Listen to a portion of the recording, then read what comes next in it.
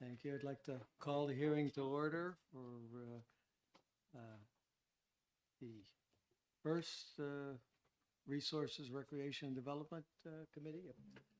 First, well, let's all stand first. And before we get to the pledge, I'd like a moment of silence for Suzanne.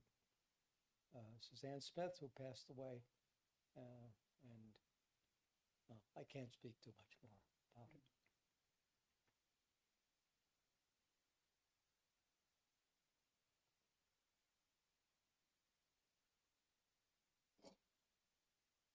Thank you. I ask the Vice Chair to lead us in the Pledge of Allegiance. Please join with me in a pledge to our flag. I pledge allegiance to the flag of the United States of America and to the republic for which it stands, one nation, under God, indivisible, with liberty and justice for all.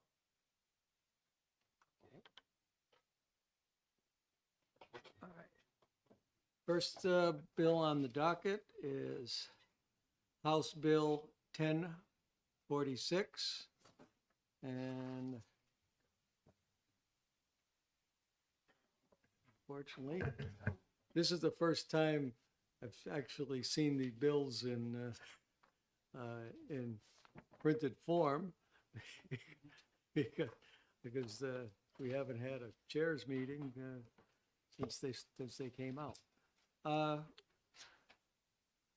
Requiring a boat owner who is not the operator to notify law enforcement and file an accident report in certain circumstances. Representative McDonald, the chair is yours. The floor is yours. Thank you, Mr. Chairman. Good morning, members of Resource Recreation Development. My name is Representative John McDonald, and I am from Cal District 6, which is the communities of Wolfboro and Tuftonboro, New Hampshire. This is a fairly common sense bill that I'm surprised hasn't been brought to the committee's attention before this. And it just makes some minor changes. Captain Dunleavy will talk to some of the incidents he's observed with the Marine Patrol Bureau. But it just makes the owner of the boat required to file an accident report in the event the operator doesn't file the report. And that's basically what it's all about.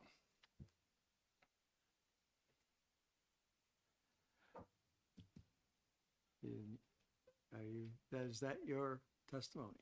Yep. It's very simple, common sense, and reasonable bill, I think.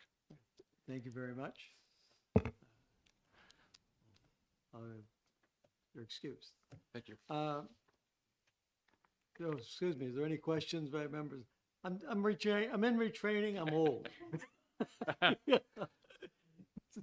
Was there any questions from members of the committee?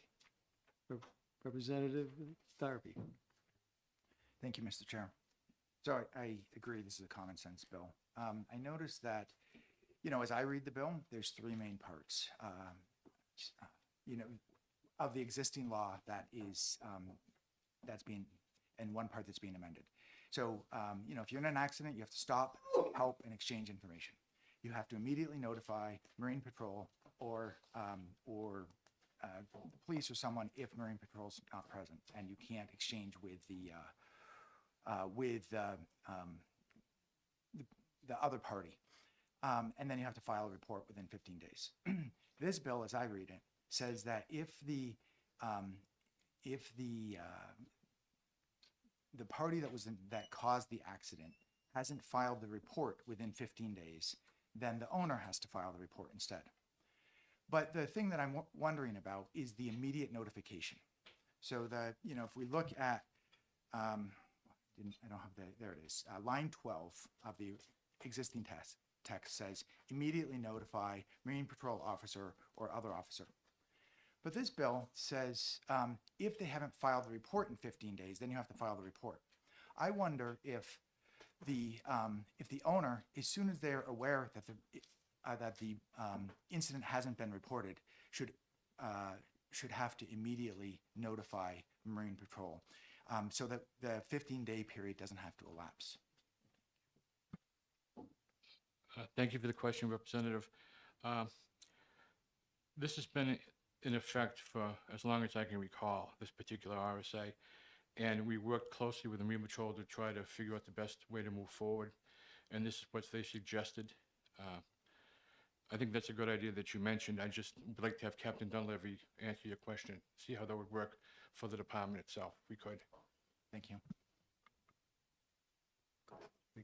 Any other questions from the committee? From the bill? Thank you, Mr. Chair.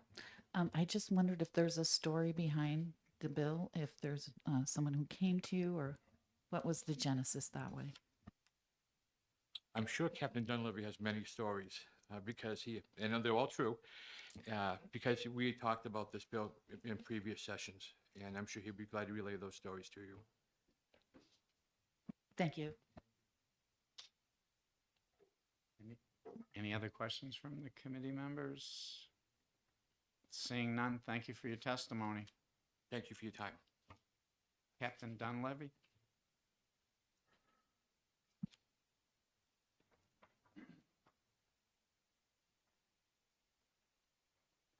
Good morning, Mr. Chair, honorable members of the committee. It's good to see you. My name is Tim Dunleavy, and I come before you today representing the Department of Safety Marine Patrol Unit. We come today supporting this bill. As Representative McDonald indicated, we see this as being somewhat of a long overdue and a common sense bill. In circumstances where we have had boating accidents in the past, where sometimes the operator is not the owner, perhaps they're impaired, perhaps for whatever reason they become incapacitated, perhaps they've suffered personal injury. They're not capable of filing the report as required by law. The current statute says that when that happens, the owner is responsible for filing that paperwork. The problem we're having is those boat accidents that occur sometimes in the middle of the night, sometimes in a remote body of water where there isn't anyone around to observe it. Perhaps there's some sort of criminal activity associated with it, whether it be the condition of the operator or the circumstances by which the accident happened. We find boats up on shorelines in the trees with no one around the next morning. And oftentimes we've learned that the owner is oftentimes the operator, and those reports aren't being made to us in a timely fashion to investigate truly what happened. We get a piece of paperwork 15 days later, and it's a surprise to us. So this statute requires the operator to notify us immediately when they can. And if they cannot, it's putting the onus on the owner. We've had circumstances where people make phone calls, come and get us, our boat's high and dry on the shoreline, we need to get out of here. And the owner is present. So this is just putting more responsibility on the owner once they become aware of the incident, whether they're there or not, to notify us. The timeline for filing the reports is not changing. We are looking for that immediate notification once they become aware of it. So to perhaps answer Representative Darby's question of earlier, we're not increasing or decreasing the time they have to file the report. It's to make notification to law enforcement officials that the incident has occurred. And once they become aware of it, that's when they need to notify us. And that change, and I'll reference the line.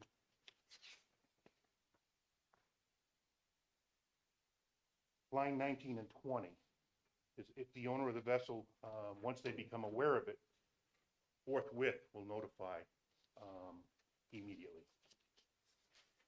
That's the purpose of this bill, and I'm happy to answer any questions that you may have. Any questions from the committee? Any questions from the committee? I just want to read this briefly now that I understand the, so I'd just like to have 1 minute, 1 second to sort of read this. I do have another question, actually. It says immediate notification of, to Marine Patrol. would calling Marine Patrol suffice for immediate notification? Absolutely, sir. Okay, thank you. Captain, I have a question. Yes, sir. How easy is it for an owner to verify if a report was done or not? Are these reports immediately public information, accessible to everyone? As the owner of the vessel, certainly it would be. There may be some information in the report as to passengers and that sort of thing that would need to be redacted or would not be public information. But the fact that the incident occurred and the vessel involved would be public information, and so they would. And certainly the way this statute is written, any culpability on behalf of that owner would be something the state would need to prove should they be in violation. So this is not just an arbitrary action on behalf of Marine Patrol to charge an owner because they don't have paperwork and didn't know about it. There's obviously some culpability there that we would need to demonstrate. Thank you, Captain. Thank you, Mr. Chair. So I'll just tell you the line that I'm concerned with. The qualifying clause of if the operator, this is on line 17, if the operator is physically or mentally incapable of making such report or fails or refuses to make the report, then the owner has to forthwith notify. So the forthwith notify makes sense to me. The thing that I'm concerned about is that the notification is based on the report, the failure to file the report, and the report's not due for 15 days.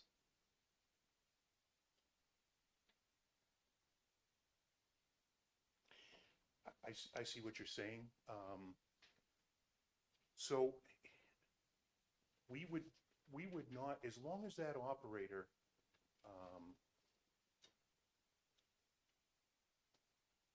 well, I may take just a moment. I think I follow you.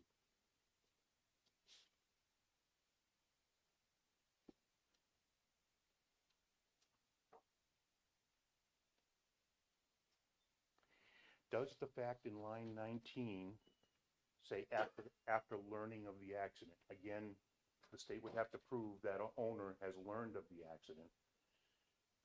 Cover your concern. I believe it would, yes, thank you. Any other questions for Captain Dunleavy?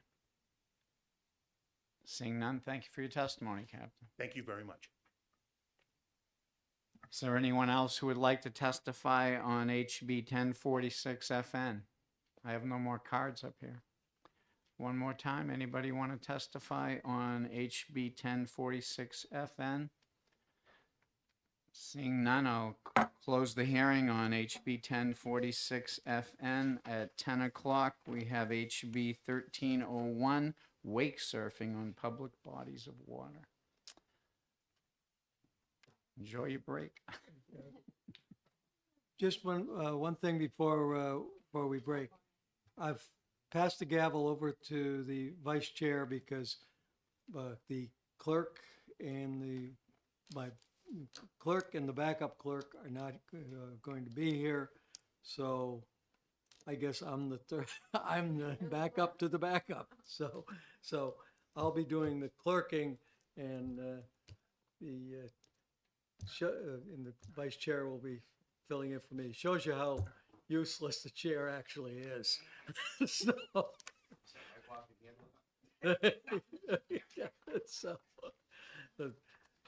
that's why if you wonder what I'm doing, well, I'm the clerk as well. So it's a more important job. Thank you. See ya. Did you want to?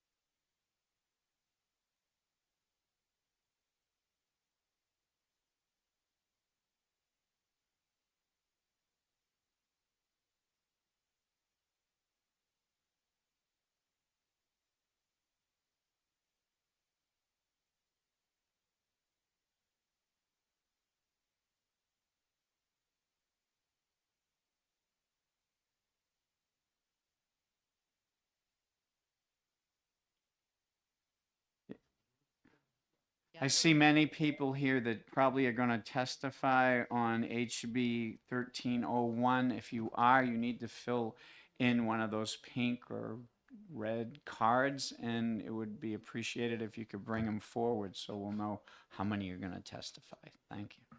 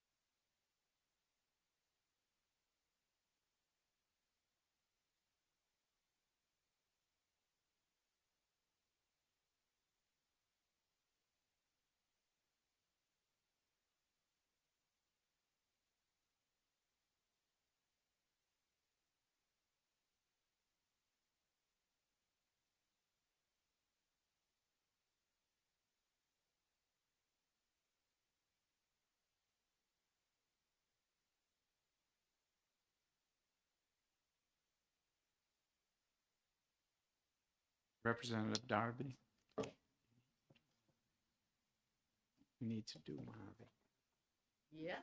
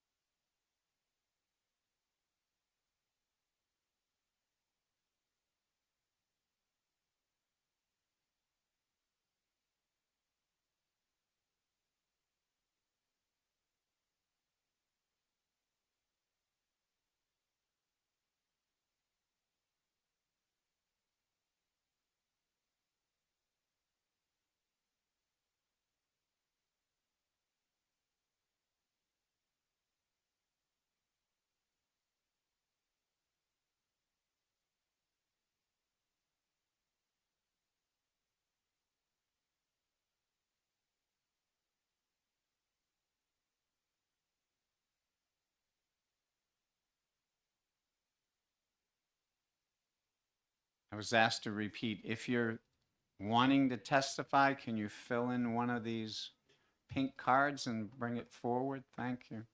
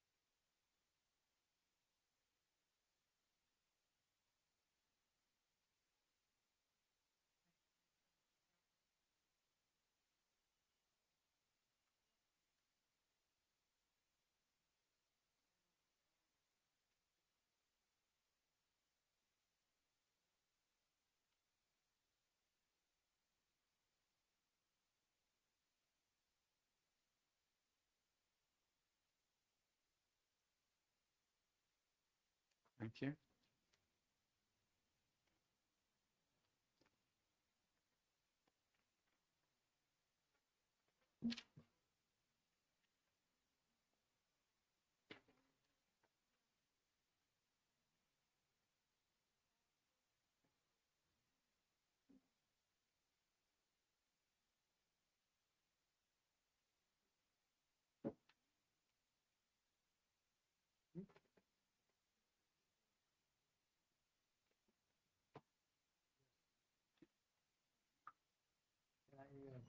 Sorry.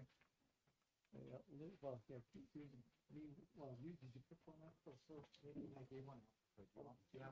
Okay. Yeah, well, this is all back. Oh, that's yours. There's one more in the hallway, and that's all I know of. And I told him that if somebody else has a phone,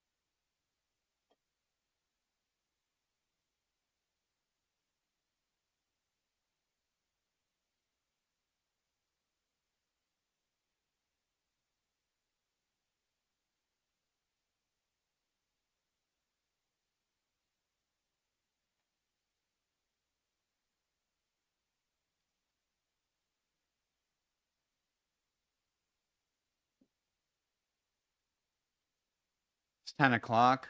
I'm going to call the hearing on HB 1301 relative to wake surfing on public bodies of water to order. And our first speaker, Representative Darby. Thank you, Mr. Darby. Thank you, Mr. Chair. Chairman Ronzullo, honorable members of the committee, thanks for making it out after the storm last night. And thank you for allowing me to introduce House Bill 1301 to you this morning. Based on the online testimony, it appears this bill solicits significant passion on both sides of the issue and many misunderstandings.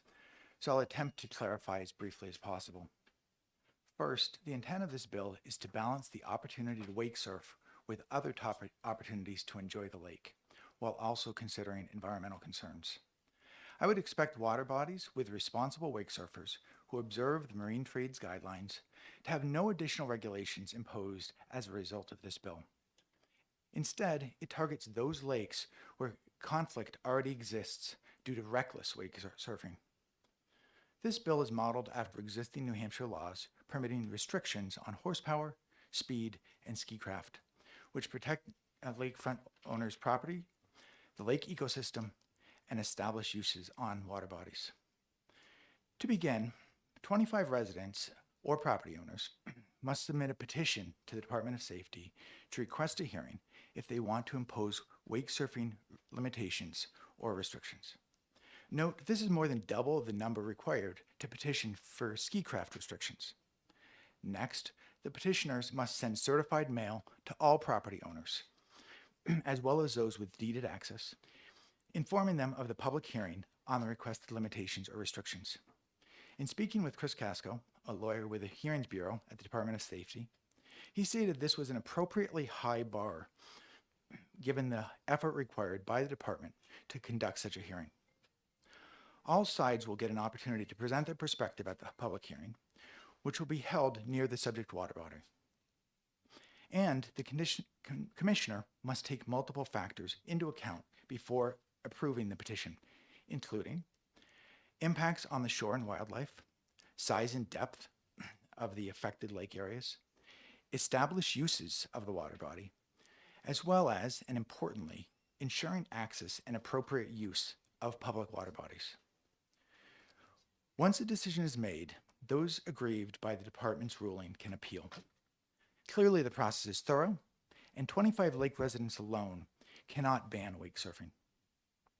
In addition to the misconception that a small group of property owners can prohibit wake surfing enjoyed by a broad community, the bill also does not ban wake boats. It does not attempt to define these popular watercraft, which are used for numerous water activities, and instead relies on definitions in existing statute for wake surfing. The bill also will not add burden to the burden of Marine Patrol or the Department of Safety. Note that the bill does not contain a fiscal note, and as mentioned, the department has an existing Heroes Bureau for related purposes.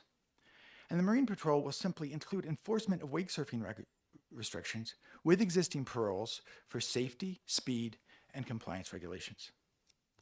Some online testimony raises concerns that this bill will pit neighbor against neighbor over the petition process. Based on my experience, animosity between lake residents currently exists, as wake surfers have little motivation to consider the concerns of others on the lake. I predict this bill will have the opposite effect, encouraging advocates and objectors to work together on a compromise to permit responsible wake surfing and avoid a time-consuming, costly petition process. The General Court has seen numerous wake surfing bills over the last few years. HB 137 in 2019 established a commission to study wake boats, which produced the final report in 2020. HB 115, passed in 2021, was based on the recommendations of that commission. It defined wake surfing and introduced common sense safety regulations. This bill resulted from another suggestion by the commission members to use the structured hearing process of RSA 541-A. While many hoped the responsible wake surfing outreach and education process promoted by the Marine Trades Association would encourage self-regulation by the wake surfing community, limited engagement or other factors have seemingly undercut its effectiveness as anecdotal complaints from lake users continue to increase. But what is the harm of wake surfing? Why can't we just let people enjoy the lake the way they choose?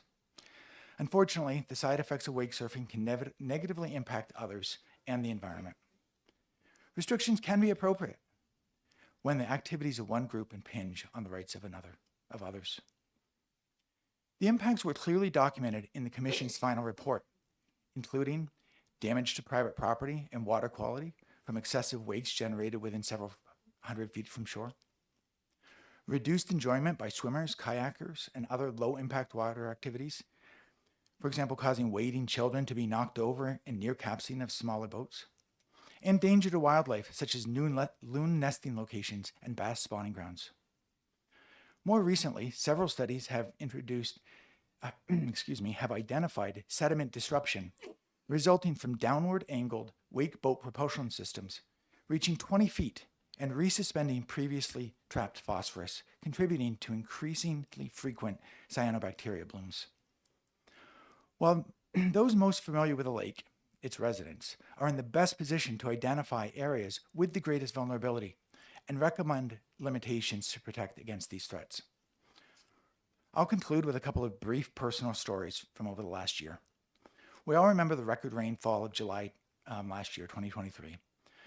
After rescuing my neighbor's wooden dock from literally floating away and reporting a pontoon boat that had floated off its boat lift and down the lake to collide with another neighbor's dock, I was flabbergasted to see irresponsible wake surfers on the lake pounding already swamped docks and shorelines. I have a picture of that if you're interested. Later in the summer, I was canoeing across the narrow lake with my dog riding lookout when a wake surfing boat exercised their right of passing 150 feet from my bow. The next few moments were frantic as I attempted to navigate a 4-foot wake, keep the canoe's bow pointed into the waves, calm my frantic dog, and maintain balance to keep us from dumping. But this is not about me. I have heard from many, many others with similar experiences, leading me to conclude that outreach and education alone are insufficient to break the bad habits of those who wake surf irresponsibly. Thank you again for your time and attention this morning. I genuinely believe this bill will help everyone enjoy our beautiful lakes and ponds by encouraging the wake surfing community to collaborate with others that share the lake. I'm happy to answer any questions. Thank you, Representative. Any questions for the representative? Seeing none, thank you for your testimony. Thank you again. The Honorable Pam Price from Sunapee.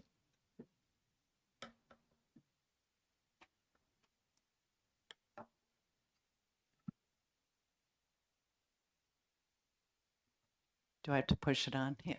Good morning. Thank you all for welcoming me here today, and it is an honor to be back in this hall. My name's Pam Price. I was a representative in this very body from 2002 to 2010 from the city of Nashua, and now a full-time resident for almost 5 years in Sunapee, New Hampshire. I was a member of the 2019 Commission to Study Wake Boats, and I'm here today in opposition to House Bill 1301. We did conduct an extensive study over the course of 9 months, and we found no strong evidence of problems that required legislative correction during that study. We studied invasives, we studied wildlife, we studied wave action, and we studied water quality.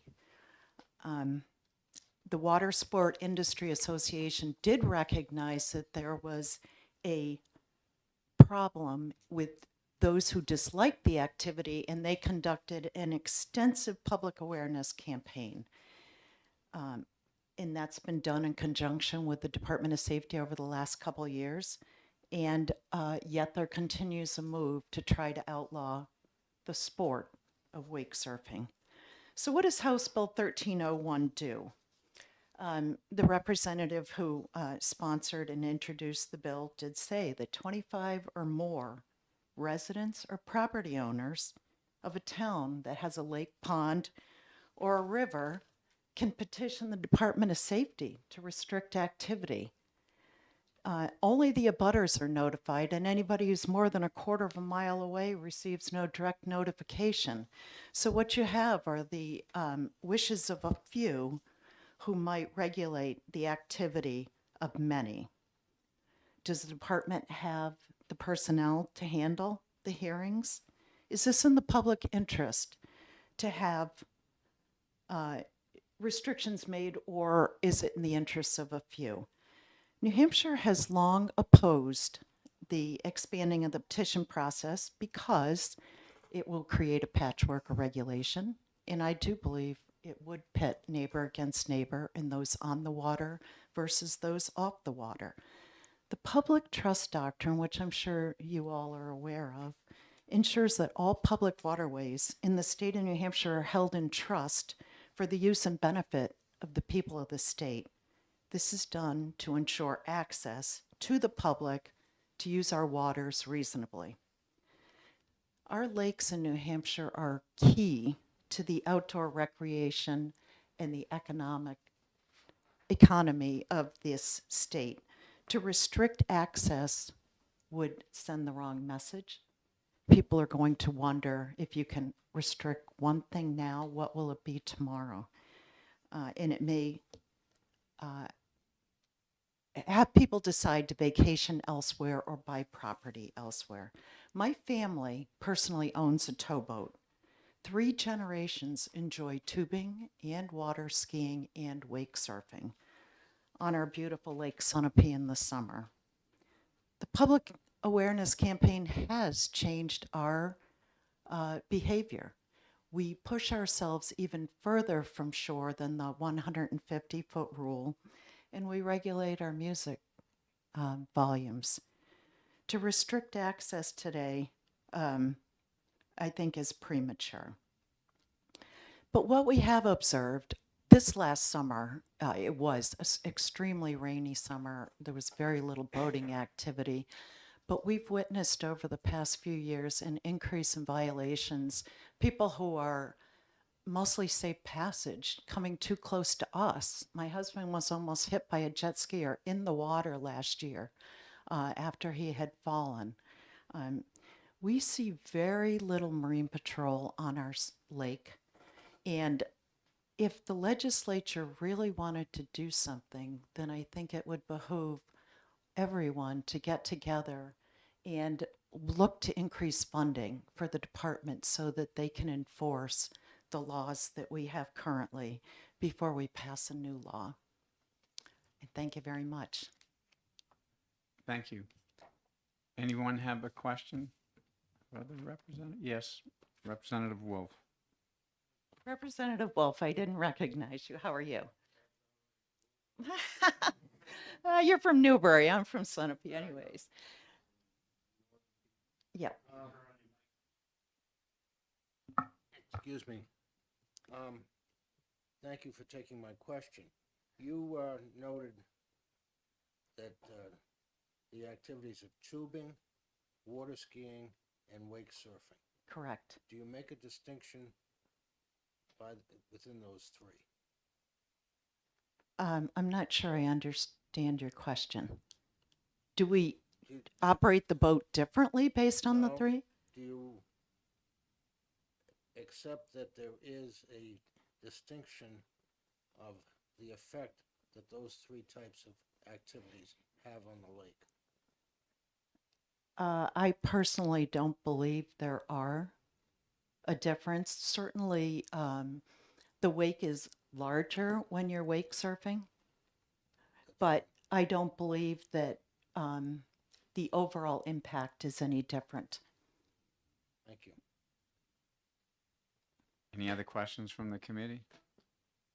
Seeing none, thank you for your Thank testimony. you very much. I did circulate them. Thank you. Thank you. David Neals, New Hampshire DES.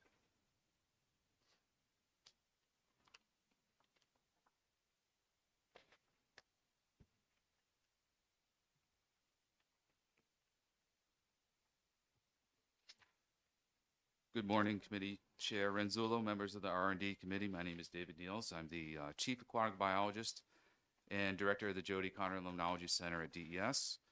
I thank you for the opportunity to testify on HB 1301 this morning. DES doesn't take a position on this bill. However, we have a few comments that we offer to the committee in consideration of the bill. DES staff, myself in particular, as was mentioned earlier, were also involved in some of the past legislation regarding wake sports, and in particular participation on the 2020 Wake Boat Commission. The bill, as you all know, as proposed, would offer a petition process to regulate the activity of wake surfing on certain water bodies. DES prefers the approach taken in terms of potentially regulating the activity over the use of certain types of watercraft on water bodies such as wake boats. We think it's much easier for the safety patrol to also recognize the activity versus the vessel craft. As we've testified in previous years, we know that all types of boats can produce small or large waves, and that's largely dependent on how they're operated. However, the specific activity of wake surfing requires that larger waves be produced in regards to other motorized water sports. The larger waves associated with the activity presents an environmental risk, especially with regards to shoreline erosion and sediment resuspension, both which can increase nutrient loading into our surface waters. We also note that wake surfing has the potential to introduce exotic and invasive species as an additional environmental threat, which is associated with the activity, because oftentimes, in order to do the activity, they have to add additional water, which is ballast, to create the waves that they need to surf. DES notes that there have been several recent studies that have documented that it's important to consider factors such as the distance to shore which the activity occurs and the depth of the water in which the activity occurs in order to minimize shoreline erosion and sediment suspension. Specifically, the literature notes that a 400 to 500 foot setback is needed from shorelines in order to create or have a wave power equal to a motorboat cruising at 150 feet from shore. That's been documented in the literature. Additionally, the literature supports the idea that sediment suspension typically occurs at depths of 20 feet or less when this activity occurs, and that it can lead to a temporary increase in the phosphorus in the water column by 20%. In conclusion, DES suggests that those factors should be taken into consideration in this bill as part of the proposed petition process so that wake surfing can occur with a minimal environmental harm. Thank you. Any questions for Mr. Niels? Representative Wolf. Can you cite specific documentation for those damages that you talk about? There's a study, I believe, from, is it Minnesota? One of the studies was completed in, I think it was 2020, University of Minnesota, St. Anthony's Falls Laboratory, correct. And that produced several outcomes, some of which are quantitative, that you can look at the power and energy of waves from various distance based on the watercraft type. Yes. Follow-up. Follow-up? Is it possible to regulate wake boats operating as they do at various depths? How would one do that? I think are you talking about a specific area of a lake based on the depth of the water? Yes. Certainly maps could be produced. We have bathymetry maps, which are depth maps for all the lakes. I respect the idea that that would present somewhat of a challenge to the Department of Safety in regulating that. But as the maps were produced, or if they were produced, certainly the public could be made aware of their presence and the general areas where the activities should be performed. Does that answer your question? Yes, to a degree. Follow-up? Let me ask first, Mr. Wolf. Anyone else have a question of the speaker? If not, okay, one more, Representative Wolf. Would that be similar to what is known as no rafting zones? A no rafting zone is defined as an area. Correct. Could limiting wake boats be defined in a similar manner? That certainly could be defined by a map or on in writing. I think the challenges would be to put that into effect on the water.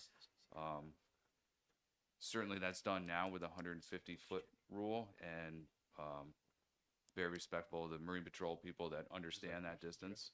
And there are instruments that, would allow them to cite distances. That's one potential way of doing it.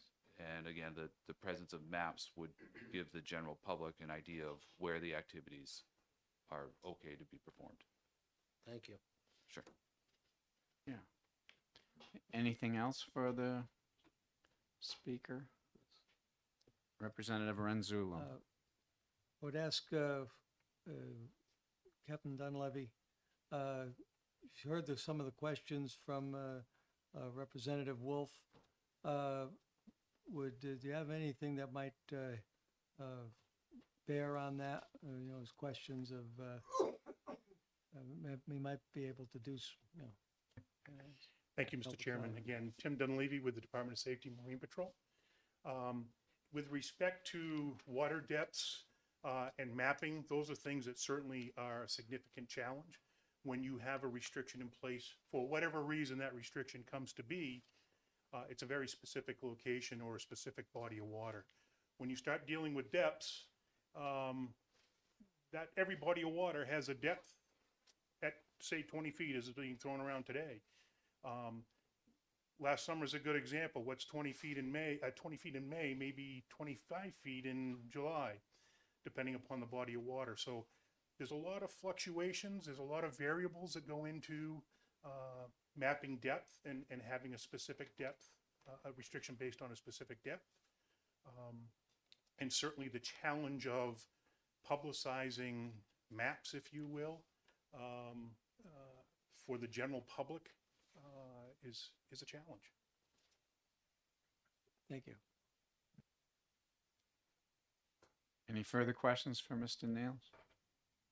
Seeing none, thank you for your testimony. So those today will know how we're conducting this hearing. I have a whole bunch of cards on my desk, as you can see. We're gonna alternate, one for, one against, until we've equaled those, and then I have extra cards, then we'll call up the rest of those people. But we're gonna go back and forth, so you may wonder why we're calling people like we're calling them, so now you know, okay?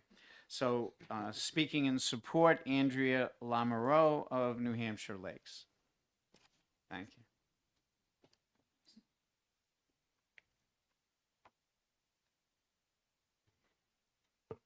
Good morning. I'm Andrea Lamoureux, President of New Hampshire Lakes. Thank you for this opportunity to speak. We are here speaking in support of this bill.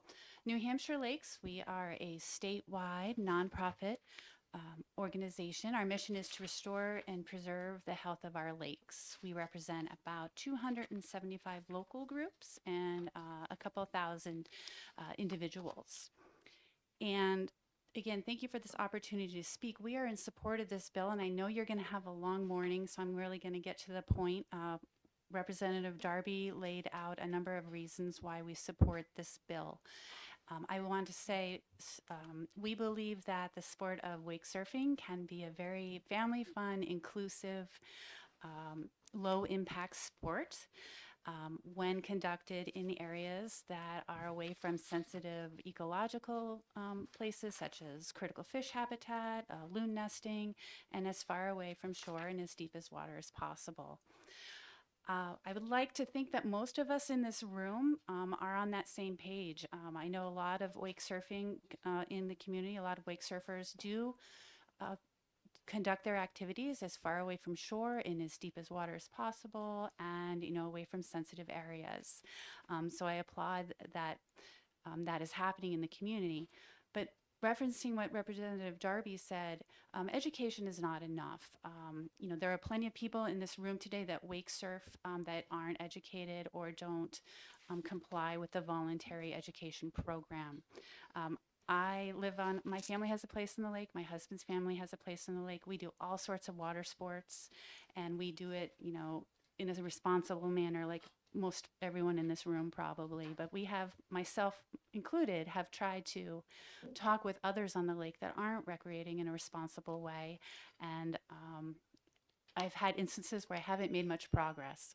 So I do think that the establishment of a petition process that is inclusive and includes public hearing, like we do for other activities on the lake, can be an opportunity to actually bring communities together, to bring wake surfers and non-wake surfers together, to have more community conversations. These conversations are already happening in communities, but they need to be happening more. So I do believe that this could help. No one wants regulation at the end of the day, and hopefully that this, having the potential for this to exist, this, a petition and a regulation to exist, will encourage folks to work more closely together.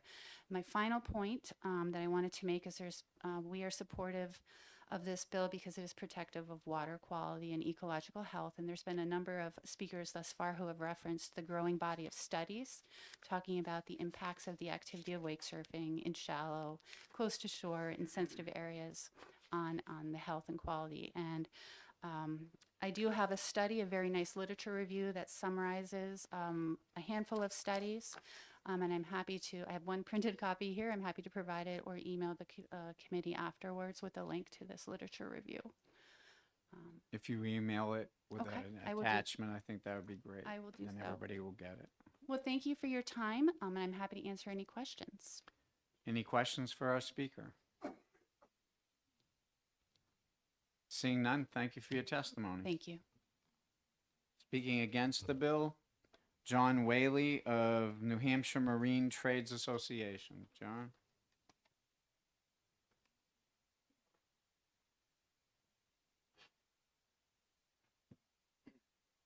Good morning, everyone. My last name is Wally, for the record. Thank you. Just want to point out two quick things about wake surfing. First, I think the idea that wake surfing boats need to have large wakes is a misconception. Wake surfing started back in the 1950s with 12-foot surfboards, and you don't need a big wake. You just need a safe boat, a designed inboard boat to surf. So in turn, some of these challenges will be eliminating people off of waterways that have reasonably small wakes, that use a boat that they can water ski behind and do all these different things. And also too, water depth is a critical element to surfing. You can't surf in water typically less than 15 feet. It's just the wave doesn't work. So you wouldn't be able to surf anyways, so you wouldn't go into those protected areas that people are so concerned about. So just wanted to point that out up front. So, good morning, Mr. Chairman and the committee. My name is John Wally. I'm the General Sales Manager at Silver Sands Marina and the President of the New Hampshire Marine Trades Association. I stand before you as a representative of that group, many of whom are at the New England Boat Show in Boston today and cannot be here. We are opposed to House Bill 1301. New Hampshire relies on summer tourism, and recreational boating is a big contributor. Bills like House Bill 1301 will fracture lake communities, create confusion where you can and cannot wake surf, and ruin our family-friendly reputation we have in New Hampshire. According to a national study, boating and fishing are our top contributors in New Hampshire, and roughly $1.4 billion goes into our annual income, supporting 6,000 jobs, many of whom are in this room today. New Hampshire has a strong boating culture, but we also have some recognized challenges. With a large number of boater registrations, typically over 100,000, and abnormally high water levels last year, there was definitely an impacted and negative perception from wake surf boats. House Bill 1301 establishes a banning process on individual bodies of water. These bodies of water are held in public trust for all to enjoy, not the few. This impacts a lot of people. And a wake surfing boat, as mentioned before, is very popular. It's exceptionally low impact. It's safe and fun for all ages and abilities. Allowing 25 people to sign a petition in an effort to ban New Hampshire families from enjoying themselves and our tourism guests poses significant challenges. Increased congestion on certain lakes or wake surfing will be allowed or will not be allowed, will shift boats from one lake to another. Tensions between neighbors will also happen. It will. When will these hearings take place? During the summer, when people are around? During the winter, when a lot of our out-of-state second home owners are not around and won't have a say in the matter? How will boaters learn the process? What will happen to families who've made significant investments in their boating products with their families? Will they have to sell that stuff? People turn to boating and water sports for enjoyment, exercise, a release from screen time with their kids, and family bonding. Are we trying to say no to that? We are aware that some boaters, mostly due to inexperience, do not operate their boat correctly with the safe passage laws, which is 150 feet. Education and enforcement is a key. The New Hampshire Marine Trades Association partners with the New Hampshire Marine Patrol, educating our consumers on our current laws and our best practices of the New Hampshire Wake Responsibly campaign. Now, if you went to boat ramps all over the lake, you'll see about a 2 by 3 foot sign that says, boat a safe distance from each other, surf offshore, keep your noise levels down, do not make repetitive passes in front of the same house over and over and over again, be respectful of your neighbors. That's been a massive campaign we've sent out. Tens of thousands of dollars have been spent on advertising. Every boat that goes in the water from many marinas has a hang tag on those steering wheels reminding people annually to be good, behave, be good to your neighbors, be just a good person all around on the lake and support our Clean Waters Acts. We also have a new bill being codified with the Senate, SB 431, which really basically focuses on the Marine Trades Acts and also the Wake Responsibly campaign into focusing on driving people to understand this is the best practices and this will become hopefully a law. We also recognize too that the immense challenges that could be opposed on our Marine Patrol. 60 to 70 officers was pretty much the norm 15 years ago. I think Tim can back that up. Today we're down to 25 or less. It's going to create an immense amount of strain on having to add additional laws into place and potential bans. If I'm a consumer and I'm going to take my boat on vacation from Massachusetts and I have a rental home, I take my boat out to the lake, I show up, and next thing I know, I can't use my boat the way I'm choosing to. How will I ever know that? Is my Airbnb or my VRBO or my rental going to tell me there's no wake surfing on this lake? That's going to affect economics. That's going to affect rental costs, and it's going to potentially ruin my week. So that's a concern. I like to also look at the environment, which as many New Hampshire Marine Trades Association members, we're on the water. The water is our environment to make having sales and selling boats. It's important to us. But I want to point out that cyanobacteria blooms happen on both bodies of water with boats and without this year. It's been documented. Aquatic invasive species can be carried into bodies of water, not just by boats. Trailers have water that go into the frames and they can carry that water from lake to lake. Canoes, kayaks, paddlecraft, ducks, geese, fishing gear, even scuba equipment can carry aquatic invasive species from one lake to the next if it's not properly cleaned. Sediment displacements can happen. It's not just from wake surf boats. People swimming, people walking on the bottom, anchoring, trolling through shallow water fishing, even ice prevention equipment such as aquatherms and bubblers, and not to mention wind, ice, and water waves. At Silver Sands Marina, we have a large beach, and every year I look at the ice damage that just pounds on our beach and pushes it all up. And as we spend about 2 or 3 days typically out with a tractor, smoothing that all out best we can because it's pushed the ice back so far onto our shoreline. It's even sometimes damaged our lawn. To ban and restrict is not the solution. We really need to focus on education. And I think that's the most important thing. Having people understand what is a reasonable limit offshore, being respectful of our neighbors. That's really the New Hampshire way. That's what we've always done. And I can tell you that everyone on a lake typically knows somebody else on a lake. And I know there's been situations in the past where it's been contentious and challenging, but we need to work together to find a better solution. Thank you for your time. Thank you. Any questions for our speaker? Representative Vale. Yeah, I just have a question. Excuse me. A quick question about how will a boater know whether or not they can go on a certain lake? Don't boaters already research where they're going to go to see if they can wake surf there or not? Never been an issue. You can wake surf on any lake. I mean, other than the fact that, in the situation based off of current laws, if it's 150 feet from shore, you imagine that's double. So if a body of water is less than 300 feet wide, you can't travel down that body of water at speed. You have to go at an idle speed. So there's currently no restrictions or bans of any kind of wake surfing or wake surfing boats. Does that answer your question? Yes, thank you. Okay. Representative Lamontagne. Morning. Thank you for taking my question. Well, given that there may be some lakes where it's impossible to follow the safe guidelines for wake surfing, State guidelines. state Yeah. guidelines for what would be a safe way to wake surf, that some lakes may make that impossible. Couldn't you see the benefit perhaps of that lake should the community petition and are successful to say that wakeboarding would not be allowed, wake surfing would not be allowed because it would be impossible to do it in a safe way? I think there's always a safe way, and whether it's legal or not, I think is the bigger question. You know, the challenges that concern me is that we turn into these elitist private lakes, which is exactly what we don't do in New Hampshire. We've always been a place for people to come and enjoy themselves. I mean, that's why we move here and live here, right?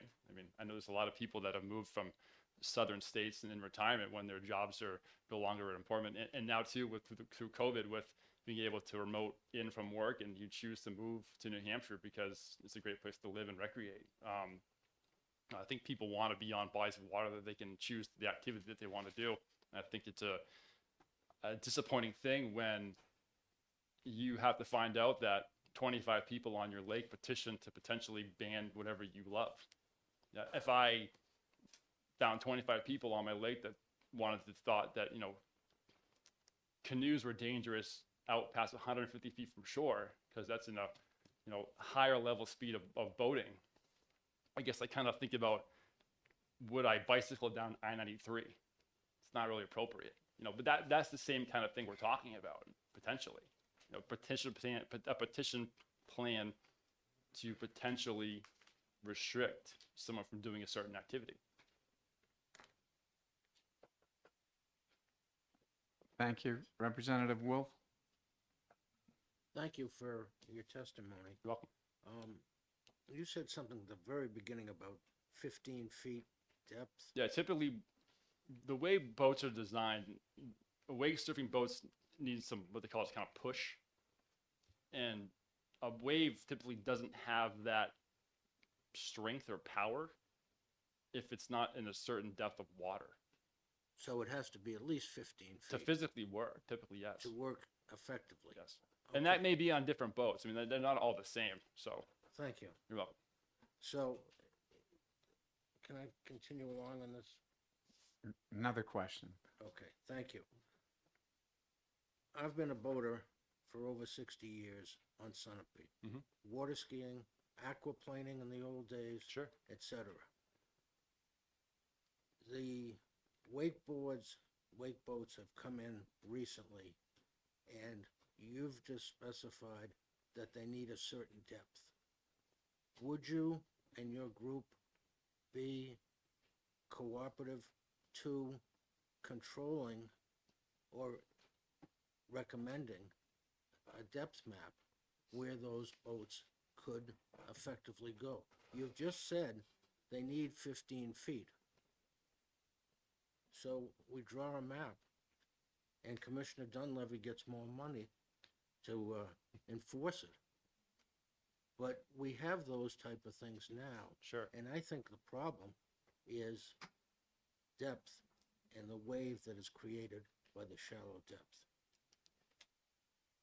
I have some concerns about that, and that I don't know how you properly get the information out to the public, number one.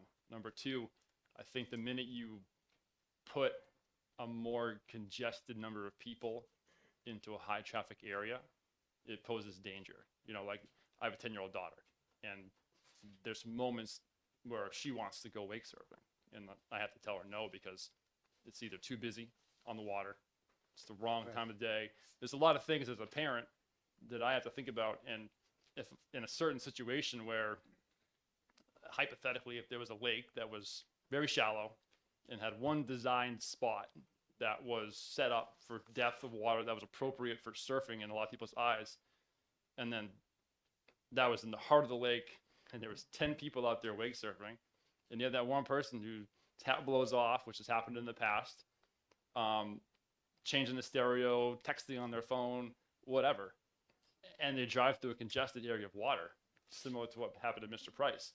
And a boat travels by them at a close range, and it could cause significant damage or injury to somebody or a boat.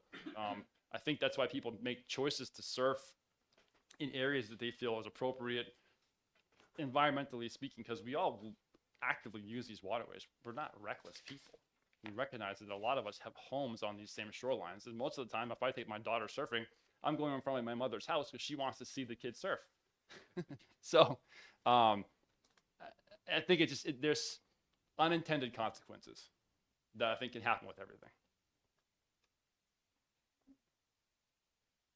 Thank you. Sorry I didn't answer your question completely.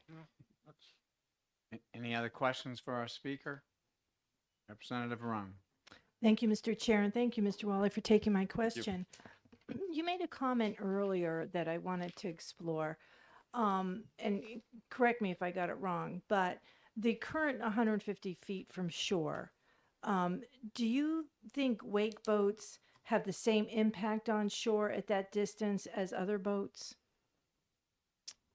I think that they do, and through studies, we've found that they have a similar impact. I don't recall the study exactly, but when we were studying the definition of wake surf boats, there was a study, I believe his name is Kirk Gowdy, and he was an MIT professor, and he did a big study in Florida, and they had sticks in the water, and they had boats traveling at certain speeds and different weights, and they were able to document the level of the water as it passed by these sticks, and showed that a surfing boat or the wake surf activity 200 feet from shore had an exceptionally similar impact of a traditional boat at a similar range, which is why Senate Bill 431 is something that we're so focused on trying to improve and try and bring to light. Okay, follow up, Mr. Chair. You mentioned 250 feet, but 200. But in New Hampshire, it's 150 That's feet. safe passage. So we recognize that there's an improvement that can be made by extending that further along. Okay, so because I have a place at a lake, Mhm. and there was a wake boat that went by my property. It was the only boat on the lake. Sure. Totally swamped the shore. Sure. So I'm wondering, when you made your comments about the rights of people to recreate on a lake and the investment they've made on the boats. I mean, I'm there, okay, I enjoy it too.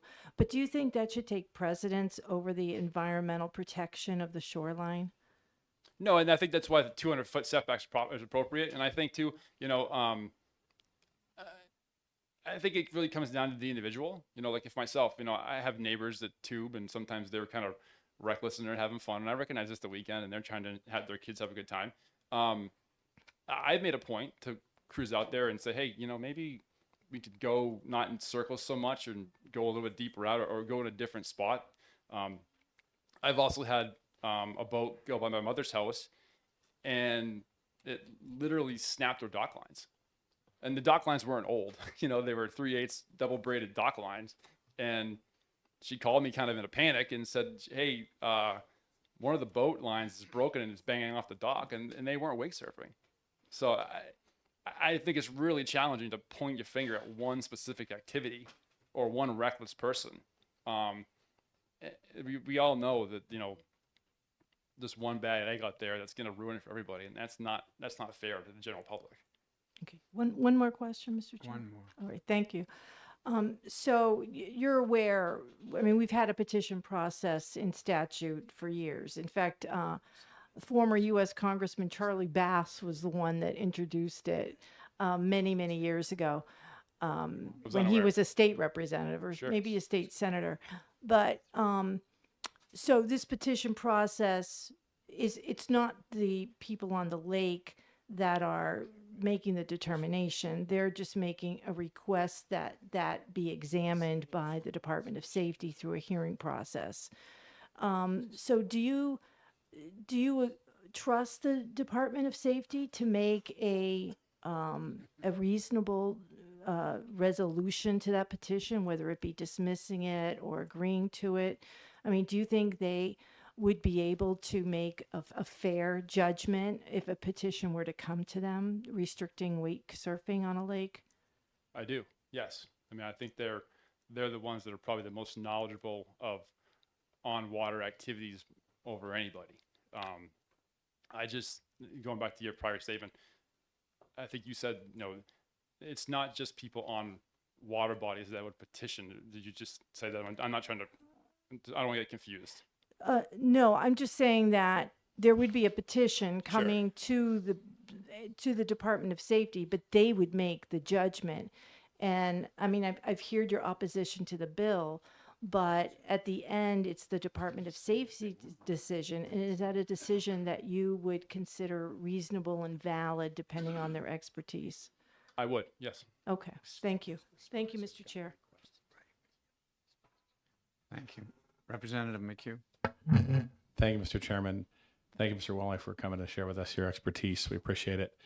In regards to those petitions and the petitions that have been sent to the Department of Safety before, is it possible to generalize and say that they're all the same and they would, make the right decision every time, or there might be political pressures or divided neighborhoods or divided lake associations?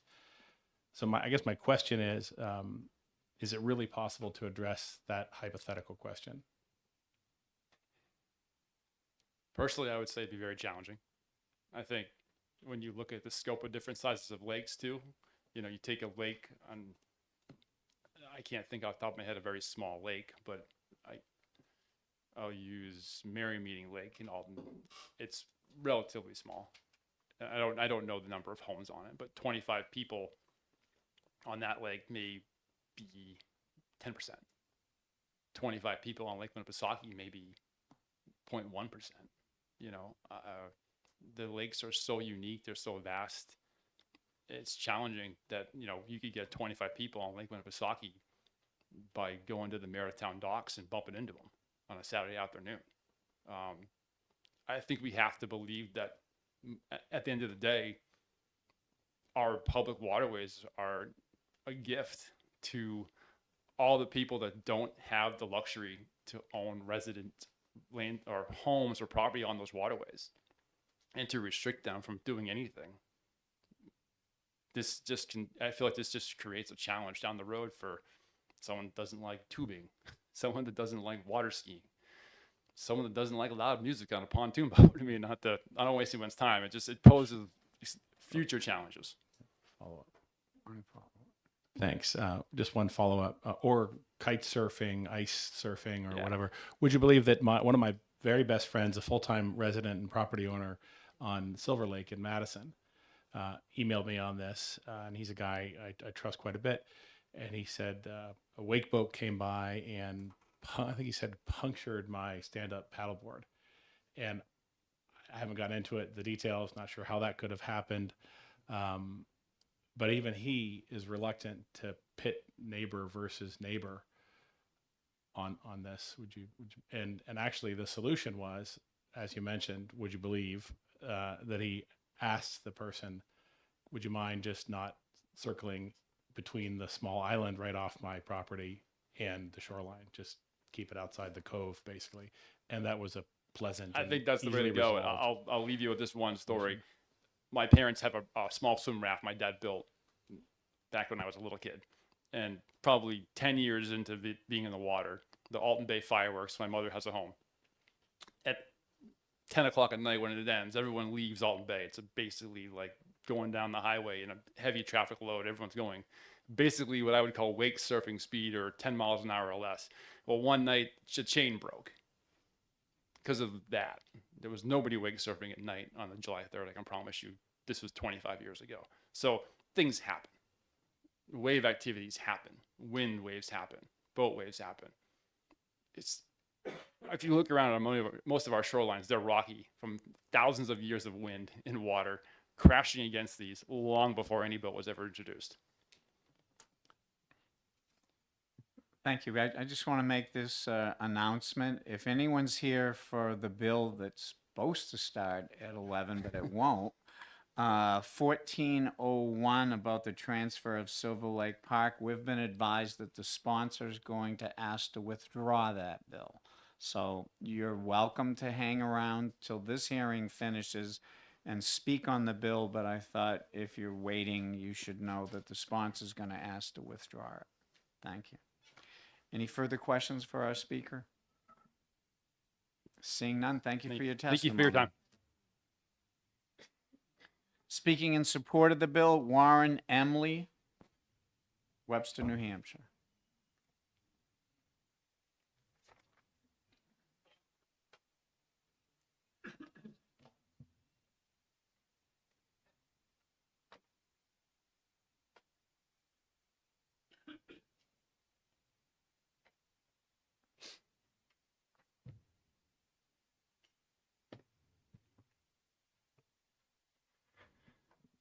Thank you very much, committee members, for the opportunity to speak before you. What I'm passing around is a map of the lake that I am going to address. My name is Warren Emley, and I own a lakefront property on Lake Winnipocket in Webster. I've had that property for 28 years, and so I kind of know the ins and outs of the lake. I'm here to speak in favor of this bill 1301.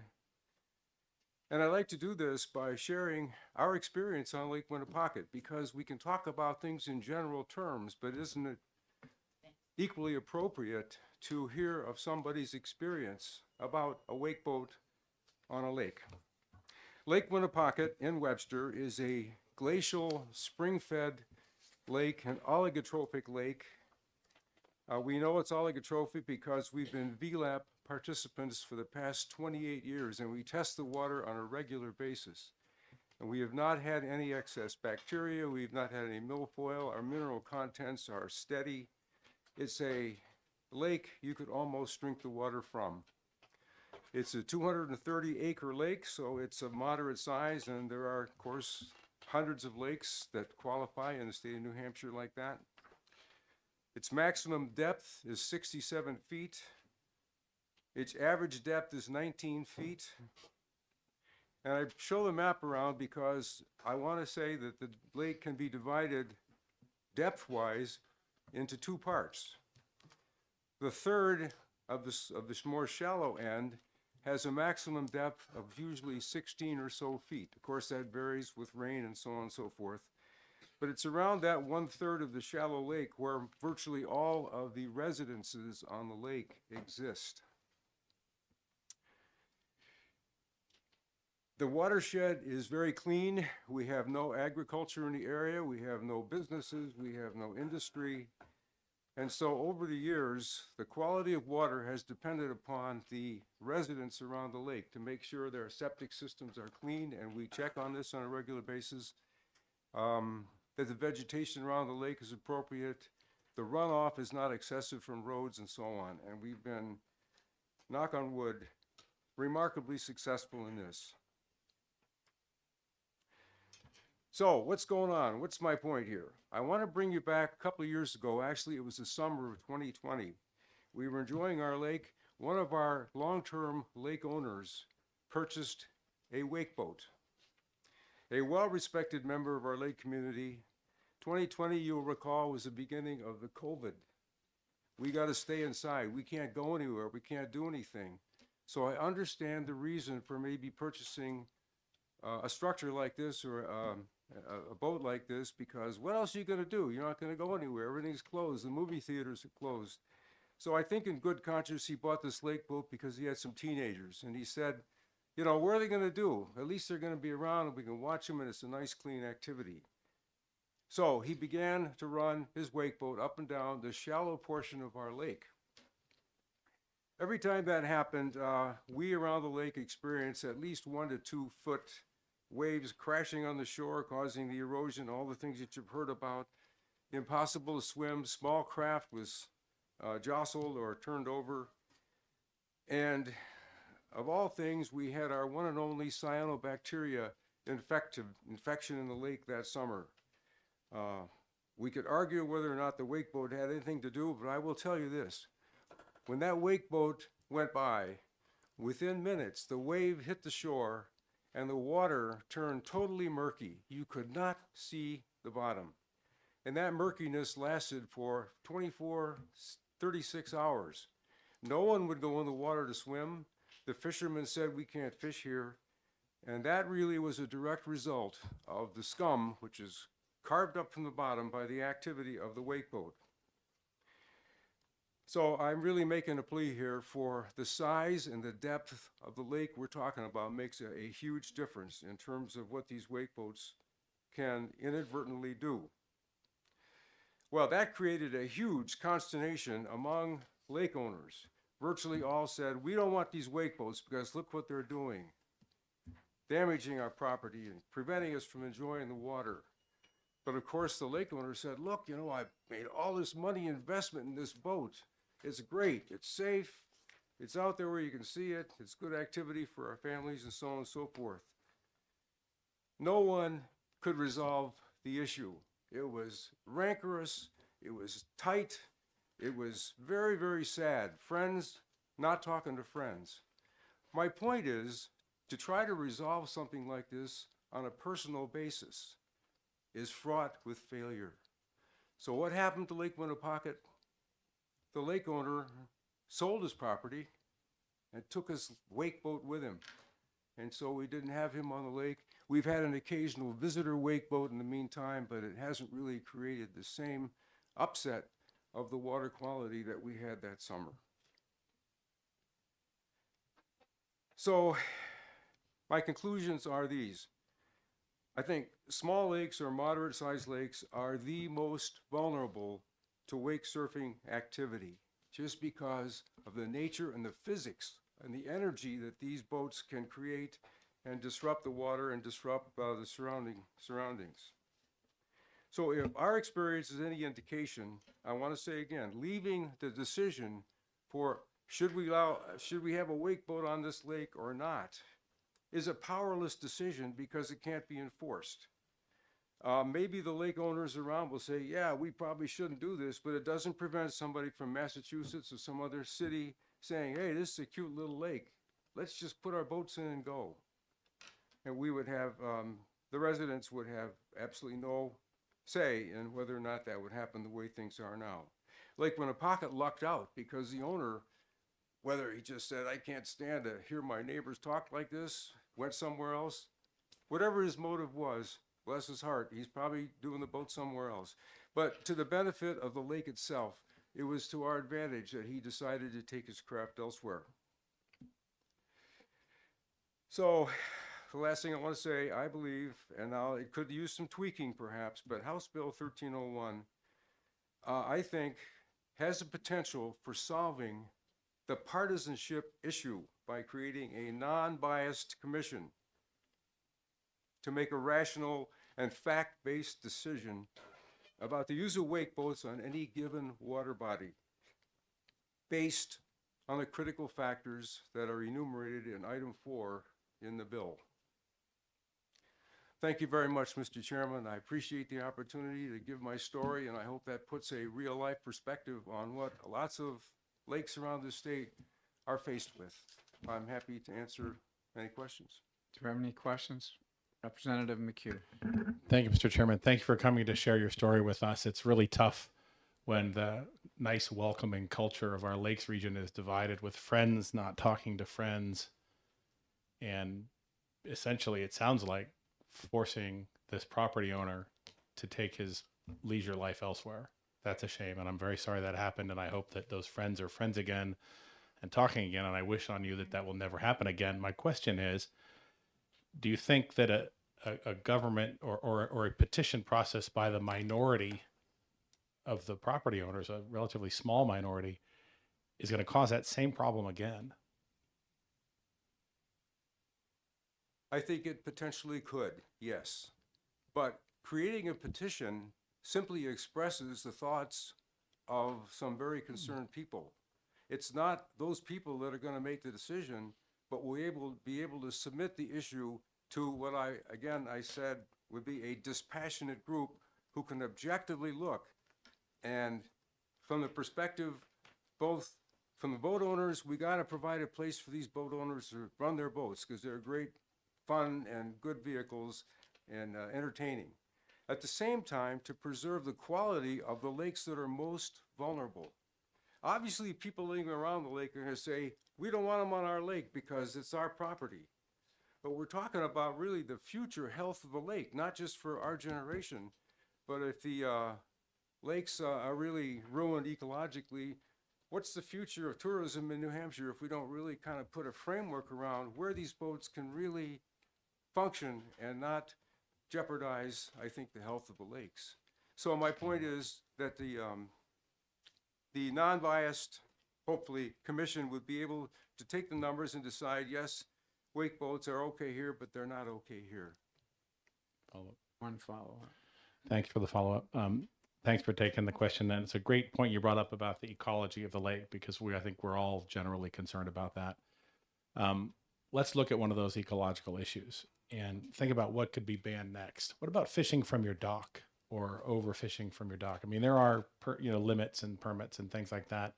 But what if the boaters don't want to be in front of the, caught up in the fish lines, or just don't want to have to avoid them, and they petition to outlaw fishing?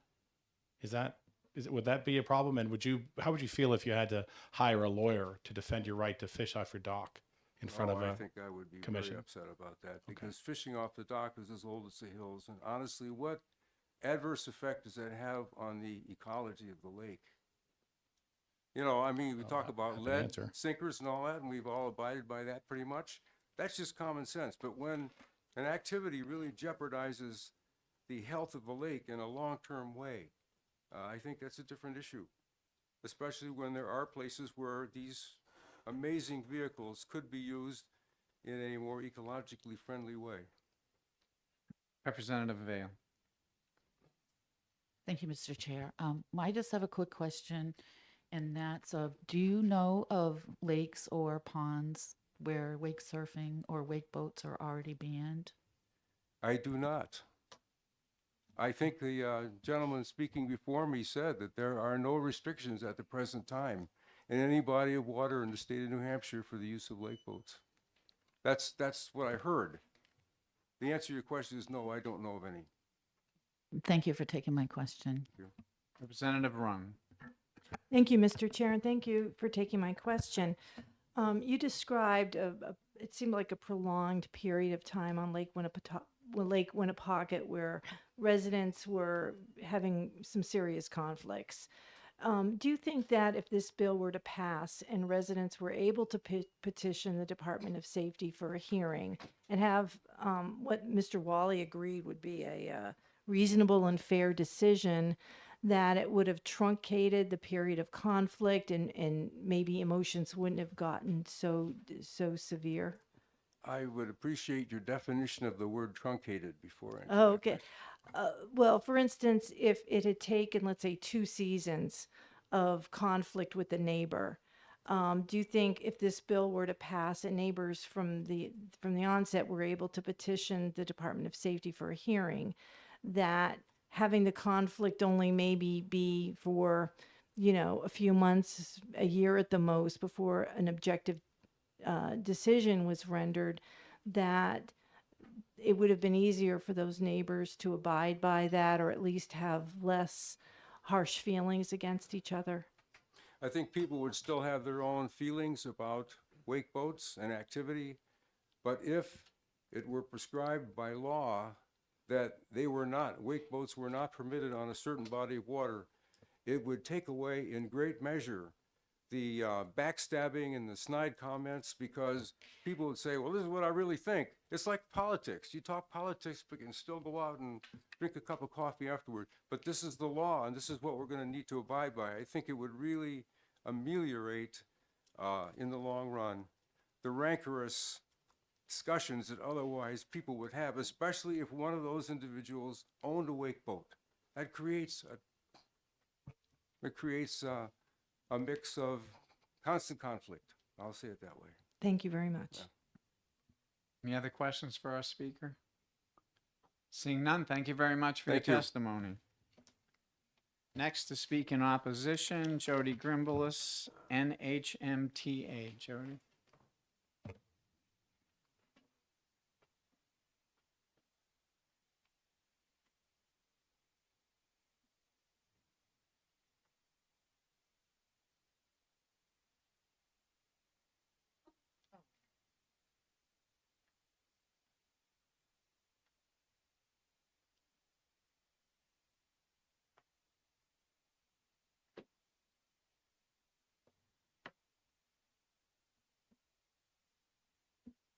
Thank you very much.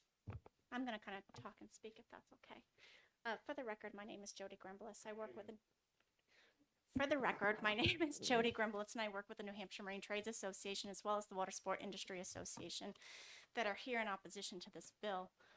Since the posting of this hearing, I have been fielding as you, I'm sure, have calls and emails from very frantic families who fortunately cannot be here today because they are working, about their concerns about this bill. So I have taken the liberty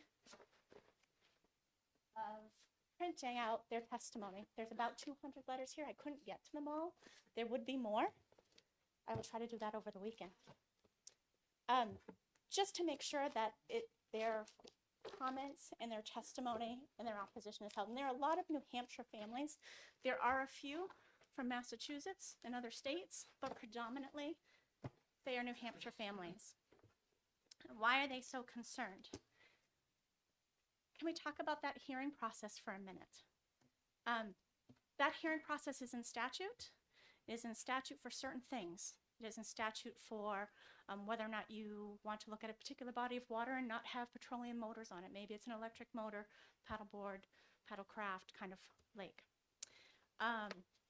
Maybe it's a no wake zone. If there is a sensitive area on a lake body that is concerned about wakes, I would suggest they go through the no wake zone petition, because that impacts all boats, not just one. Doesn't single out any type of activity. It deals with one boat, one for all boats. In talking and looking up the petition process, the Bureau of Hearings does more than just watercraft type hearings. The Bureau of Hearings handles all of the motor vehicle statutes and rules and hearings at the Department of Safety. If you look at the bill, this bill prioritizes Commissioners shall hear all petitions as soon as possible after they are submitted. When will they be submitted? When will they be heard? Will they be heard in the December timeframe, January timeframe? Because those no wake zones by law are required to be in June, July, August, so that people are there.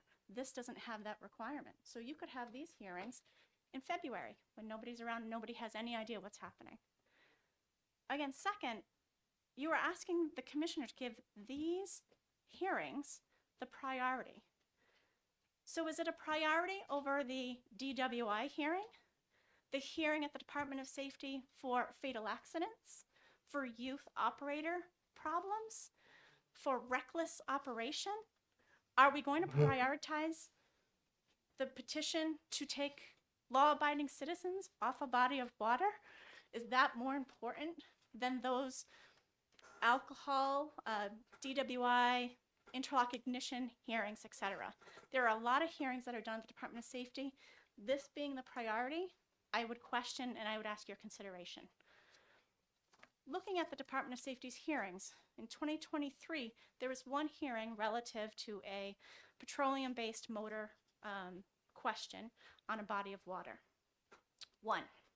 I can tell you if this passes, with what I saw on the online testimony of 650 people opposed and 388 supported, I would suggest you're going to have a lot of hearings that are all of a sudden going to get prioritized over anything else.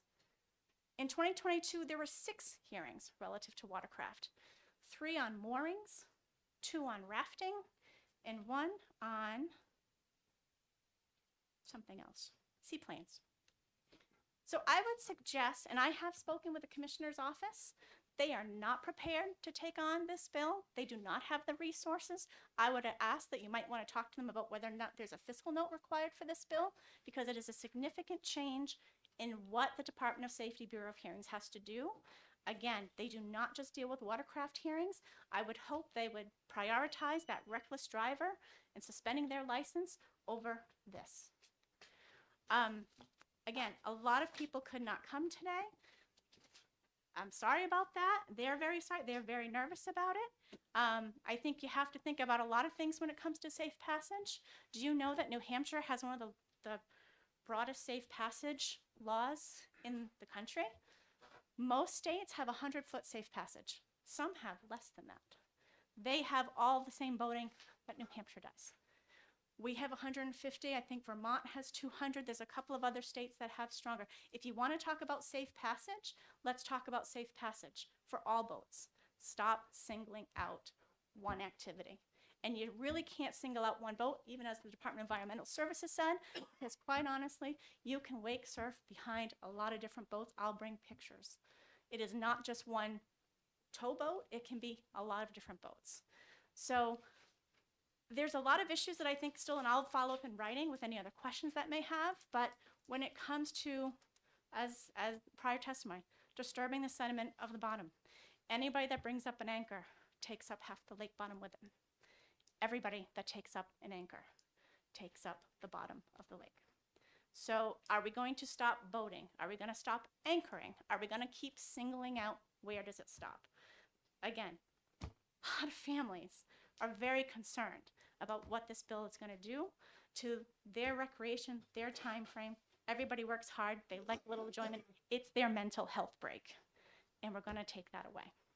So please oppose the bill. I will leave this for you. I will follow up with anything else in writing, and I appreciate your time. There's a lot of other people behind me, so I'll leave it at that. You take question? Does anyone have a question? Representative Ron? Thank you very much, Mr. Chair, and thank you for taking my question. At the beginning of your remarks, you mentioned about that this bill may require or may hold public hearings in the winter when many residents aren't aware that there is a hearing that may impact their ability to use a wake boat. But you brought us a whole stack of testimony on this bill, and we're in the end of January, and I'm wondering, wouldn't these people know about a hearing if they knew about this hearing? I don't know that to be the case. Quite honestly, it's taken a lot of effort to try to let as many people know that this is taking place, this hearing. Do I know that they're going to know about a little lake or some lake somewhere? I don't know that. I don't have the ability to track all of that. Okay, a follow-up, Mr. Chair.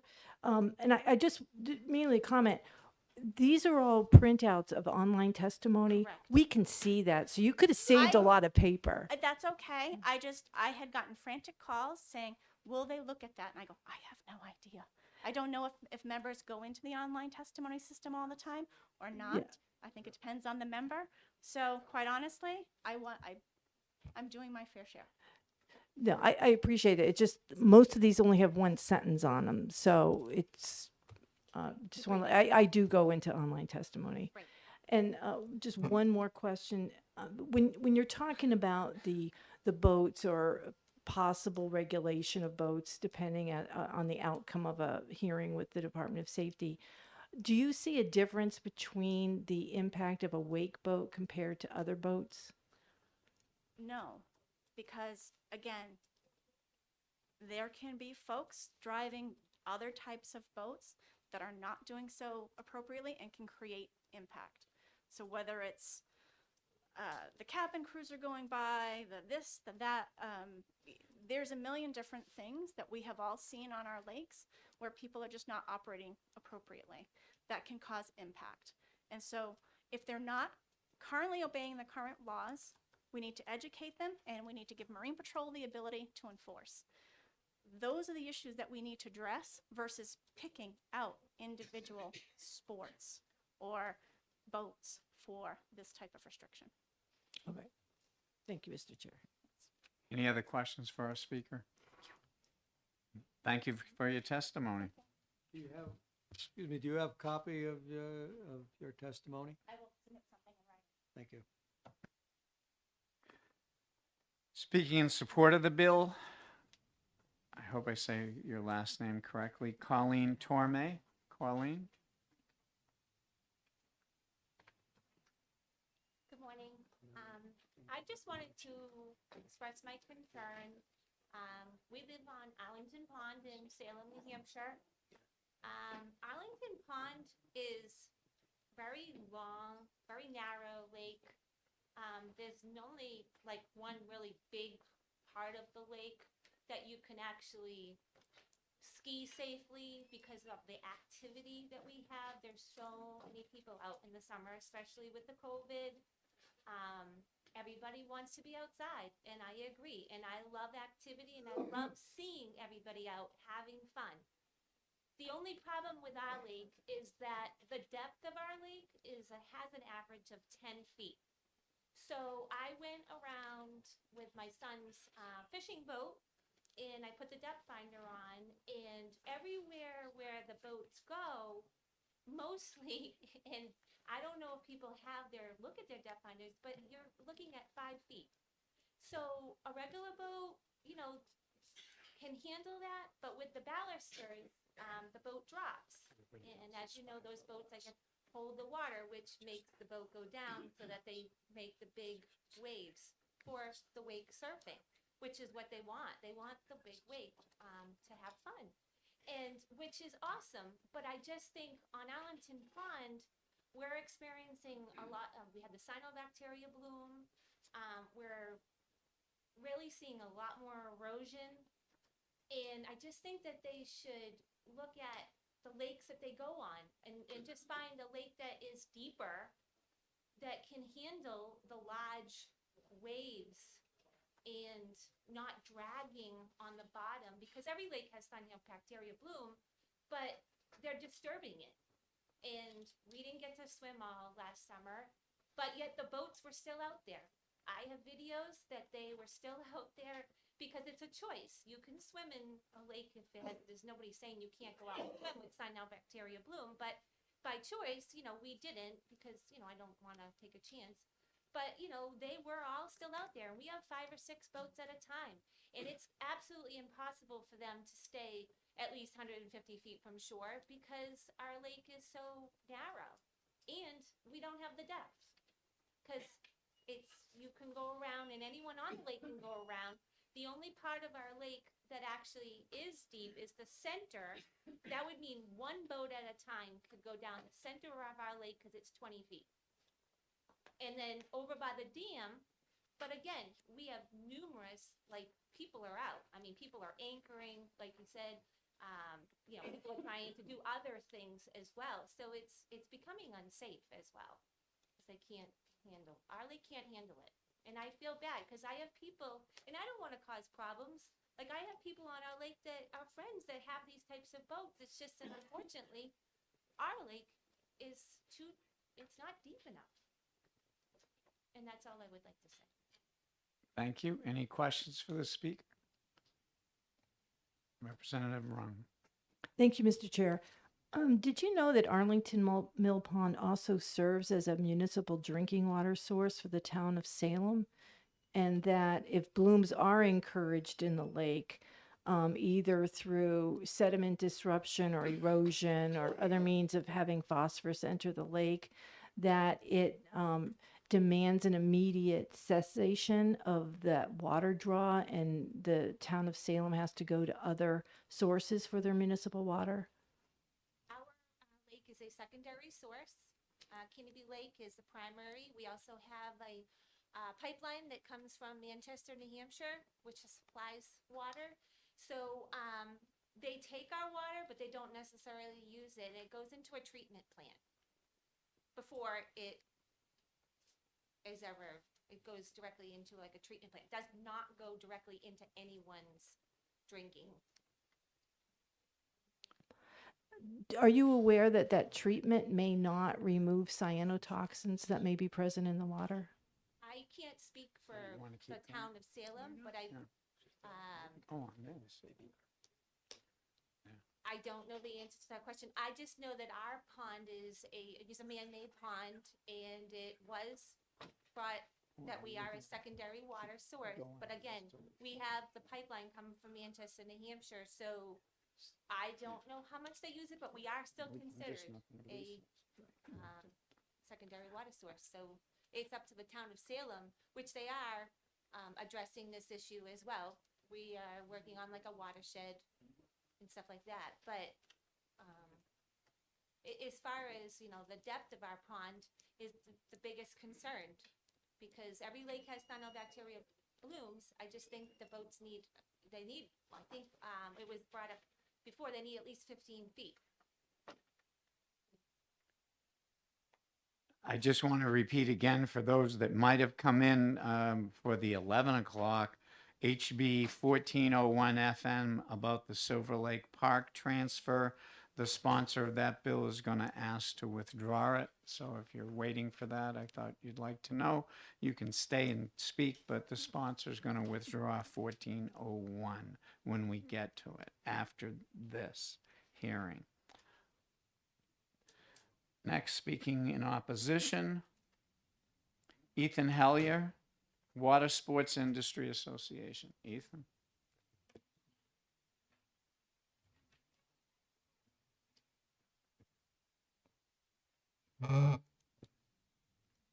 Thank you, Chairman and members of the committee. My name is Ethan Hellier, and I serve as the Midwest Government Affairs Manager for the Water Sports Industry Association. WSIA is the leading voice in towed water sports. We work to strengthen and grow boating as well as protect the interests of recreational boaters across the country. We develop best practices, maintain waterway access rights, as well as educate and promote safety for those on the water, such as wake surfing. WSIA represents over 450 member companies, which include the manufacturers of boats, marine engines, marine accessories, as well as dealers throughout the United States. Today, I voice my concern in opposition to House Bill 1301. This bill threatens Granite Stater's rights to its public waters. WSIA believes that focusing on boater ed and supporting the New Hampshire Marine Patrol is a logical and fiscally appropriate approach to enhancing safety on the water. In fact, the state of New Hampshire is a leader in proactive, safe boating practices. The WSIA's Wake Responsibly education initiative has been adopted throughout the Granite State and even appears on boater registration renewals. This message focuses on responsible operating and courteous behavior for all those who enjoy the water. Wake Responsibly is supported by boaters, marinas, and dealers alike. Wake Responsibly also focuses on forging partnerships with state marine law enforcement, posting and maintaining the signage at boat ramps, as well as engaging with community members through dealers and other means. Integrating these simple education-based changes into everyday boating makes all the difference. In conclusion, the Water Sports Industry Association believes that House Bill 1301 threatens to inhibit public access to the state waters and does not appropriately address or increase water safety. I urge you to consider opposing this legislation. Thank you, and I'll stand for any questions. Any questions for the speaker? Representative Ron. Thank you, Mr. Chair, and thank you for taking my question. This is the same question I asked Mr. Wally. But do you think that a decision, should the residents be successful in submitting a petition for a hearing with the Department of Safety, do you believe the Department of Safety can make a reasonable and fair judgment on any restrictions to wake boats in a body of water? Chairman and members, I do trust law enforcement. However, I would say, and one of my larger concerns with this bill is just creating a patchwork statewide. I don't like to speak in anecdotes, but I'm going to throw one out here really quickly. So we all live on a block. The speed limit's 30 miles an hour, and there's someone that comes by every day at 45. Are we going to lower that speed limit to 15, or are we going to put up one of those signs that says your speed, maybe pull this person over, have a conversation? I think it's best to focus on, educating that driver or boater as opposed to having these patchworks pop up around the state. Okay, thank you. Thank you. Representative Wu. Do you think that there is a possibility of hate to use the word restriction, but of a place of use so that we don't go into this patchwork quilt of regulation, that it is a statewide educational, looking at the science of where it is and having the same thing, same rules statewide as opposed to individual lakes? Chairman and members, yeah, your current law, I believe, is 150-foot offset. So any part of the lake that's less than 300 feet, wide, they shouldn't be, operating there at all. As the Water Sports Industry Association, we are in favor of 200 feet. We've done 2 peer-reviewed research studies that have shown that if you're 200 feet or more from shore, you're going to have the same impact as a wind-driven wake. One follow-up. Have you done any studies in regard to depth? Chairman and members, no, there's no current study on that right now. In one of the peer-reviewed studies, generally, he said, this is one that was made by Endicott Fay, and he said in his study that as long as you're within 10 feet or more deeper of water. Generally, his modeling says that, you're in deep enough water. And I would say on that too, is that it's important to recognize, as other speakers have said, that there's no recreational benefit to being in shallow water. There's no recreational benefit to carve the shoreline. Generally speaking, wake surfers are just looking for space to be able to do their activity. So to someone who I would see in shallow water, I would just, as a fellow boater, I would just, recommend to them, hey, you should go out farther in the lake. It's just, you're gonna have a better experience. And I generally think most of them know that. Thank you. Thank you. Any more questions? I don't see any. Do you have a copy of your testimony? Mr. Chairman, members, I will get copies of this. Thank you. Make sure you guys have it. And thank you for your testimony. Thank you. Speaking in support of the bill, Autumn O'Brien. Autumn? Hi, thank you. I too live on Arlington Pond, and we actually established a watershed committee this year because last year during the season we had over 119 days that we were unable to swim in Arlington Pond due to cyanobacteria. So as you can imagine, there was only about a 2-week period throughout the whole summer that did not have an advisory. People do still choose to swim, which is their choice. Unfortunately for pets, it's an issue. Children, it's an issue. And so it is a real concern of ours and the reason that prompted this committee. During the time of this committee, since the end of last summer, we have been reviewing all kinds of information to try and help us with the cyanobacteria issue and what is the best thing that we can do for our lake. One thing that has repeatedly come up, and again, there are a lot of studies out there in regards to wakeboards and what that does to the environment with erosion on the shore and so forth. And I'm sure, I think I've heard some earlier say that there are also studies that there aren't any impact. As the gentleman mentioned earlier, I can only speak to my experience as a resident of Arlington Pond. Colleen earlier told you that our pond is it's small. It's a 269 acre body of water, I believe, but most of the areas are 300 feet on average in areas from shore to shore. We also have several islands and loon sanctuary. The problem is that the area is not big enough for these boats, as well as she mentioned earlier, the average depth being 10 feet. There are areas that are 39 feet, but I too have a depth finder, so we go around and look at the depth of the lake. It has and is causing issues between neighbors because we do have, like probably every community, social media where people go on and say, this one did this one had loud noise, this one went too fast, etc. And there is a lot to be said for wanting each resident to be able to make an educated decision on the way that they operate a watercraft or a boat, how they bring their guests out, who they allow to use their boats. Unfortunately, we do not have a lot of that. And when one side is trying to educate the other side and they're very passionate about their opinions, it does cause conflict. So the reason that I am in support of this is, as are other people in the room in support, is because I don't feel that it's my job as a resident of the lake to determine who should and should not be able to use what they can on the lake. We can use our experience. I know that people have had to replace their walls. I know that the island is much smaller. The large island is eroded all the way around. In the past few years, whereas wakeboards have become more popular. So we can only attest to what we see ourselves in our own community. I would like to see it so that as a resident, we are able to petition the state to look further into this issue, which is, I assume what started, though I'm not educated, on the ban of 1 and 2 seater watercrafts on certain bodies of lake under so many 75 acres or whatever it is. Arlington Pond is one of those lakes where we cannot purchase or use those type of watercrafts on our lake. So at some point there were people on our lake that were certainly opposed to getting rid of those, and then there were people that were in favor of getting rid of those. But ultimately, by the state establishing guidelines, future generations and the people today, no one is arguing, no one is in conflict, no one has problems with the law that says we are not allowed to have these types of watercrafts on our body of water.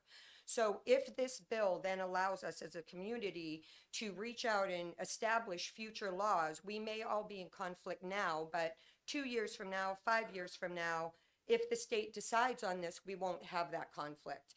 And myself, just like many others that are opposed and in favor of this bill, we want to protect our bodies of water. I mean, not living on a lake and paying what we pay for our lakefront homes and the taxes and the upkeep and everything we're doing to not be able to use or swim in our lakes for 90% of our season is problematic.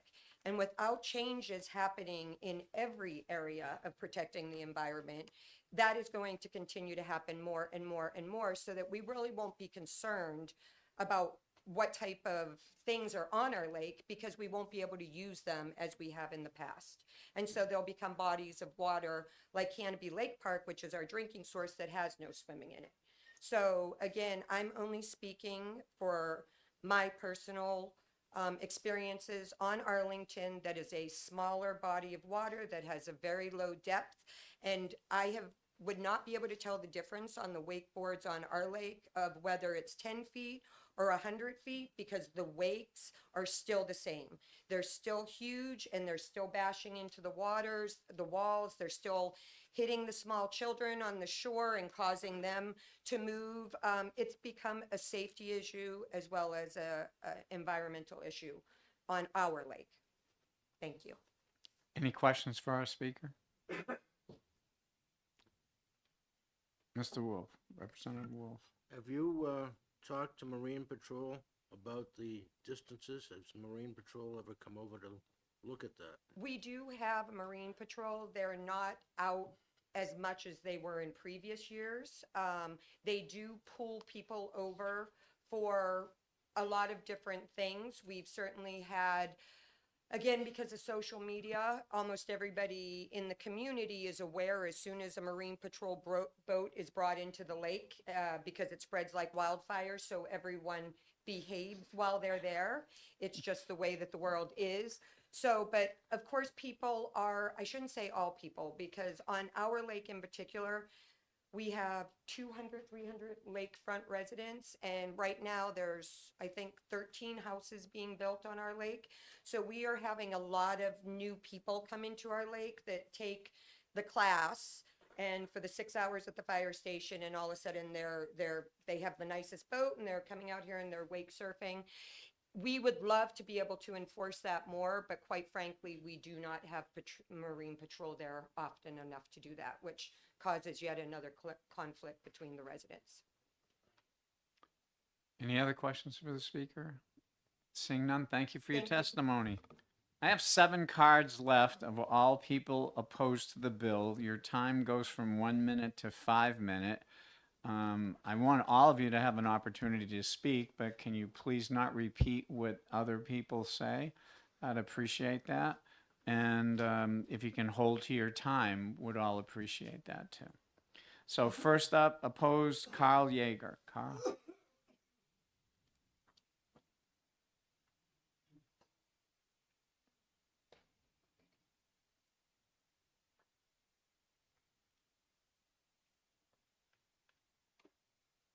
How you doing, everybody? I also live on Arlington Pond, but I oppose the bill.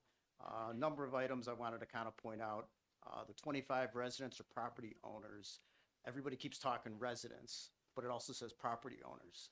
I do know there's a few people on the lake that have a lot of properties. So one person could actually represent more than one vote of trying to get a commission to take a look at it. So I think that's incorrect. One vote, one person should be one vote. I also think 25 is a very low number to go after. And then in the line of, I know it was discussed, and I'll just say it quick, you only are going to notify people on the lake or deeded people. For years, I lived down in Connecticut. I didn't live on a lake. I towed my boat to a water body to actually do the enjoyment on it. Those people aren't actually going to get notified of the hearing. So I kind of question that piece of it. Another one is really the bill is only going to get addressed at small lakes. Sunapee or Winnipesaukee, if someone were to push it, 25 people were to push it, they would have to notify every person on that lake with a certified letter. That's a costly, time-consuming effort. It's likely not to happen. Yet at the same time, if you look at a Sunapee or Winnipesaukee, there's a lot of little coves on that lake. Little coves that can be the same size as Arlington Pond. Those coves are going to see the same, they're going to see boats in there. So, but the likelihood that this thing is going to get a committee hearing on a Winnipesaukee or Sunapee is really low, I would suspect, just because of the effort to try to notify every person on that lake. And then the bill talks about commissioner. It doesn't talk about a committee. It talks about a commissioner making a decision. So as I read the bill, it's one person making that decision. And one person is difficult. You know, you can now get political situations involved or personal situations to make a decision that if that commissioner happens to live on the lake and doesn't wake surf, he might say, oh, no problem. With that, I look at the rules as to what the commissioner should look at. You know, it's water size, it's depth, but it doesn't give any definition of what that is. Is it, 10 feet? Is it something that is 500 feet apart? It leaves it very much open to one person's opinion versus another person's opinion to make the decision. If you're going to have a rule, it should have specific items, specific, noise level in dBs, wave height in feet, instead of just general, because it just makes it difficult. And then in the line of, if I say I get 25 people or I get a hearing and it rules against me, do I get to go just put in another request a day later and ask for another hearing and ask for another hearing and ask for another hearing, wait until the commissioner changes, ask for another hearing until I get the answer I want to get? There's nothing to stop someone from constantly re-asking the commission to review the same lake. Now, if you're going to allow that, then can, someone that wake surf ask the commission multiple times over and over and over and over to revise the restriction. So something to think about. And then, as I said, I live on Arlington Pond. We moved up, my wife and I moved up. She's also in support of, not in support of this bill. We moved up like 4 years ago. We researched the lakes in New Hampshire to find a lake that allowed the water sports we wanted and the size of the lake we wanted. There is lakes in New Hampshire, like Canopy, that doesn't allow water sports. You can't swim in the lake, so it's really difficult to wake surf. We moved up here, we bought a house, hundreds of thousands of dollars, and we do have a wakeboarding boat, and it would be extremely upsetting if suddenly we couldn't use that in the way we want to use that. And I'll say, it's my wife and I, we're both retired. Wake surfing is a sport, I'm going to say, good for old people. It is, the boat goes 10 miles an hour. The water is soft at 10 miles an hour as our bodies are getting older, and I'm sitting here in a brace. What I can do, an older person can do, wake surfing is very non-challenging on the body, where wakeboarding, water skiing, tubing is very difficult. If you're to ban wake surfing on the lake, my use of that lake, other than putzing around and looking at pretty houses, is gone. That's the main thing I do on the lake is wake surfing. And then in the line of the wave size, I have an older boat. One of the earlier gentlemen said wake surfing started back in the 50s or 60s when there were smaller boats. I have a 2004 wake surfing boat. if I fill my ballast all up, my wake is way smaller than a new wakeboarding boat that's bigger, a bigger boat, puts out with no ballast on. So they just drive around and they can create a bigger wake than my wakeboarding boat does when I have all the ballast in, and I can wake surf totally fine behind it. So banning an entire sport, again, is really discriminating against someone with an older boat or someone even with a newer boat that doesn't put all the ballast in. You know, you get someone with a little kid out there, they need very little wake for that little child to wake surf. All of a sudden, you're going to ban that child from wake surfing behind a wave that's 1 or 2 feet tall. So that's where I said, if you were to do something, you should define what is too big a wave. And then in the line of buying the house, if you were to do something, you should kind of grandfather homeowners in or boat owners in. Like I said, we moved out of state up here. We love New Hampshire. We spent hundreds of thousands of dollars on a house. We have a boat. Some of these boats, mine not, but some of these boats go as high as $150,000+ for these boats. All of a sudden, one day, I'm not going to be able to use that boat for the entertainment I want to use it for. And I will also say, we're talking wake surfing. There's a lot of people commenting on wakeboard boats, but the boat can create the wave. I can put a bigger boat on the lake, and I can create as big a wave or bigger wave than even, the wake surfing boats. There's nothing to restrict how big a boat. Do I put a 30-foot boat on the lake? Let's see. I think that's probably everything, all my points. Thank you. Anybody have a question for this speaker? Seeing none, thank you for your testimony. Thank you. Do you have a copy of your testimony, sir? Sir? Yep. Do you have to your testimony you wish I to can give you a submit? copy of this if you'd like. That would be fine. But just to you. Just pass it up. It's for the record. Thank you. Speaking against, Lori Ball. Lori?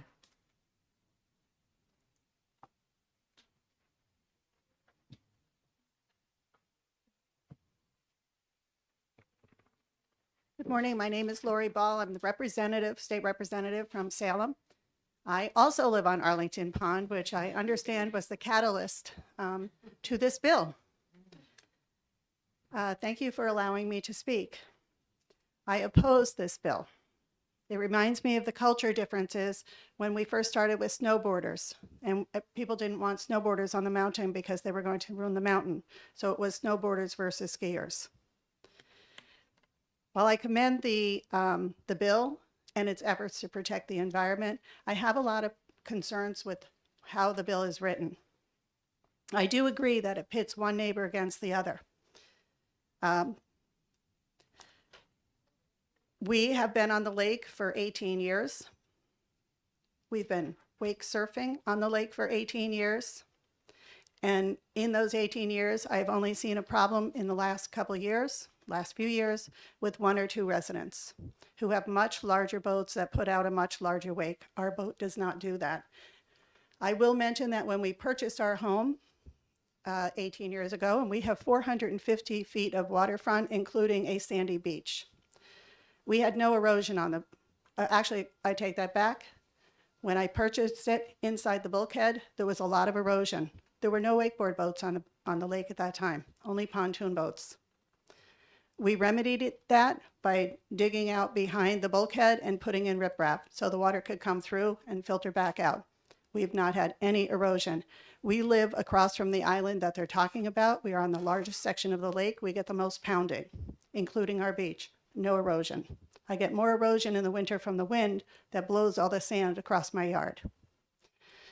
Another thing is Arlington Pond was mentioned that we are a dam. So our water is lowered every year, exposing all the edges to wind throughout the winter months. So that causes erosion as well, which is why we end up with these conflicts between neighbors, because we all see things differently. I have a concern with this bill because it allows property owners within the town, not the property owners who abut the lake, but everyone in the town can put forward this petition. And it can be put forward by residents, though that means anybody who rents. So again, like the last gentleman said, if you have one person that owns a large number of properties, they can easily put together 25 people. They don't even have to live on the lake. It could be a person who owns an apartment building 5 miles away from the lake, and they can put in a petition to curtail the activities on the lake, even though it has nothing to do with them. They could be doing it out of spite because Arlington Pond does not have public access. So there's a reason for them to, a motivation for them to do that. The idea that 25 people plus one can stop an activity on the lake is really disheartening to me. The door, more importantly, it opens, the bill, more importantly, opens the door for more bills being filed against other activities on the lake. As I mentioned, Arlington Pond gets lowered in the wintertime. So that means 25 people can come up here and say we want to put in another bill, but this time we want to curtail snowmobiling, because after all, the snowmobiles have to go up and down the sides of the lake, and that's going to cause the embankments to become eroded.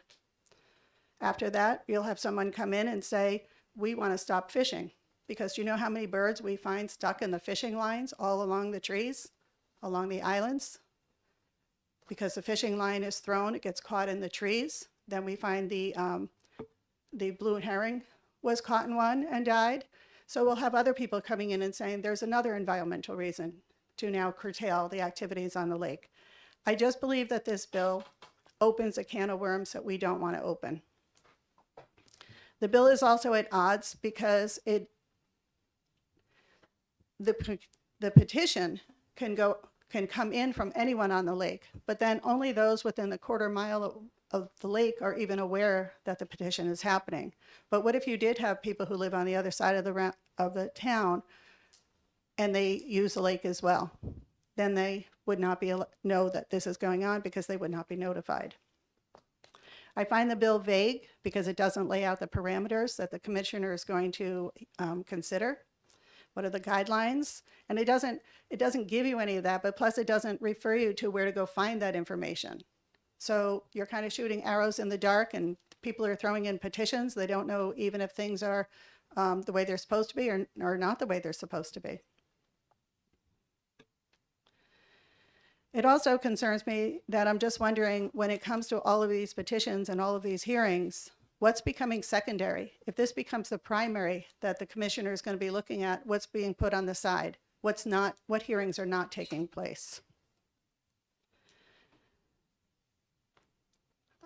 The biggest thing that I find with this bill, honestly, is we're focusing on an activity, wake surfing. When the reality is, what I'm hearing is people are trying to say it's the waves that are causing the problems. So stopping the wake surfing doesn't eliminate the waves. We're still going to have the people on the lake with the big boats creating the big waves. And given that with today's technology and the fact that these people are paying well over $100,000 for their boats, I think someone is going to come up with a really good idea on how to use that wave in another way that doesn't fall under wake surfing. So I think then you're going to be back here again to try and figure out, okay, well, now what do we do? They're not wake surfing, but we still have these 3 and 4 foot waves coming in. So this bill really doesn't address what's at the heart of the issue. With that being said, I'd like to say that I would oppose this bill. I commend its intent, but I don't think it's ready for prime time. I think an alternative would be, as I've heard from many people, we need more Marine Patrol. We only have a small number of people that are not abiding by the rules, that are causing problems on lakes. We should not be punishing everyone. Thank you. Have any questions, Representative Rung? Thank you, Mr. Chair, and thank you, Representative Ball, for taking my question. In some of your comments, I'm wondering if you are familiar that this type of a bill has been in statute for probably over 40 years, where and in statute currently it allows just 10 residents to petition, and it has to do with individual watercraft. So this isn't a new thing. And also, those petitioners don't make the decision. All they're doing is petitioning the Department of Safety to hold a hearing. And you had also commented, and I'm not sure if you're aware, but you mentioned that it needs parameters.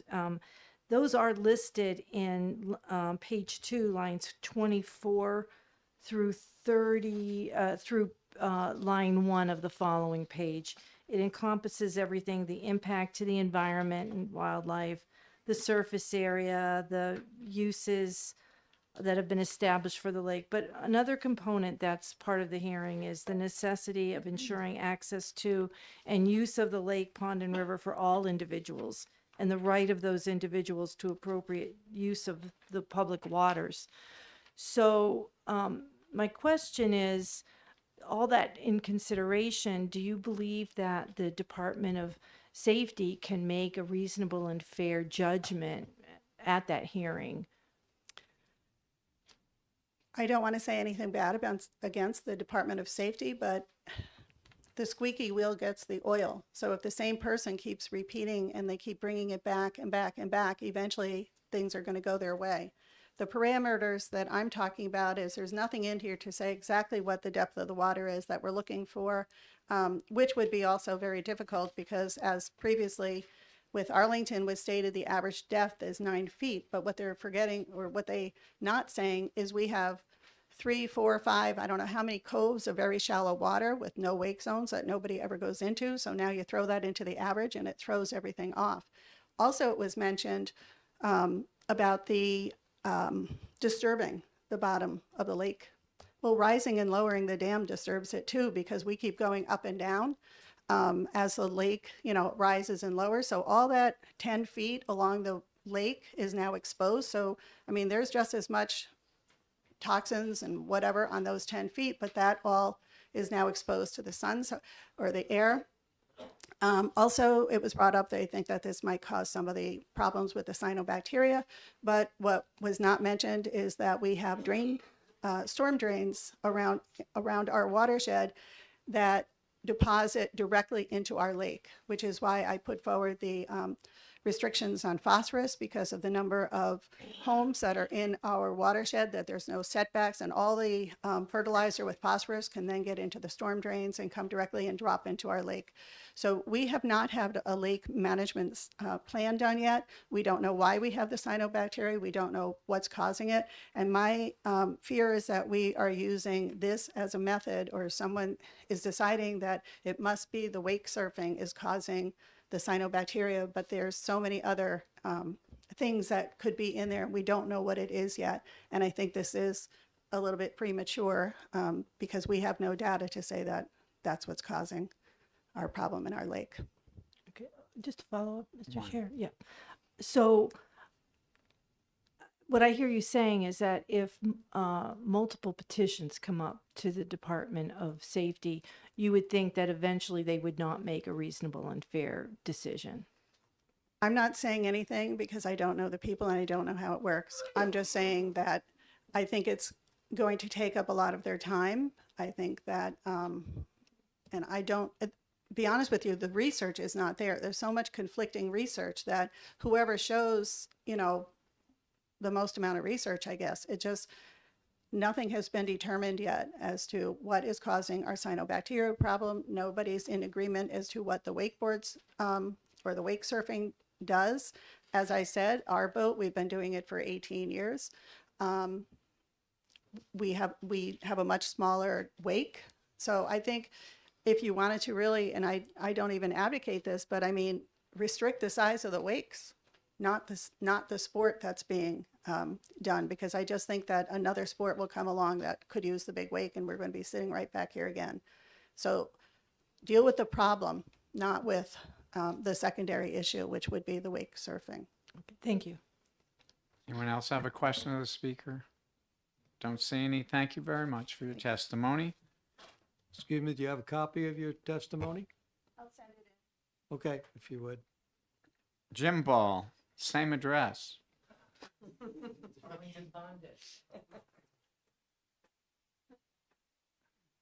So Lori told me about this proposed bill, I don't know, a little over a month ago. I'll get to this speaker. By the way, Jim Ball, Salem, New Hampshire, living on Arlington Pond.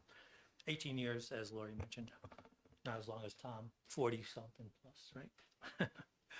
Anyhow, when I first heard about the bill, I said, that doesn't make sense. Doesn't, seem like it's ready for prime time, because you're conflating a sport, wake surfing, to boat waves, which might have an impact on the shoreline and other things like cyanobacteria, et cetera, et cetera.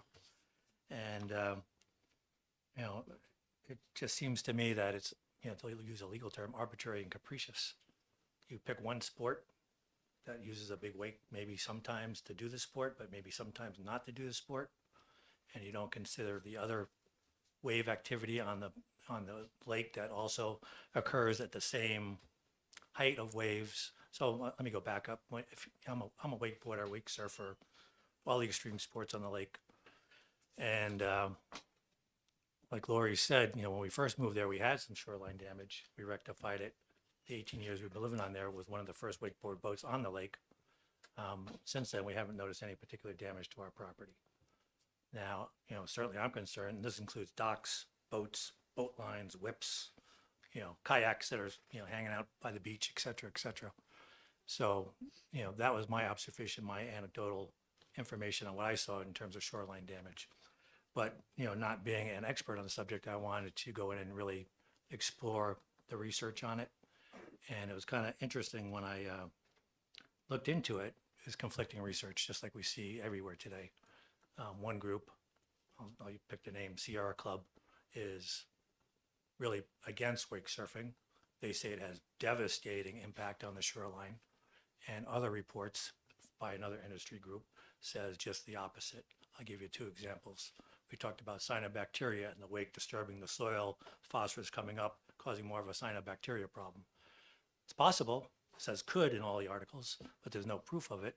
But there's also information that a deep wave also churns up the water stratification in the pond, giving more oxygen to the lower levels and actually causing a healthier bottom and a better environment so that you don't have cyanobacteria. So when I did the research, I saw one report saying this and a conflicting report saying that. So I kind of wanted to go and see if there were any kind of unbiased peer review research reports. And there are. There's a bunch of them. I have one here from the University of Minnesota where they looked at 460 lakes in a variety of environments, deep lakes, big lakes, lakes with, different cove sizes, different depths, different types of boats, different speeds, different, orientations, whether they have ballast bags or the different hydraulic weight shaping things that they have now on the expensive boats, et cetera, et cetera. And the bottom line of it all is that they kind of cancel each other out. There's no definitive information saying that wake surfing as a sport or big waves driven by wake surfing boats is really the thing that causes all these issues. In fact, when you go and research what causes the most damage to shorelines at lakes and rivers, et cetera, they don't even talk about boat waves. It's all about runoff, vegetation being removed, all those types of things rather than the waves. Now, waves can contribute, but are they the main contributor? And do, in fact, you want to take a minor contributor and cause all sorts of havoc to the recreational capabilities on the lake, people's housing values, tourism industry, jobs, all those kind of things. It doesn't seem like there's real balance going on here to look at all the pros and cons and unintended consequences that come a part of actually banning something or being able to ban something with a 25-person petition. So, I guess my experience, my recommendation, my research, brings me to the point where, I think we really have to look into doing a lot more research on lake-specific orientations. Every lake topography is different. Big lakes with coves, shallow lakes, lots of vegetation, lakes with steep banks, all those kind of things, and see what the real villain is here that's causing all this damage, and not necessarily picking out a sport that, is really the fastest growing sport in the industry. It's growing at 10% per year. It's a $2.5 billion industry going to $5 billion in like another 5 years. And I kind of agree with Lori. It kind of feels like 40 years ago when I started snowboarding. The traditional skiers hated it. They wanted to kick all the snowboarders off the mountain. There was knuckle draggers that made all sorts of noise and it sounded terrible, and et cetera, et cetera. and we learned to coexist. And I think it was a benefit to the state and the ski industry that snowboarders did come into the mix, because they brought a whole new clientele, a whole new revenue stream, all new product bases, all new jobs. And I think, like I said, this bill seems to be arbitrary and capricious, needs a lot more research. And I think maybe a better way to go about it is to do a Pareto analysis. It came from an engineering company. You look at the problem, you look at the top causes of the problem, and you go after the ones that, are the most egregious, the 80-20 rule, kind of, so to speak. And I think that's what we need to do here before we go out and put out a bill that seems half-baked to me. My testimony, and we'll get you copies. Thank you. I did want to end with one thing. This is the University of Minnesota study that I mentioned. It says, I'll read you 2 sentences. The University of Minnesota study does not recommend a formal setback for wake surfing. Wakes from wake surfing boats that wash up upon shores do not inherently degrade shorelines. To the contrary, according to the University of Minnesota itself, shoreline is driven by mainly wind-driven wave energy. So it's the wind, it's the ice, it's other vehicles traveling over the dirt and sand when we lower our lake 6 or 7 feet every winter. There's a whole host of things that can contribute to shoreline erosion that are much more egregious than a wake that can be caused not only by a wake surfing boat, but by all sorts of boats. Any boat that has a V-shaped hull, if you drive at 10, 15 miles an hour, you're going to throw a 1.5 to 2 foot wake. And some of the research I also saw is that the velocity of the wake has a lot more to do with it than the size of the wake. So if you're planed off with a water ski going 25 miles an hour, a 1.5 foot wave from that ski boat is going to be more damaging to the shoreline than a 2.5 foot wake surf wake that's only going 12 miles an hour. So I think a lot more work needs to be done to evaluate what's really causing the issues. Any questions for our speaker? Seeing none, I thank you for your testimony. Also opposing the bill, I can't read the writing of the last name, and we need it for the record. It's Ryan from Bow. Is he still here, Ryan?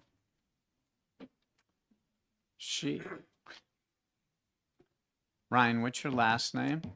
La Liberty. Liberty? Yeah. Thank you.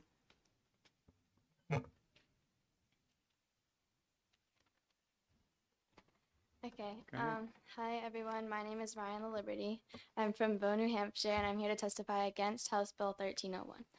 For me, being on the boat is about family time and not being on our screens, enjoying and noticing the things we have and what's around us. Now, many of you might think that this bill is good to have, but there are many downfalls to this for myself and other wakeboat owners. I'm sure many of these people who have testified or are going to testify haven't been on a wakeboat. See, if you've been on a wakeboat, it is very quiet and slow if you're surfing like me. The problem with this bill could be that there would be limited options for lake to go to if you own a wakeboat, and it can even be harder for the driver since the boats are forced into the middle. Many camps are rented for people who do water sports. This bill can affect those camps in many ways. When trying to find information about wake boats or even any boat, there's a common denominator in New Hampshire that everyone says that owning a boat is about spending family time and doing what you love. This bill can impact surfers like myself because there can be too many people out on the lake surfing at the same time, making it hard for the driver and the surfer. Last time I had to write a speech for something like this, and over the summer I was thinking about how different the lake would be with this bill. Nothing would be the same, not camps or family weekends on the boat. These boats brought me, and I'm sure other people, so many memories. It wouldn't be the same with this bill. I appreciate your time and consideration. Thank you. Thank you, Ryan. Anyone have a question for Ryan? No, thank you. We appreciate your testimony. Thank you.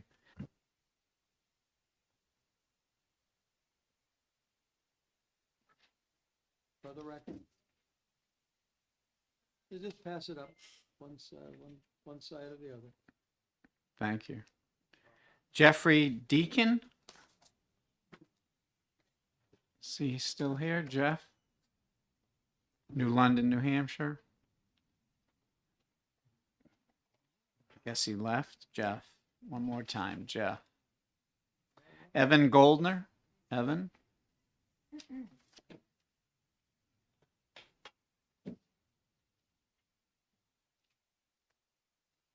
Yeah, my name is Evan Goldner. I live in Bedford, New Hampshire, and I own a summer camp for kids. We focus on water sports, wakeboarding, wake surfing, water skiing. I'm gonna not read. Sorry. I'm gonna not read this right now because like it rehashes everything everyone's talked about. But basically, I have taught water sports since 2004, and I added wake surfing to that in 2011 when it became a little more prominent over here. I've driven boats thousands and thousands of hours all summer long. My main lake is Merrymeeting in central New Hampshire, but I've traveled to dozens of other water bodies, rivers, ponds, lakes, all over New England. And it's an amazing, fun job. I get to interact with a lot of people. And I just want to say that if I could represent a lot of people I work with, they are not fortunate enough to have a lake house, a boat, direct access to water. They have no say in this kind of bill. And it's unfortunate. I get people from, 4 years old to in their 80s. We get in the boat. We have a blast. They might come for one day to New Hampshire. They might stay for a week. They might buy a house. They might rent a place. It brings a lot of people to our state, and they would not have a say in this kind of bill. I think that's unfortunate. It's undemocratic. It takes, the regulation of our water bodies away from the elected representatives, and it gives it to a minority of people in our state who are so fortunate to have lakefront access or abutters to that. Growing up in New Hampshire, I would have killed for a lake house. It's all I wanted. I blame my dad for my career right now because he wouldn't get a lake house for us. So I made this my job. And so many people are in the same boat where they don't have access and they come to New Hampshire for our gorgeous lakes. They rent a boat or they come to a place like me where they can get on the boat. And wake surfing is limitlessly available to everyone. I have taken out people, like I said, 4 years old, all the way to their 80s. It's low impact. I can talk to them right behind the boat. They can hear me. It's low stress. We've had people with disabilities. We've had, wounded warriors. Anyone that wants to can wake surf. So I think we're forgetting a little bit about how amazing the sport is, how much it's broadened the appeal of water sports and recreation to families all over the country. So I would really oppose this bill just because, good for whoever. You own a lakefront house. That is amazing. You are fortunate. Enjoy the lake. I believe everyone can share and enjoy a lake together. And that's something I've seen in the last 20 years of teaching this stuff. I've seen everyone get along. I've seen fishermen and kayakers and swimmers and wake surfers coexist with minimal issues. I've never seen a wake surfing injury. I've seen wakeboarding injuries. I've seen water skiing injuries. Not one wake surfing injury to the direct surfer, to someone on the boat, to someone passing by. It is a slow, predictable driving experience. If you see a wake surfing boat coming at you, it's like Austin Powers with the steamroller. You've got years to avoid that boat because they're going 10 miles an hour. I appreciate some of the concerns I've heard. If we all drive our boats responsibly, we can get along, we can preserve our lakes. I do think the key to this is increasing support for Marine Patrol. I work closely as a summer camp in New Hampshire with Marine Patrol, with DES, with DHHS. Give them the resources to do what they're doing and protect our lakes. There's also some great nonprofits like the Tree Society and CELT. Like at our particular lake, we've conserved over 2,000 acres of land to help preserve our water quality because it's all about like the runoff and keeping the lakes clean. So I'm all for clean lakes. I'm obsessed with the environment. I love being in the outdoors, and so I do oppose this bill. Happy to take questions. Any questions for this speaker? Representative? Well, thank you. Sure. With all the experience you have going to different bodies of water, are there some ponds or lakes that you think would be inappropriate to bring your wake? Totally. I did a water ski lesson on a family's boat on a tiny, I forget the name of it. It was a little pond. You would not wake surf there. You would destroy your propeller, your boat. You wouldn't create a good wake. It would be, not in anyone's interest. You wouldn't be able to create the wake to wake surf. But there's so much about this bill I don't agree with. It's just silly. Like, why would a boater go to that pond to wake surf? they would immediately turn around. Their boat probably couldn't even get in there. So it's a lot of common sense, and most wake boats stay where they live. These are big boats. There's not a ton of trailering. So my property is next to the public launch at our lake, so I get to see, it's really entertaining to watch people trailer boats into the lake. It's hilarious. But I get to see every single person that comes in and out, and it's mostly fishermen moving boats back and forth. They like to fish different spots. There's tournaments. There's all sorts of stuff. I don't fish. I don't know. But wake boats in general, they stay where you put them, and people don't really travel too much with them. There's the exceptions. People coming, if they rent for a week or so, they'll bring their boat with them. But I don't see too much of like a day tripper putting into a lake that they don't know, if that makes sense. Any other questions for the speaker? Seeing none, thank you for your testimony. Thank you. I don't have a copy. I'm so sorry. I just kind of winged that. Next, I also opposed Shane Carey. Shane? I was told he might have to leave. Shane? That's my last card, for or against. Is there anyone here that wanted to speak that didn't make out a card? Representative? you If wanted I to say may, something? Mr. Chair, yes. I just wanted to let people know that I circulated the testimony of Representative Linda Tanner from Sullivan 5, and she represents the towns of Sunapee and Springfield. And her letter has been circulated to all of the committee members, so I'm not going to read it right now, but I just wanted to let you know that she needed to be here, wasn't able to. And thank you, Mr. Thank you. Chair. I'm sure our clerk will make it part of the record.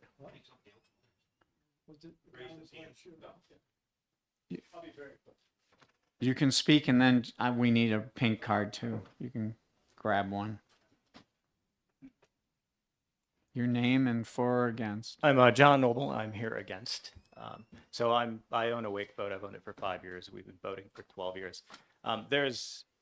I've introduced more adults since I've had a wake boat because it's low impact. It's all inside, but there's nothing that I've been able to do with my teenage kids starting at age 4. I can put 10 kids on a boat, phones, every one of them goes in the glove compartment, and they don't touch them. 5 hours of the best fun you could ever have. So when you start picking a sport because somebody individually doesn't like it, I don't like the people that water ski at 6. The lake's like glass, but it wakes me up. But I'm not going to try to ban them. I don't particularly like jet skis, but I'm not going to try to ban them. You have to live together. It's a, responsible boating. It was said no wake zones. But, if you've got somebody that's out there driving close to shore, take down the registration number, call it in. Educate them. So, anyway, that's it. Thank you. Any questions for the speaker? Thank you very much. If you could just fill out the pink card so we could have you for the record. And we're going to read the blue sheets. Now, people who signed the blue sheet, let me read them off for the record. I'll skip over anyone who gave testimony. Representative Glenn Cordelli, Con. Gage Dickinson, or is it? Yeah, Dickinson, Con. Mark Bonifant, Con. Colleen told me you already testified. Autumn testified. Tom Cannell. Tom Cannell, he is a pro. The Balls testified. Emily has testified. Scott Wallace or Mather, I don't know. Well, someone named Scott from Rockingham 8. Pro.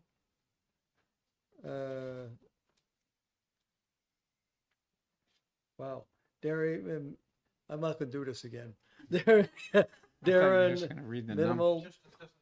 Okay, Just the yeah. numbers, pro and I'm just gonna go Yeah. down 1, 2, 1, 2, He's 3, 4, 5. 5 pro and 1, 2,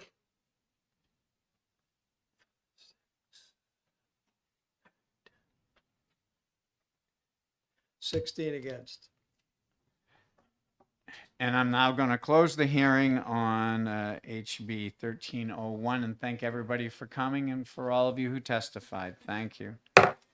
We're going to take up real quickly HB 1401 FN because, as I mentioned at least twice, the sponsor is going to ask to withdraw 1401 FN. And while we're waiting for the sponsor to do that, or the co-sponsor, is there anyone here to testify on Bill 1423? I have one. Maybe when these people leave, I can see if there's 1423. anybody else. 2. Excuse me, can we clear the room, please? Who have, those who have already spoken?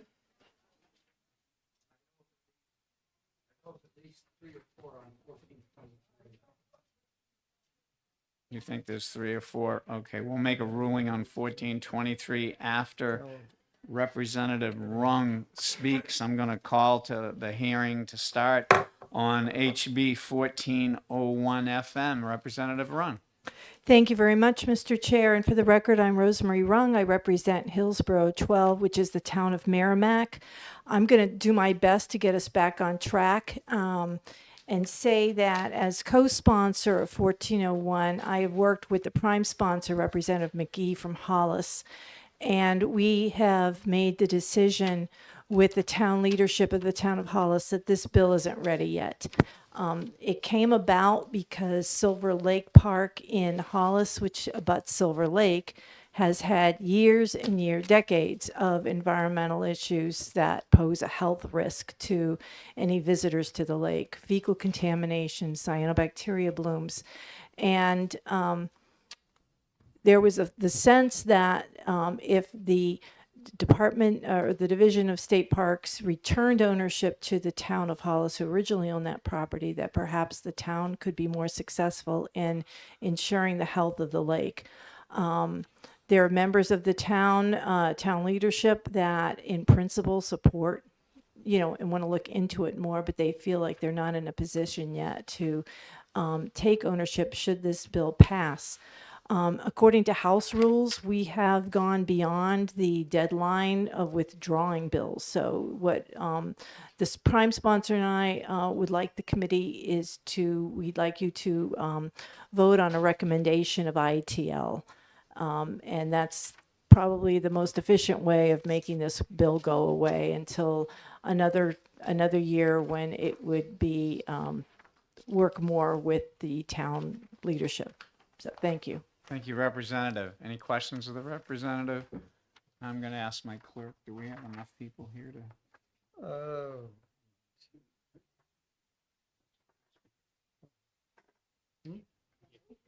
Thank you, Representative. You can leave.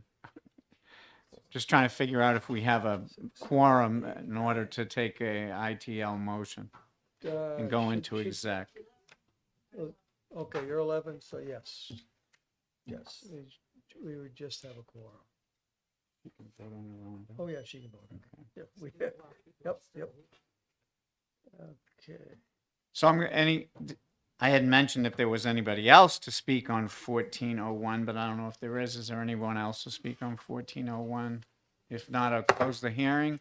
And now with the consent of 2 chairs sitting next to me, I'm told that we can move into executive session.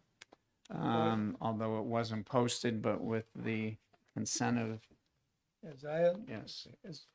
You have my As I consent. understand the rule that we're allowed to go under, that the agreement between the chairman, which is myself, and the ranking member, which is Representative Vale, that we should, which we can take up we can go into executive session to dispose of a bill that we both feel that it is that. So I'll entertain a motion to, Representative Rung, you have a motion. Thank you, Mr. Chair. I move that we recommend ITL on HB 1401-FN. I have a motion for ITL. I have a second from Representative Vale. Would you like to speak on your motion? I think I've said all that I could say. Thank you. Would you like to speak on your second? Yes, I think finding a non-legislative solution is always encouraged, and I look forward to the bill if one is necessary. Thank you. Thank you. Does anyone wish to speak on the motion? Hearing none, the clerk will read the roll call. How come I'm the only one working here? I try to catch up. Okay, I'll go the normal way. Representative Harb, Yes. Representative Horgan. Yes. Representative Healy. Yes. Representative Wolf. Yes. Representative is he left? Not here Okay. anymore. Representative Vale. Yes. Representative Rung. Yes. Representative Simpson. Yes. Representative Darby. Yes. Representative Lamontagne. Yes. Representative Lovett. Yes. And Representative Renzullo votes yes. 1, 2, 3, 4, 5, 6, 7, 11 yes, 0 nay. Consent? Consent. Okay, yep. Thank you. Appreciate that. Point of order, Mr. Chair. Because of the FN note, does it have to go on the regular calendar? I don't know. No. Okay, thank you. I have two cards for HB 1423 FN, so I think we should continue with that because these people came to be on time. So I'm now going to open the hearing for HB 1423 FN, requiring the Commissioner of the Department of Natural and Cultural Resources to identify all old growth and mature forests on public lands in the state of New Hampshire. So I'd like to call up in support of the bill, Catherine Corkery.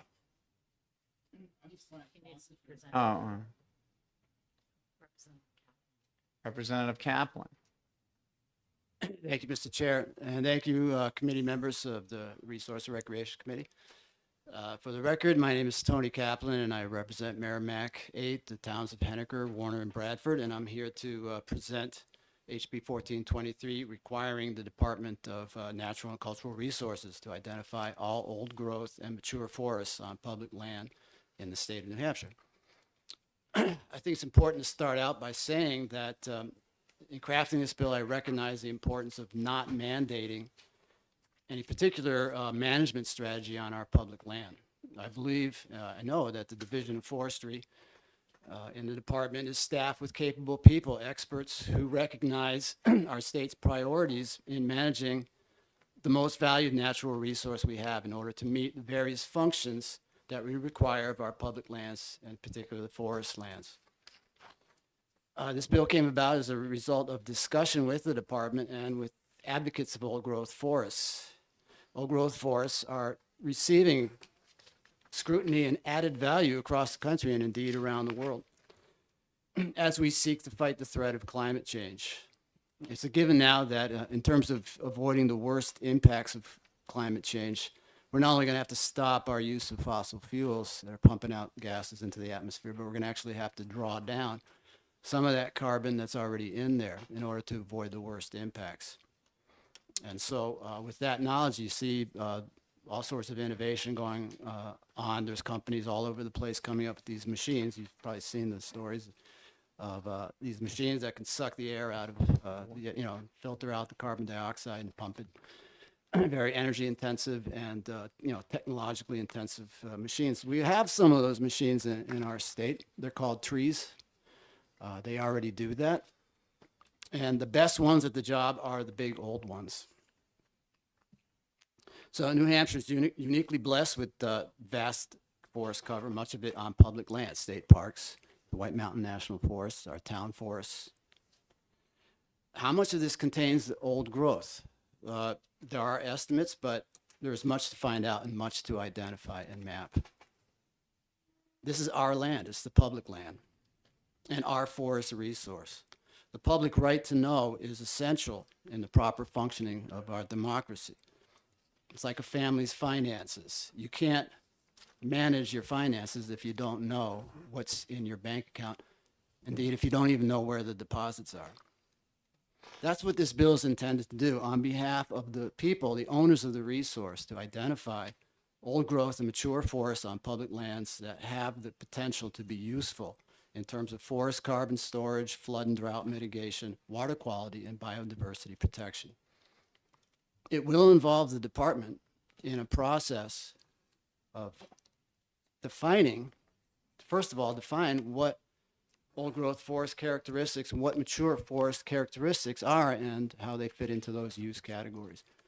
This process ideally would involve all the stakeholders in managing public lands and should be open to public participation and comment.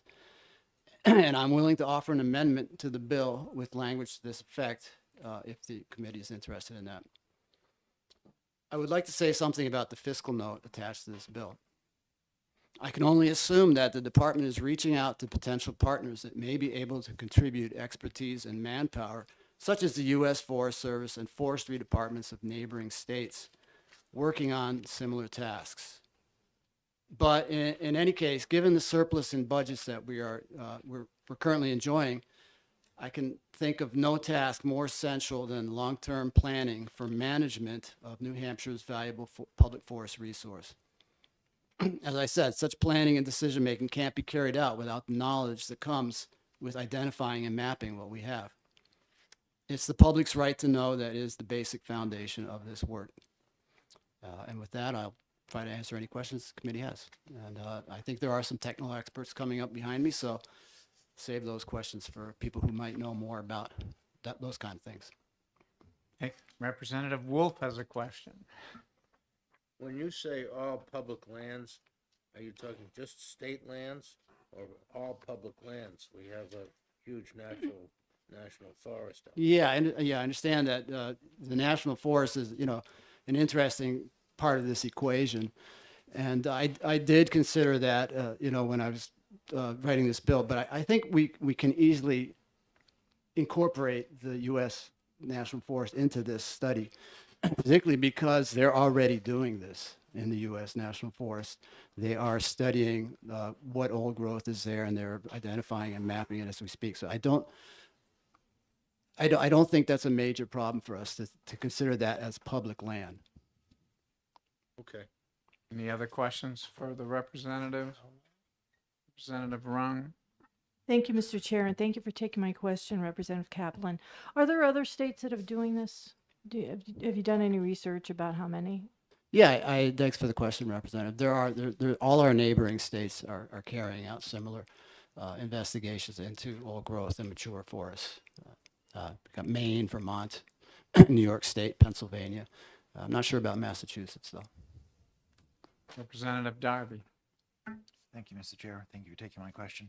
Can you, I didn't see the definitions of mature and old growth in the bill. And so do you think that those are sort of obvious, or should they be added? Should they be included as definitions to scope the surveying? I don't think that it's the place of the legislature to define those questions. I think that the department has the experts and the knowledge that they can identify what those definitions should be. And as I said in my statements, I think ideally that would be a public process that the public could be involved in. But that is the first step, is to define what those terms mean. Thank you. Representative Lamontagne, did you have a question? I was just wondering about the job of identification and mapping. If there's another way we could consider using other resources, like not have the department do that, but maybe contract with universities or use, the resources of the Forest Service, and maybe, consider rewording this so that this agency or department only has to compile the information rather Right. than do it themselves. Yeah, I mean, that's a great thought, Representative. Thank you for asking that question. And especially when I looked at the fiscal note, that was my thought, is that, there's a lot of collaboration that is possible here to cut costs. And I've been speaking to environmental consultants who've been involved in this work. And they mentioned that a great, pool of potential mappers, if you will, are volunteers and getting the public involved in that. And these are projects that are already being done that use volunteer labor to do the heavy work, going out into the forest and actually mapping what's there on foot. So, yeah, there's all sorts of potential there. It's beyond my expertise to be able to map that out, but it's something that, when looking at the fiscal note, I would definitely want to know more about this, potential collaborations before I accept it. I mean, I know in New Hampshire, in my town meetings, for instance, is always, for instance, the fire department is asking for the, $500,000 fire truck, and people push back and say, well, hold on a second, do you really need that truck with all the bells and whistles? Can't you find a cheaper truck? So in this fiscal note, I noticed that 7 new employees being sought by the department, and I don't begrudge them that. But then I saw every employee is getting a new vehicle, and I was wondering, doesn't the Division of Forestry have vehicles already in place around the state? Do they each need a new vehicle? So that's just, an example. I know that's the way things are done in New Hampshire, but I think that can be questioned also. Do you have a question, Representative Wolf? Yes, thank you. Are you aware that there is a Division of Natural Resources within the Department that's doing this work now? Yes, Representative, thank you for the question. Yes, the Division of Forestry is a division within the department that carries on, the work of, is that what you're talking about? I believe it's called the Natural Heritage. There's a Natural Heritage Bureau as well that does and they're doing mapping. that work. Yeah, they do similar work. They're mapping what are called exemplary communities, which are kind of similar to old growth, but not exactly the same.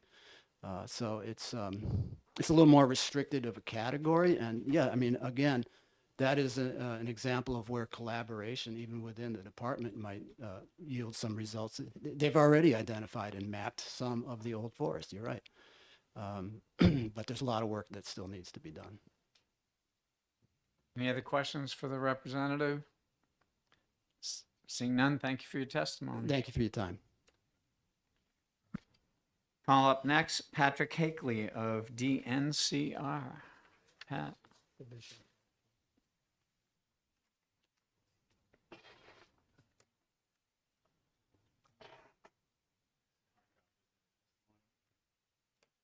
Thank you.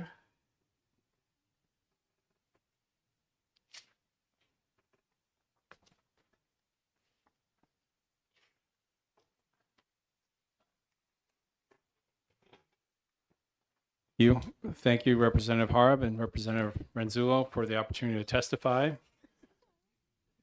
I also submitted my testimony electronically just last night, so it's in the queue. For the record, my name is Patrick Hackley.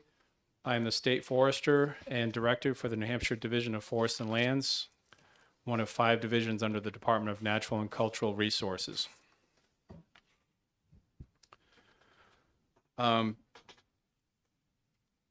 So this bill is asking the Department of Natural and Cultural Resources to identify an old growth mature forest on public land in New Hampshire. I just want to state also for the record that we do not have a formal position on this bill. We just have some concerns we'd like to share with the committee. Under the authority of the New Hampshire Native Plant Protection Act, RSA 217A, our division's Natural Heritage Bureau identifies and facilitates the protection of the state's rare plants and exemplary natural communities.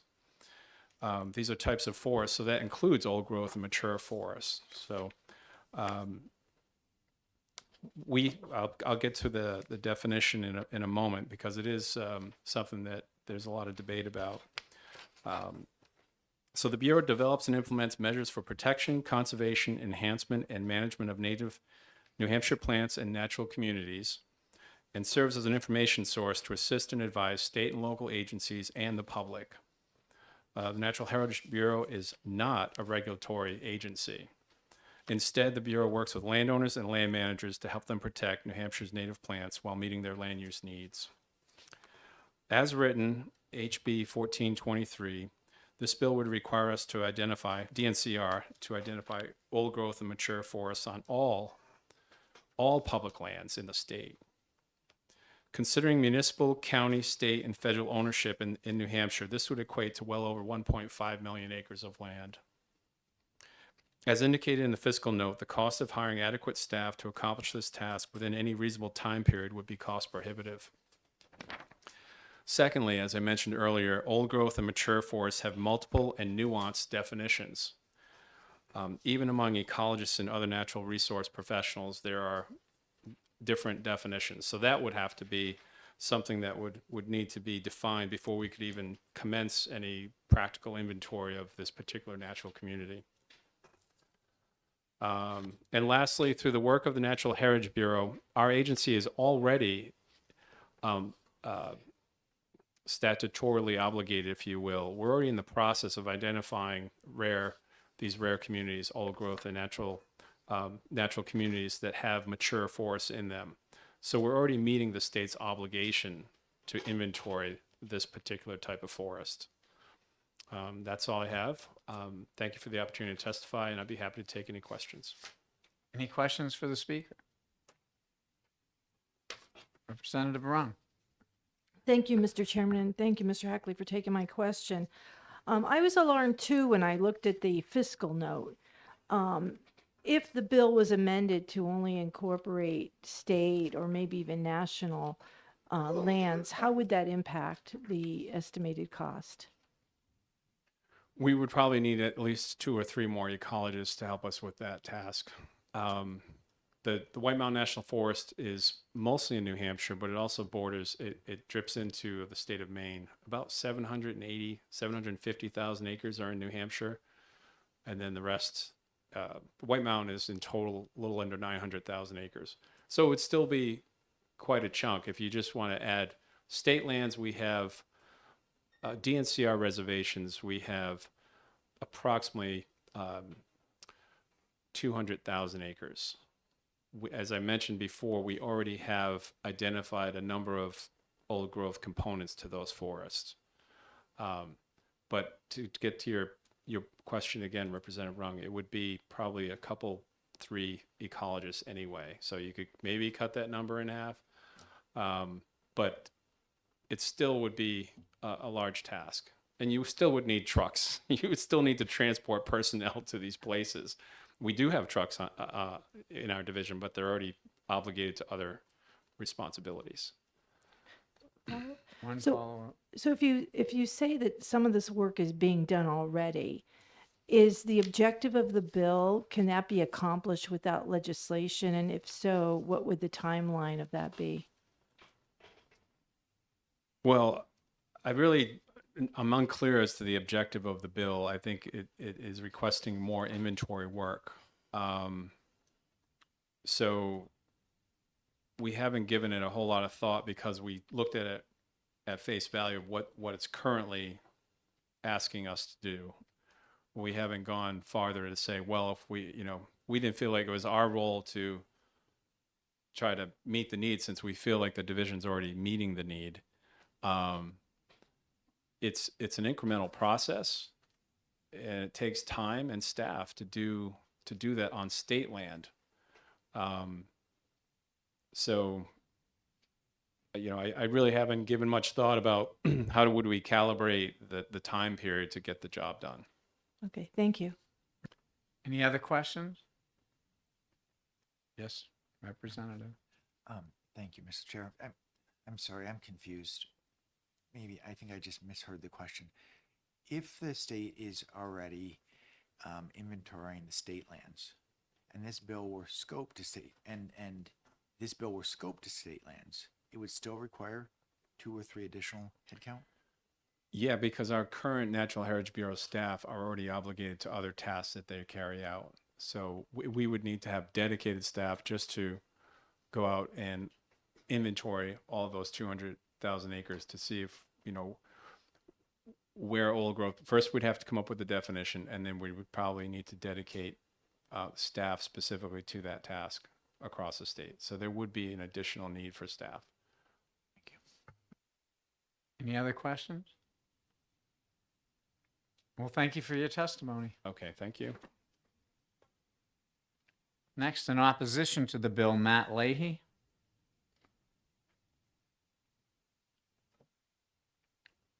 Forest Society.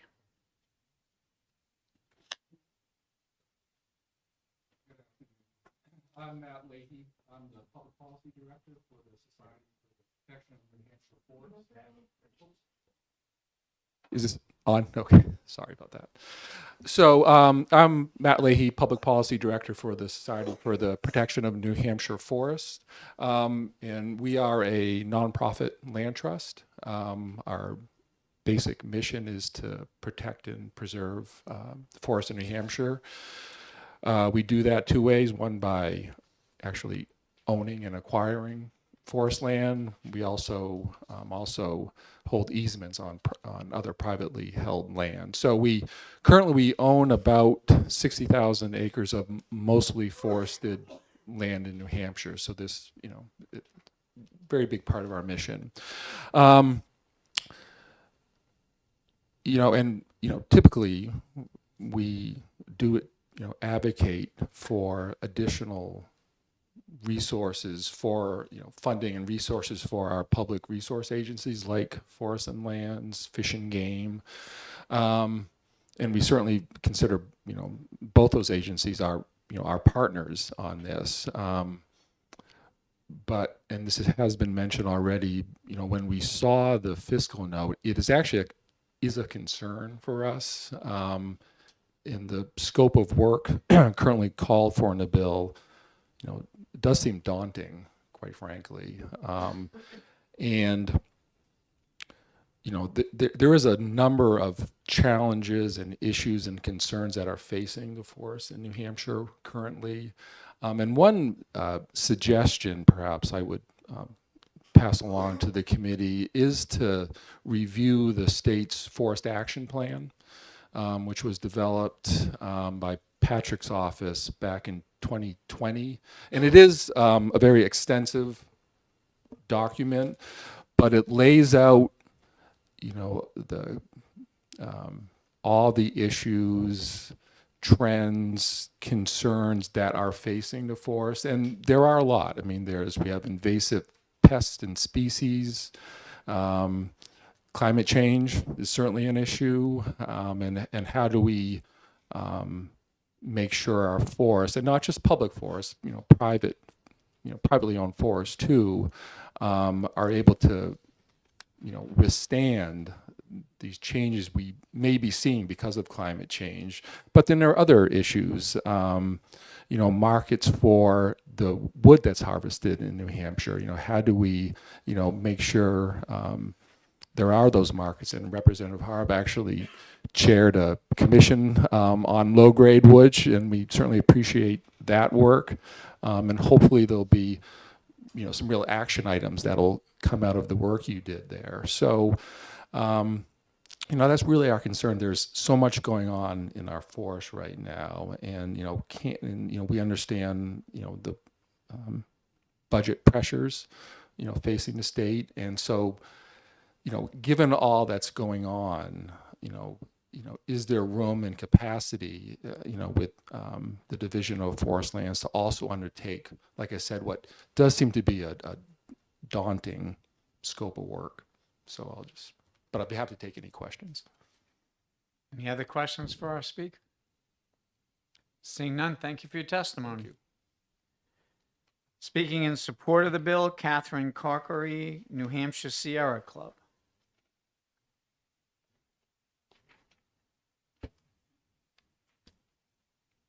Good afternoon. Thank you for taking my testimony. My name is Catherine Corkery. I am with New Hampshire Sierra Club. The Sierra Club is an environmental advocacy group, and we support this bill because we were hoping to have some space not to talk about mature forests, to talk about old growth forests, and to partner with our federal agencies that are doing this work. And in particular, have a space where we're not talking about logging these large trees, and to think of the many other uses and benefits that we get from mature forests.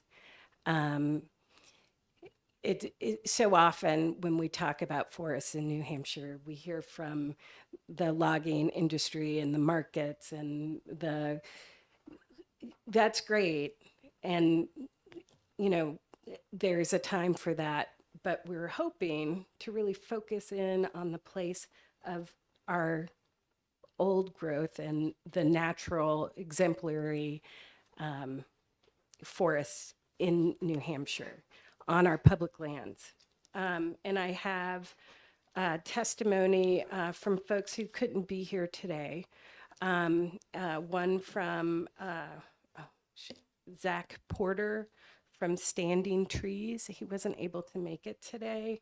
And if this bill does go into a study committee, I really encourage you to include him. He is quite the expert on these issues.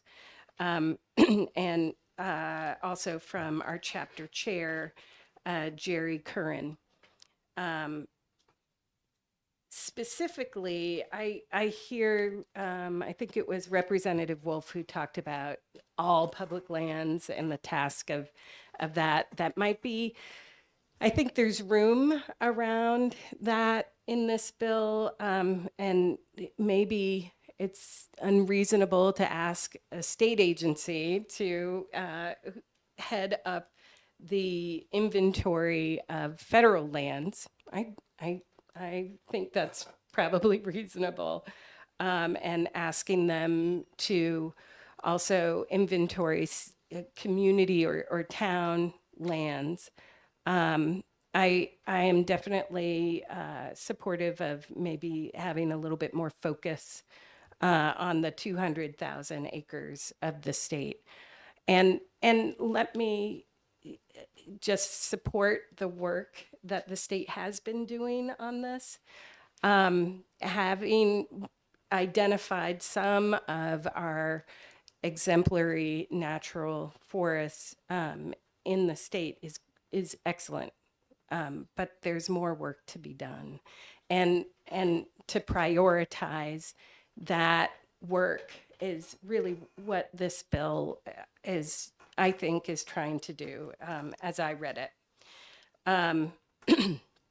So with that, I'm happy to take any questions and encourage you all to look deeply into this bill and find a way to support the identification and inventorying of the natural exemplary forests in the state or old growth forests in the state. Thank you. Any questions? Representative Ron. Thank you, Mr. Chair. It's not common that we see the New Hampshire Sierra Club and the Society for the Protection of New Hampshire Forests coming in with different positions on a bill. So I guess I want clarity on where the New Hampshire Sierra Club stands. Is your support for this bill mainly because of you want protection for the old growth forests? And what do you would you consider that suggestion by Mr. Leahy about reviewing the state's forest action plan to see if this type of inventory or this type of work can be integrated in with that? I'm not sure if he testified to that, but I know there's a real opportunity with the federal government is actually doing this on federal lands. And this could be a real bridge for the state to collaborate with that expertise beyond the White Mountain National Forest. As for the state forestry action plan, that's really focused on harvesting. I would be loath to add to the list of activities of the forestry action plan because it is pretty massive. But I guess I feel as though there isn't a lot of space for mature forests in those areas. And so maybe designating some other space for mature forests that this bill might be doing. Any other questions for the speaker? Seeing none, thank you for your testimony.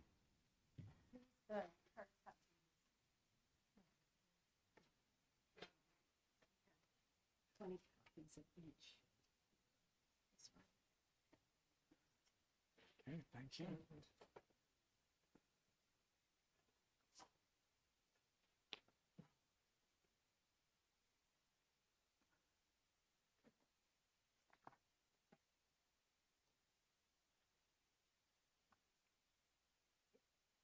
Our next speaker, Jason Stock. Jason.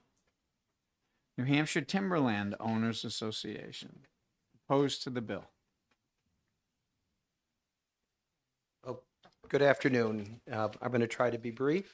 I know you've had a very long morning, but I appreciate the opportunity to come and testify.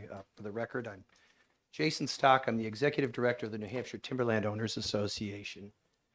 And our members represent timberland owners as well as folks that work in the forest and process forest products. And for many of the reasons you heard from the Forest Society, we oppose this bill. Kind of put things in context, you heard 1.5 million acres of public land. The state of New Hampshire is 5 million acres, roughly. So to ask the Division of Forest and Lands to inventory and map basically a third of the state for one specific element is a pretty tall order. Moreover, inventorying and mapping, it's not like you can just Google Earth it and say, all right, that looks old, that doesn't.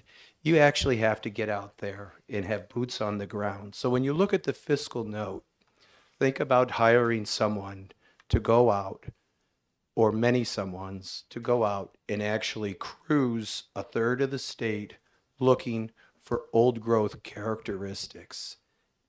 Document that, and then get your GPS points, map it, load it into whatever software you use. It's a pretty big task. So although you may say, well, it's just map it and inventorying it, that's simple enough.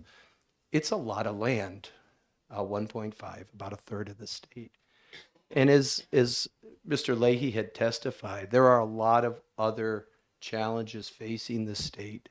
The state, at least on state land, they as you heard, they know where the old growth is and where those characteristics are on their property. To ask them to go to a county, the Army Corps of Engineer lands, the U.S. Fish and Wildlife Service, and let's not forget town forest, and say, okay, we want you to start cruising those, mapping that. Again, that's a pretty big task. And so I think the suggestion to look at the forest action plan, it is more than just about timber harvesting. There are chapters in there about carbon. There are chapters in there about rare ecological systems. It is incredibly comprehensive, very large, very dense document.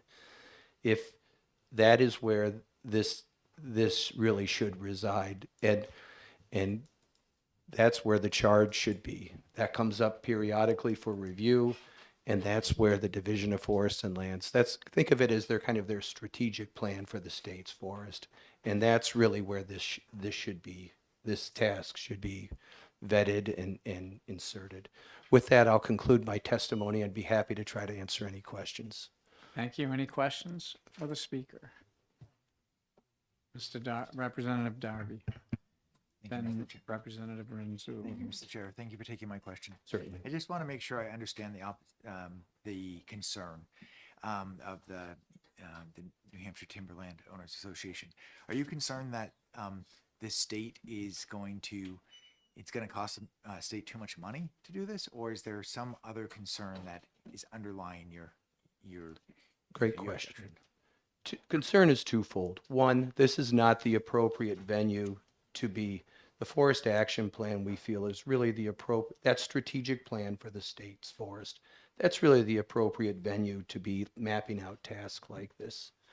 But secondly, as the fiscal note indicates, it's a large expense, and it is a large expense imposed on an agency that has many other tasks. And so unless the state dips into the coffers and says, yes, we're going to fully fund this, and we're really going to put the resources on it, other areas, forest health, and other areas will suffer. And that's really a concern that we have, is that, and moreover, to ask them to do that on land that they do not control, town forest, county forest, etc., we think it's just inappropriate. You're welcome. Representative Renzulo. Thank you, and thank you for taking my question. This might, this question might be posed to just about everyone who's spoken. My concern is about the security of these valuable resources and historic resources. Is this information going to be sequestered, held, since at least some kind of confidentiality? Because I could envision, just any old person deciding, hey, let's go to this real old forest and maybe we can do a few cuttings. I mean, Sure. people are like that. Well, And is there any thought on security and the protection of sure. this information? Sure. Good question. First off, this is information on public lands.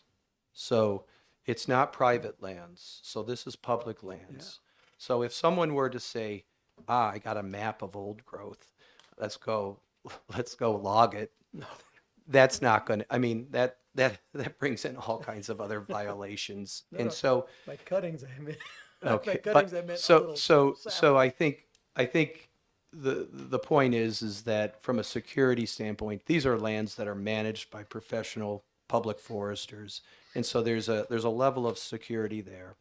There's a level of regulations and laws that protect even tree trimming. You can't legally go on and start trimming trees on someone else's land, even public land, and that in fact violates the law. So there's also another level of regulatory legal authority there to protect this resource. So I think I'm not as concerned about that. I think the security question is answered already with the way these lands are owned, managed, and our current regulatory and legal infrastructure. Representative Vale. Thank you, Mr. Chair. Thank you, Mr. Stock, for taking my question. I just quickly, do you have a definition of old growth and of mature forest for us? I don't. And here's why. It is, and as you heard earlier, it's like many things in the natural resource realm. And it's a scientific definition, and depending on whom you ask, you're going to get a different definition. Old growth characteristics. I can tell you in Rumney right now, there's a bog that is old growth, and you walk through it, and you would look around and you'd say, this isn't old growth. All the trees are about this big, and it's a tight hemlock stand where these trees have been sitting here, and they just slowly grow. So my point is that, there are some definitions. They can vary. I don't have a definition, and I wouldn't even begin. And, I look at a sugar maple tree, and I know from a forest products standpoint, you can hit biological versus economic maturity economic maturity on some of these species, you start looking at 60 to 80 years for economic maturity. That sugar maple can grow for several hundred years. So again, this definition is leave that to the silviculturalist and the scientist. Don't ask the lobbyist. Any other questions for the lobbyist? Thank you. I don't see any. Well, thank you for your thank testimony. you. It's been a pleasure testifying. Is there anyone else that wants to speak on HB 1423 FN? One more time, HB 1423 FN. Seeing no one approaching and the cards all having gone through, I'm going to close the hearing on HB 1423 FN. How many cards do you have? What's the next one? No, this is not, this is all 1423. What's the next one? Here's my thought. Just take 15 minutes because we can't. For the members of the committee, we're going to take a short break, 15 minutes. We'd normally take longer, but we have quite a few people want to testify on the next bill, and it's not fair to keep them waiting too long. So we're just going to take a 15-minute break. I hope those that came to testify will appreciate us having a little break. Okay. So we'll come back at a little about 1:16, 1:17. Yeah, if you get it, if you get the food, you can bring it back here and I'll take the heat for it so we can keep, so we can help get to what the public needs to hear. Thank you. Huh? What do you have? Oh, yeah, those are all good. 1429. Yeah, 1429. Hey, I just grabbed my seat I got back. fired and hired again. Oh.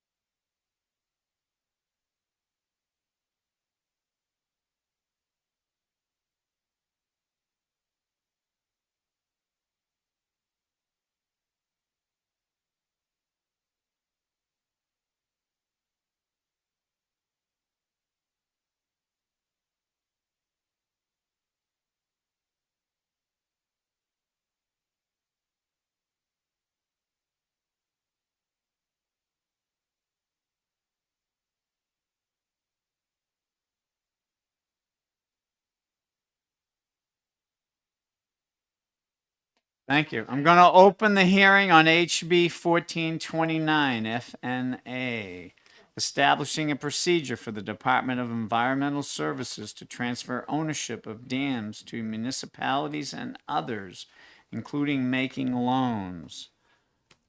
Call up the prime sponsor, Representative Lisa Mazur. Lisa.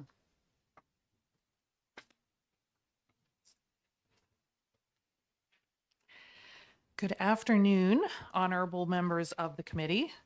My name is Representative Lisa Mazur, and I represent the great towns of Goffstown and Ware. I come before you today to speak to HB 1429. This bill was written to address a matter of great importance to our communities, our dams and waterways. This proposed legislation is a step towards enhancing local control and ensuring the sustainable management of these vital resources. This bill came about because one of the towns I represent, Goffstown, has residents who will be impacted by 3 dams that came under recent scrutiny by FERC, Federal Environmental Regulatory Commission. Thank you, Fred. The Hadley Falls, Greggs Falls, and Kelly Falls dams. Since working on this bill, I have become aware of many more dams across our state who are being hit with the same federal requirements and are facing hard decisions about their dams and waterways as well.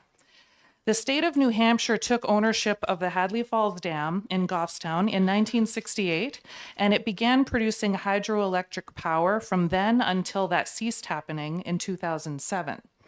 In 2013, DES became the sole licensee of the dam.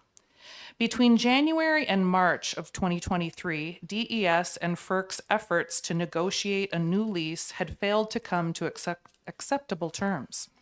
Then in April 2023, DES advised our town and other stakeholders that they decided to surrender the dam license and begin the process of dam removal.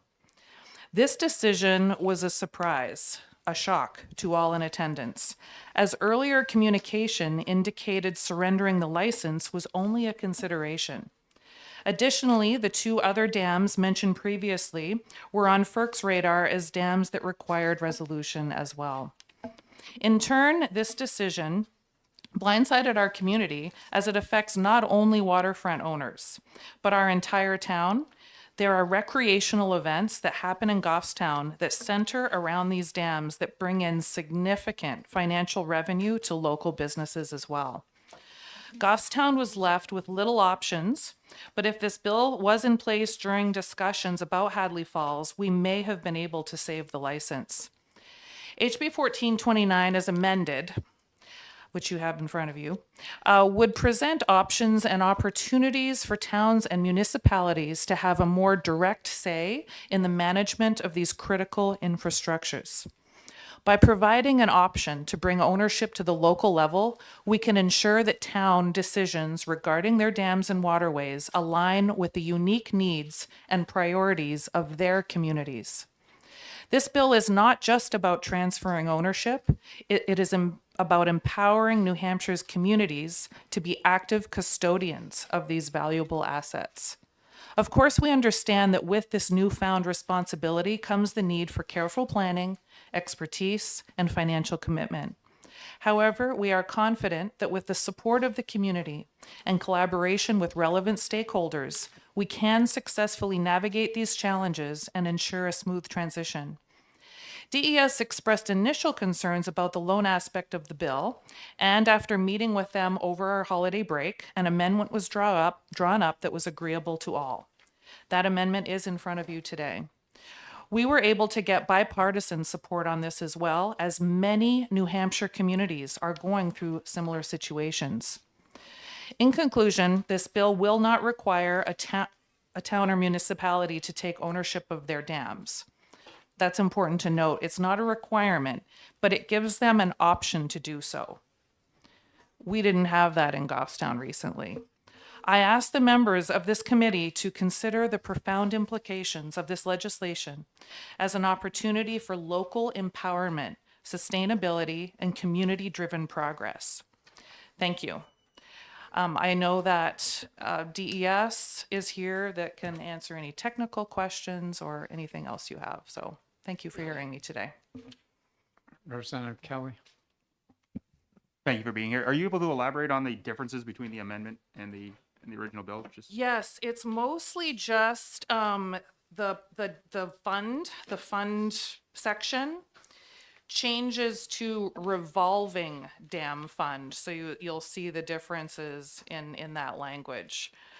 So that's the main differences. And I know so DES is the one that mostly, we worked on the amendment, but they came up with these changes that would be agreeable to them, and yeah, and also the New Hampshire Municipal Association. So, yep. Any other questions for the representative? Seeing none, thank you for your testimony. Thank you. Representative Alexander, in support of the bill, one of the co-sponsors. Thank you, Mr. Chair, members of Resources, Recreation Development. For the record, my name is Joe Alexander. I represent the town of Goffstown only in the State House. I would like to echo a lot of what Representative Mazur said. Just to start, again, this is a statewide issue. If your town or municipality or city in your district hasn't dealt with this, there are over 200 dams in the state. This is going to provide an option for them. I think it's really important to note that it may not have happened to you yet, but it may happen to you because there's a lot of dams that are headed into red listed. This is a Goffstown example, but when we talk about economic viability of our downtown, the dam was a huge part of that factor. I don't know if anybody's been to the Goffstown Pumpkin Regatta, but we carve out pumpkins and float them down the river, and the dam was able to be that buffer to allow us to do that. So it was like one of our big downtown festivals of the year, so very important to us. I just spoke to New Hampshire Municipal Association, who was planning on testifying. They're behind me. They are supportive of the local option and concept, and they just have two minor changes that I believe that we can bring to the committee, and I'm happy to send an amendment over and to get you a final amendment to look at. And then again, just to note, this bill does not have a fiscal impact. It creates a revolving fund and puts $1 in it, so then that we can decide in the future in a different legislature if you'd like to fund it or anything, but I think that this at least establishes the fund in concept by putting $1 in it. So with that, again, technical questions, I'll refer to DES, but I wanted to stress some of those points. Thank you. Thank you. Any questions for the representative? One whole $1. Representative Darby. Thank you, Mr. Chair. Thank you for taking my question. If you want to defer this question, it's totally okay with me. Sure. But I noticed that there's already statute that allows the municipality to take ownership by eminent domain of a dam once it's found in disrepair. And it seems like if the foreseen factor here is the federal government says this dam needs to be repaired, then it isn't disrepair and would allow the municipality to go through that eminent domain proceeding. I can give you the statute number if you care. So I was wondering if that was a consideration, or if the real driving factor here is the revolving fund, that because you want money to support to provide for the dam repairs. Well, thank you, Representative, for your question. I think it's the latter. So I would say that creating this revolving fund would give a municipality options, because in the example with Goffstown, we really didn't have $10 million to shell out to purchase the dam, because DES will stress that they offered the dam to us for $1. But with all the repairs needed and things like that, it was something where it wasn't a realistic option for Goffstown. But I believe creating this fund will allow municipalities the option to tap into that resource if they need it. Right. Any other questions for the representative? Seeing none, thank you for your testimony. Another co-sponsor, Representative Plett.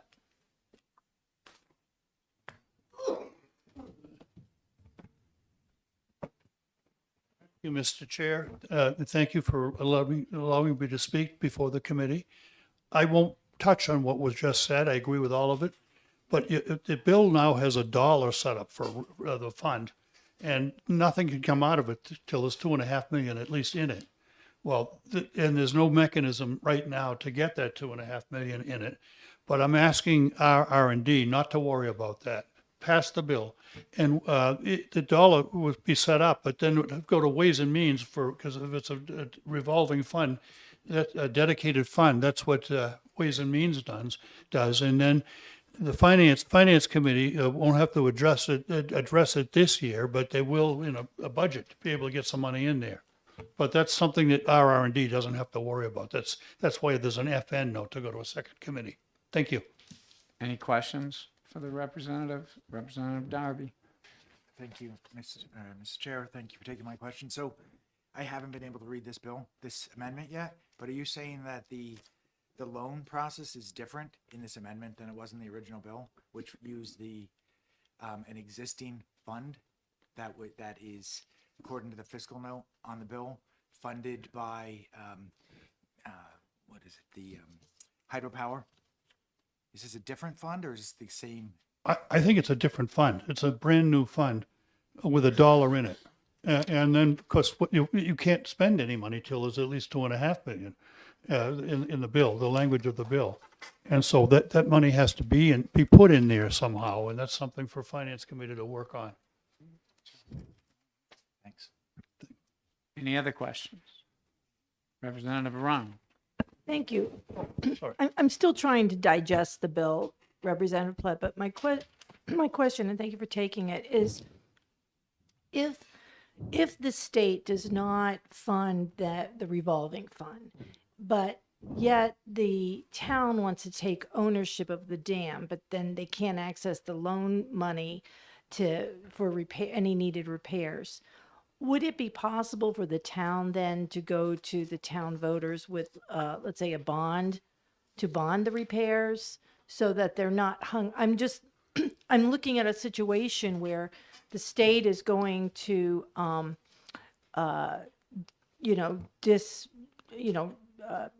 get rid of a dam. So a town may want to say, hold it, we want the option to get it. The town decides, yes, we want that dam, but there's no money in the revolving fund to make the repairs. So the town, likely, I would expect, would not want to take possession of a dam until they have the money to do the repairs. Would they then be able to go and get a municipal bond for that if the loan fund doesn't get the 2.5 million? That is another option, yes. Okay. We would have to go to the voters nevertheless, because you're committing to that kind of money. We'd go to the townspeople to get approval for the town to take on the obligation. We would either way not come up with the money from the town immediately, but we either pay a bond, interest and dividends over time, or through this mechanism, we'd be paying the state back through this mechanism. Follow-up. So would the town people have to vote on taking that loan out then? Yes. Okay, so they'd have to vote either way, either for a bond or to take money from the revolving fund. Yes, correct. Okay, all right, thank you. Any other questions? Seeing none, thank you for your testimony. Thank you. Ted Deers, New Hampshire DES. Ted?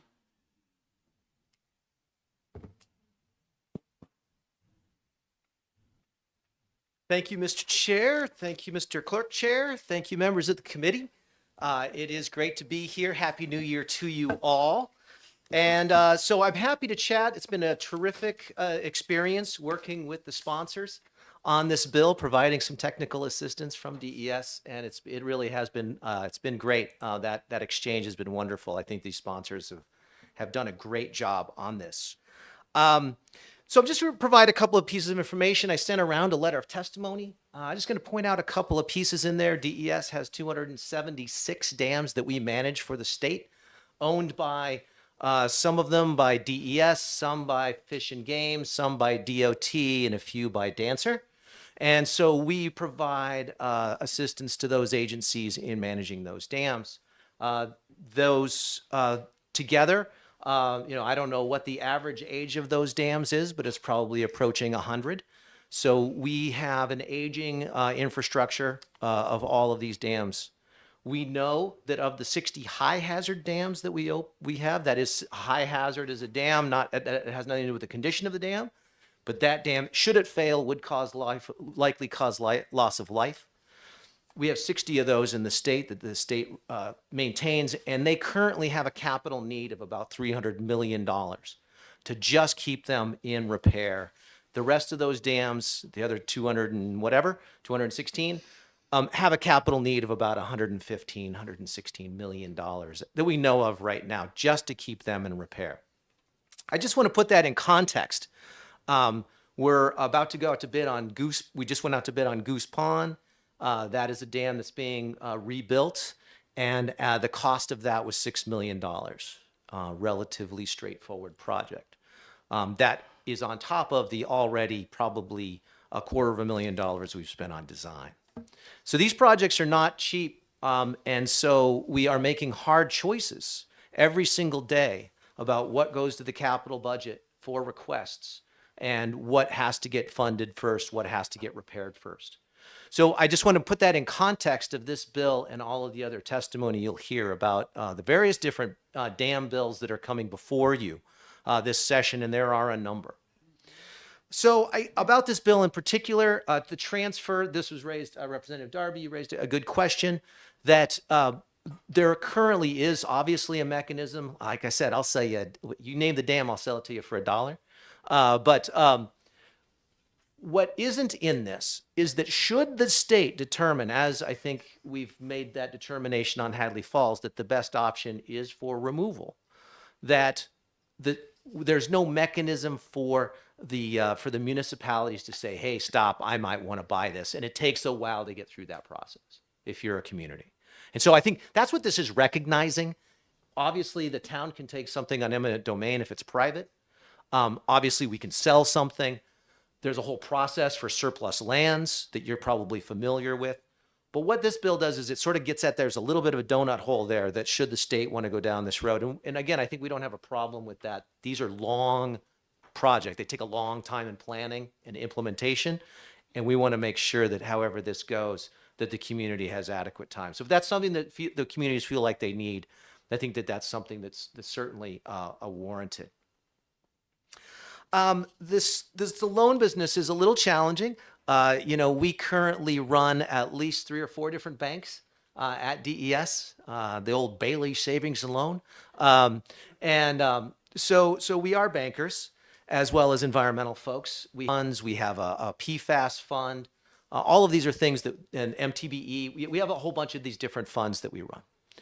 What we know about that is that they're incredibly labor intensive, and it requires outside parties to do third-party review of finances. There's a lot of mechanisms that go into being a banker, as well as just keeping track of things and making sure that all of that runs smoothly. Not to mention the engineering review that has to go into the loans that we're actually sending out. So having some dollars in that. Now, we did have a loan program with the Dam Bureau that was set up in 2004 and was eliminated in 2019. That was funded out of administrative fines. So, and the most money that was ever in that fund was $70,000. And as you've probably surmised just from the dollars that I've been throwing around in terms of dam repair, $70,000 doesn't buy you very much. It barely gets a consultant out of bed in the morning to look at your dam. So putting some dollars into that will be really important. And then setting up a new fund. This would be a new fund outside of the dam maintenance fund. The dam maintenance fund itself is extraordinarily stressed. We have about $1.2 million to do maintenance on 276 dams. We are currently getting rid of a couple of dams. York Dam in Pennacook is currently being purchased by the hydro operator. And there's another dam, Warren Dam, which is currently going through the whole process through CORD and to go to the town of Warren. So the language that you see in the amendment is largely based on information out of our SRF programs, which are our longstanding loan programs, and so some of the lessons we've learned about that in terms of the intensity of staff need in order to run those kinds of things. With that, I will end and just point you towards HB 1277 and SB 549, which would establish commissions, legislative commissions, to look at how we fund the maintenance of dams over time. It was 2004 was the last time that issue was brought up in a comprehensive way. And if you look at this bill, it does sort of fit into that whole rubric of how do we go about dealing with this, large number of dams in the state. So with that, I will open up myself to any questions that you might have. And thank you very much for the opportunity. Thank you, Representative Lamontagne. Thank you, and thank you for taking my question. When I first saw this bill, I thought, if we're talking about dams that are slated for demolition or to be taken down, my thought was they're being taken down for environmental reasons, not just because they're in disrepair. But most of the discussion has been about the disrepair. But that would be a concern to me if, say, DES has said, well, the continued existence of this dam is causing problems with water flow and the health of the river downstream. But then we turn it over to the town so they can keep it, which I love historic old dams. It's beautiful. But I also know that they're often at the expense of the health of the river. So how would, if we give up control of the dam, are we completely giving up control over it as far as environmental regulation? Or would DES still want to say, well, we'll sell it on the condition that you add fish ladders or things like that? So that, I'm wondering about the environmental impact. That's a great question. Thank you very much. And what I would say is that anytime there's a decision to remove a dam, it's a pretty big deal, with few exceptions. And it takes a long time to get through that process. So, and it's almost always, by the time we get to that point, there has been, a lot of discussion in the community. There's been a lot of debate about whether or not somebody wants to take it on and do something else with it. And there will be a full discussion in the community about the environmental benefits. This, Durham is a really good example, right? The Mill Pond in Durham, which Durham already owns that dam. But they went through this debate about do we keep it? Do we keep the dam and restore it at very high cost because it was also in bad condition, or do we remove it? And I think the department's position on dam removal has been that there are places which it is an environmental benefit to do so, hands down, especially some of the head of tide dams and some other places where fish passage is really important. Piscataquag River happens to be one of those places because it is one of the places that the Fish and Wildlife Service has suggested is one of the best fisheries restoration opportunities in the Northeast. So again, there's a good opportunity. That said, it has also been our recognition that these, and if you look at the mission of all of our dam, our dam statutes, it does focus again on those human uses as well. So if this is not the time at which we're going to remove that dam, that's okay. That's a decision that has to be made as a community. And so I think that there's going to be the conflict that you described is possible, but unlikely because there are so few dams that get removed anyway, for any reason.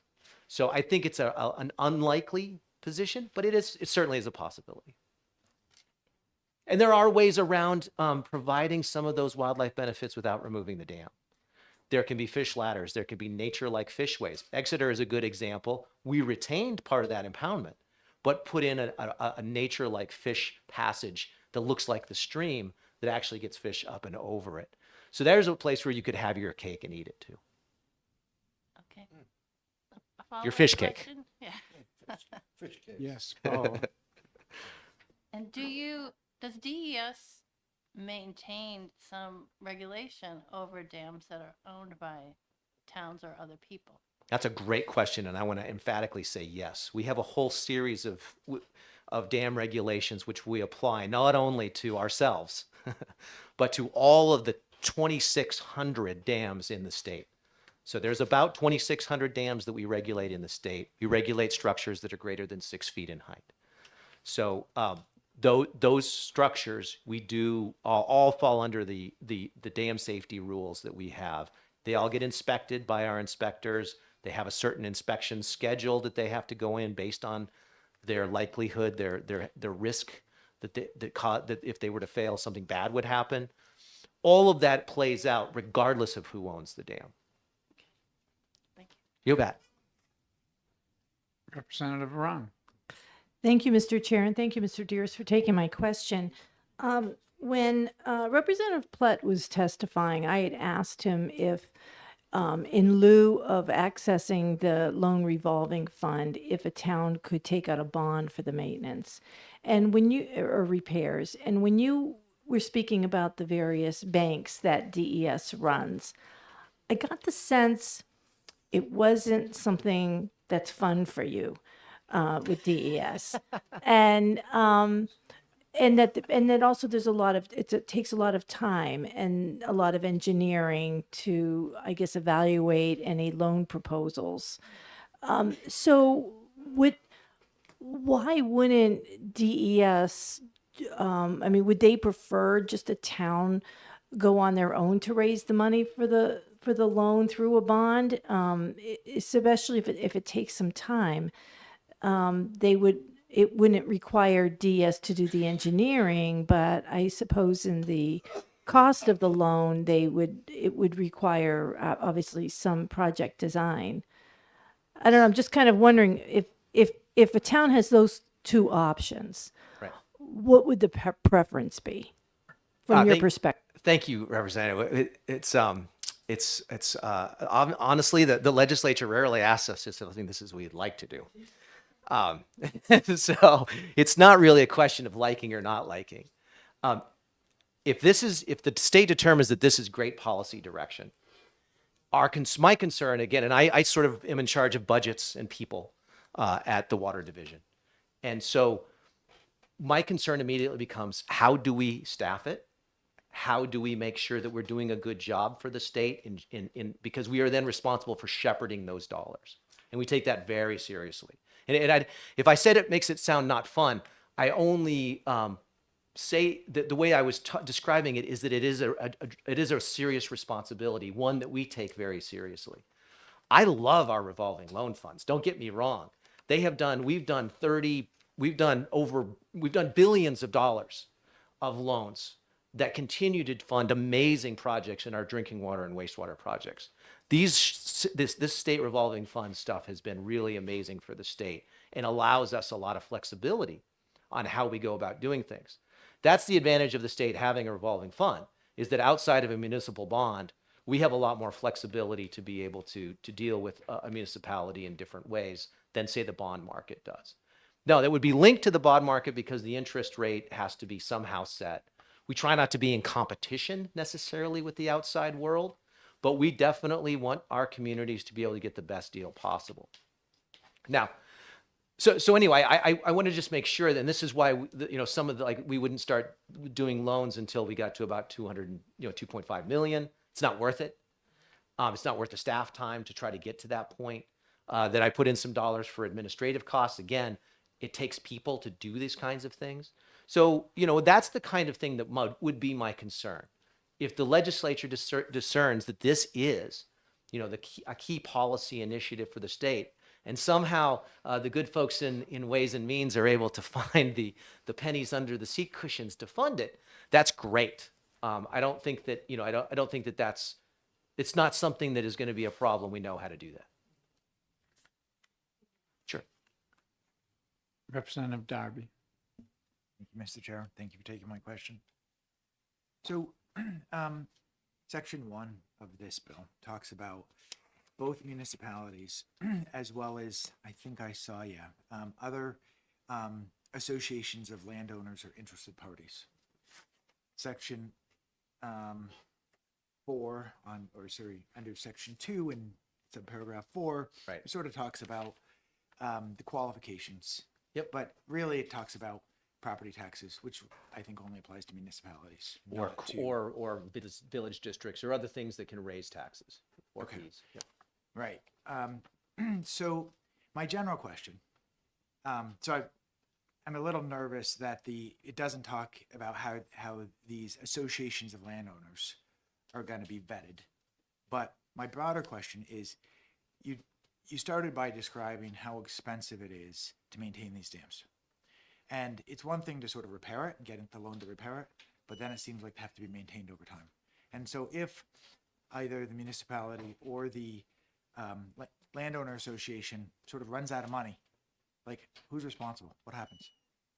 Yeah, I think it's a really good question, Representative Darby. This is something that we have problems with around the state. We have had itinerant dam owners that have essentially, we have corporations that essentially folded, went bankrupt, and there's dam liability sitting around. What has happened in the past is that DES has a statute which allows us to go in and render that facility to be sort of take the risk out of that facility. So we would either open up the gates permanently, depending on the size of the facility, so that it would just run as the river. So it wouldn't have to be managed. And we would just get it to a state in which it was acceptable. If it was a facility that, say, had some wildlife value or something like that, we would probably go out and try to seek grant funding or something to remove it. But there's a chance that it could result that if a town, it's hard to imagine a town going out of business, but if a lake association or something like that took on one of these, it's possible it could end up being a state responsibility.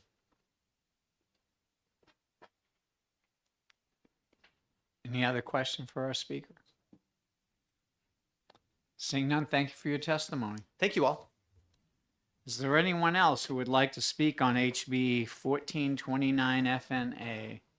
Can you please fill out a pink card and take the stand?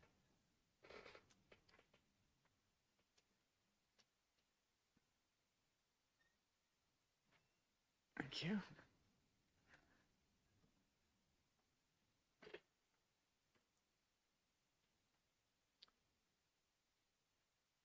Jim Craig supports the bill. Jim? Thank you.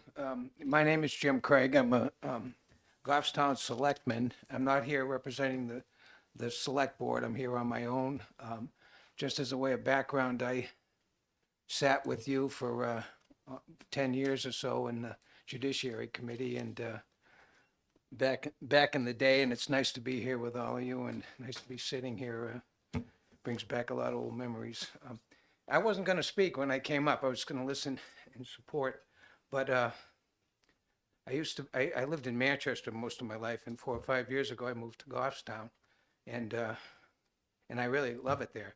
And just to give you some perspective on this, back in maybe September or October or November, no, probably October, we were at a meeting of select board, and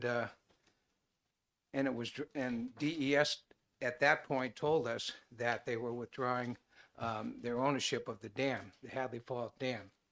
Now, I don't know if you're familiar with Goffstown, but it centers on the Piscataqua River, and it's probably 100 in the length of a football field wide, and that's where we have all our pumpkin regatta and all that stuff.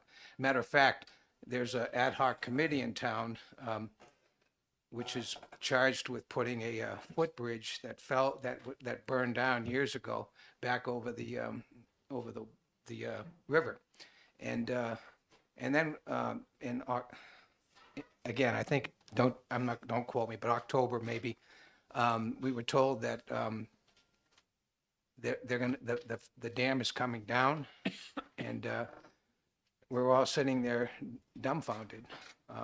Part of it was, I don't think it was done very well, but the part of the things I like in this bill is at least a year. We get at least a year notice, because can you imagine trying to, figure out what's going to happen, who's going to own, and we were told that the river was going to shrink probably from, the length of a football field to, more like a river, maybe 15, 20 feet long, and put a bridge over something like that. And all kinds of practical things became problems.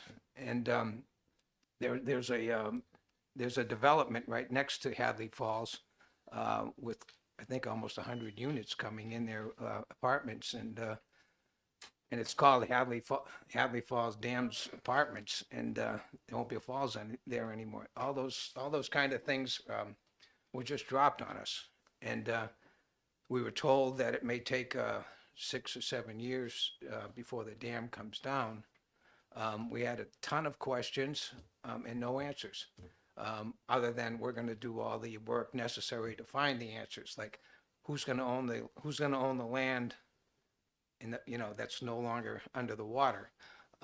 What's going to happen to it? How much is there going to be? All those kind of things that we didn't have answers to. And so, we still don't, we're still waiting for some of those tests and reports to come back to see how much it would actually cost to repair it.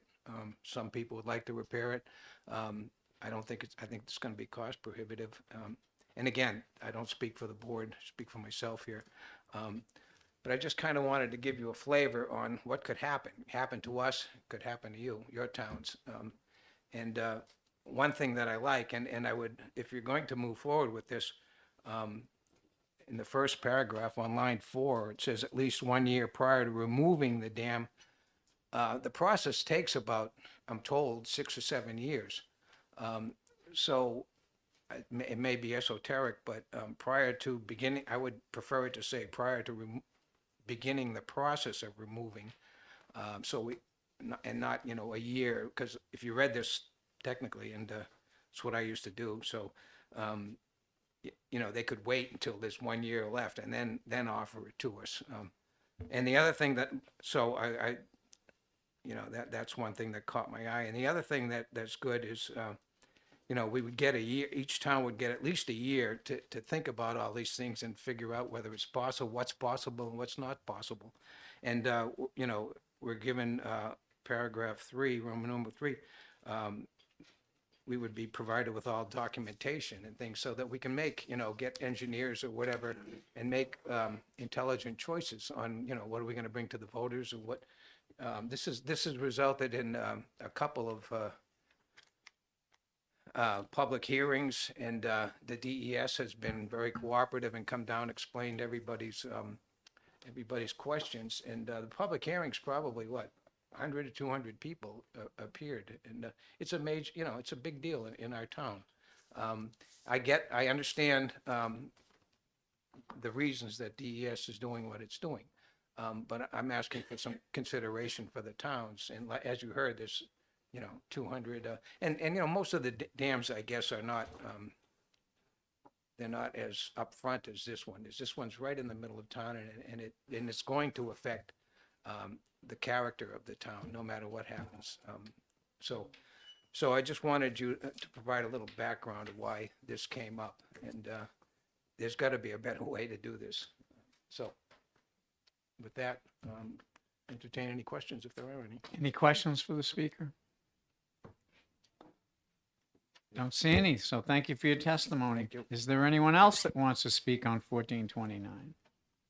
I'll ask one more time. Anyone else to speak on 1429? Seeing no one approaching the stand, I'll close the hearing on HB 1429 FNA.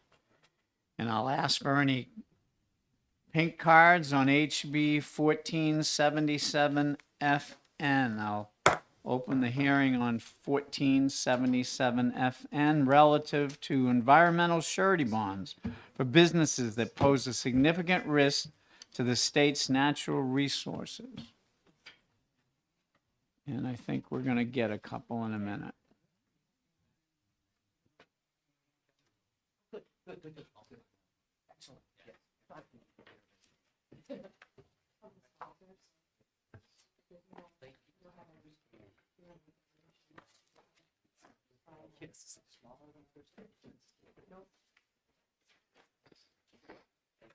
It's 1477. It's not there.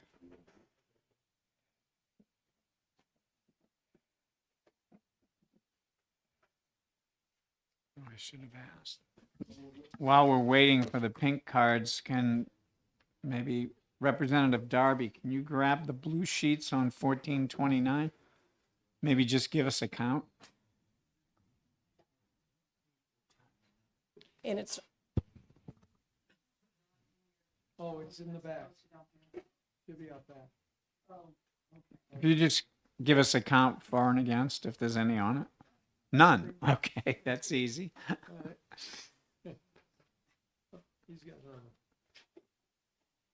89 to 2 in support.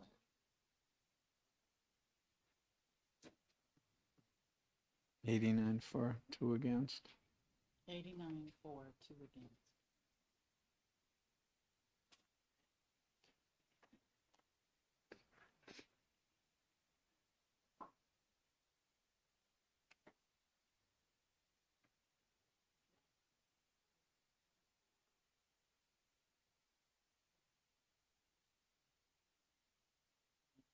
Those of you from Nashville have no idea what they're doing.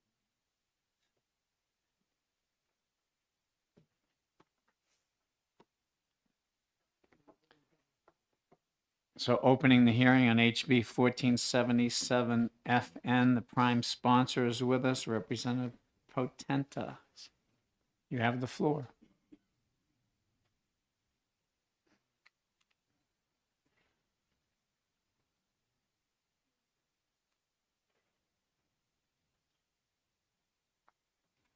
That's a Z and that's a T. I'm not cracking that.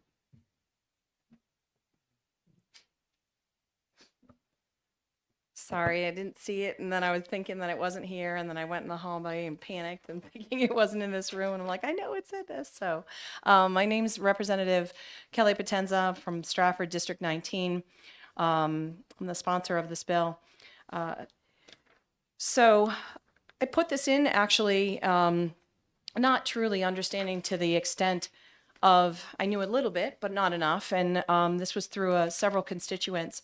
So, you know, just for everybody that might not be aware what an environmental surety bond is, you know, there's required types of surety bonds that are needed for, of course, environmental contractors. They're put in place to protect environmental integrity when large or small construction projects involve any number of environmental risks. They include performance and payment surety bonds when the contaminated property is being remediated, and of course, license and permits bonds for, it could be for landfills, wetland mitigation, chemical plants, plastic and rubber producers, and on and on. And other industries, of course, that impact the environment. So environmental surety bonds really guarantee that the contractors and other service providers will comply with federal, state, and local regulations and environmental policies. In so many, in the smallest way, or the most succinct way to say it, it is actually putting, you know, the business, the entity, they're on the hook instead of the taxpayers, and that's how it should be, or the state. So, so the state's not on the hook, or the taxpayers aren't on the hook, which really always comes down to the taxpayers. So they're designed to prevent, of course, and prevent or repair environmental damage by covering construction projects and hazardous materials included in the bond terms. So, like, who needs this, right? You know, there's coal burning storage facilities usually have a closure bond. Landfills usually have a surety. There's different levels of bonds that you can get, but a surety bond is one for the closing of the landfill. You know, construction firms, especially if they're going to be digging in any sort of dirt that have environmental components, asbestos, lead, petrochemicals. Environmental remediation contractors who need that kind of like extra bonding capacity, depending on what they find. And then, of course, manufacturing companies whose processes generate byproducts that remain in residual landfills. Not in our landfills necessarily, but landfills that could be, because, of course, most of our hazardous waste, pretty much all of our hazardous waste in New Hampshire, is we are paying for that to be removed. And, you know, just some things that surety bond can cover: asbestos removal, contaminated material disposal, sediment control, soil remediation, underground tank removal, well plug and abandonment. I just wanted to speak on that one specifically, since that has happened all throughout New Hampshire. As everybody's probably aware, well, on our committee anyway, I'm on Environment and Agriculture. And I think it was first discovered in the early 2000s in regards with Pease Air Force Base and the level of pollution that has taken place there. You know, who's responsible for this? Is it the federal government? Is it the state entity? There's been many people impacted. There are current still pending lawsuits. and there's tons of questions. I mean, most of these folks were literally drinking tainted water, bathing, drinking, cooking in it for over a decade. And it spans, there's tons of wells that are, of course, all decommissioned and have huge levels of not just the forever chemicals that we're talking about. Everybody's talking about PFOAs, PFOAs and stuff like that. So this is just such the smart way to move forward. And I know that there's a couple issues with the bill that could definitely that is no problem to have an amendment. The commissioner came came out and said that he had some issues with the bill, and I'd like to talk about some of those issues, because it looks as if he's acting as if this is putting them in a position where they're going to have to be responsible for these things. And this provides funds to cover litigation that would lead to continuous litigation. So the bill, like, in no way would change like prerequisites to file any kind of claim. And that's stated in here, and that's just not true. It would also reduce the chance that taxpayers would end up having to foot the bill for harms that, like bankrupt or shell companies shell companies that have caused, and then we try to seek to avoid that. I'm just going to give you an example. I'm going to use waste management, for example. So, or landfills. So you have waste management that is always underneath waste management, their name. And we have another private company that literally creates multiple LLCs. So you can open up a landfill, you close it, you decommission it. That business doesn't exist anymore. They bankrupt it and it's all done. And you can't get anything out of that. And then it comes back to the EPA gets involved, it becomes a Superfund site, and then the taxpayers are on the hook for that. So I'm gonna grab some of my information here. So in December of 2013, that was, there were 20 Superfund sites around the state. That was 10 years ago. And there's many more since then. And, once it's a Superfund site, it kind of stays that way forever. And I could give lots of examples, and I'm going to email you a bunch of my testimony because I have tons of attachments and just a lot of wealth of information where I've been researching for you to understand how this is so necessary to have in the state. But the tanneries, they started polluting the state in the early 1950s, and those areas are never to be built upon. Like that's kind of dead land. So once it's it's all monitored. There's monitoring wells all around those properties, but we can't. You're not going to be able to build a condo facility there or anything like that. And as you know, which was in the House this last time, the place up north, the logging mill, that was actually built on property that was kind of like dead property because it was where an old tannery was as well. But there's a huge case, of course, that was with the EPA that happened in Nashua. We're talking about in Boscawen and in Pennacook, those tanneries. And we all know the one that's glaring right in front of us now, which is St. Cobain. And I think what bothers me the most is that we knew in 2004, they got their permit in 2000, and they bought that company from another plastics company. And in 2004, we knew there was a problem with the air. We didn't do anything. And then by 2016, we're realizing that people's wells are contaminated. Over 1,000 wells. Now that has spread, it's not just in Merrimack, it's Litchfield, it's Hollis, it's Bedford. Once things are in the water table, I had talked to a grandmother on the phone, and she's riddled with tumors at this point. She continued to drink the water, and all that was provided was bottled water. And they were still fighting. We got millions of dollars in this state, and they were still fighting to get whole water systems. And that's mind boggling to me. Could you imagine living in a home, you know, a $500,000 home using bottled water for 7 years? Like, this stuff to me just doesn't make any sense. And if there's a surety bond that was in place, which I don't believe there is, because what did they do? Saint-Gobain is now cut and run, and now we're going to try to figure it out after the fact. How many more years of these people's property that are, you know, nobody's going to want to buy that home if they want to sell it.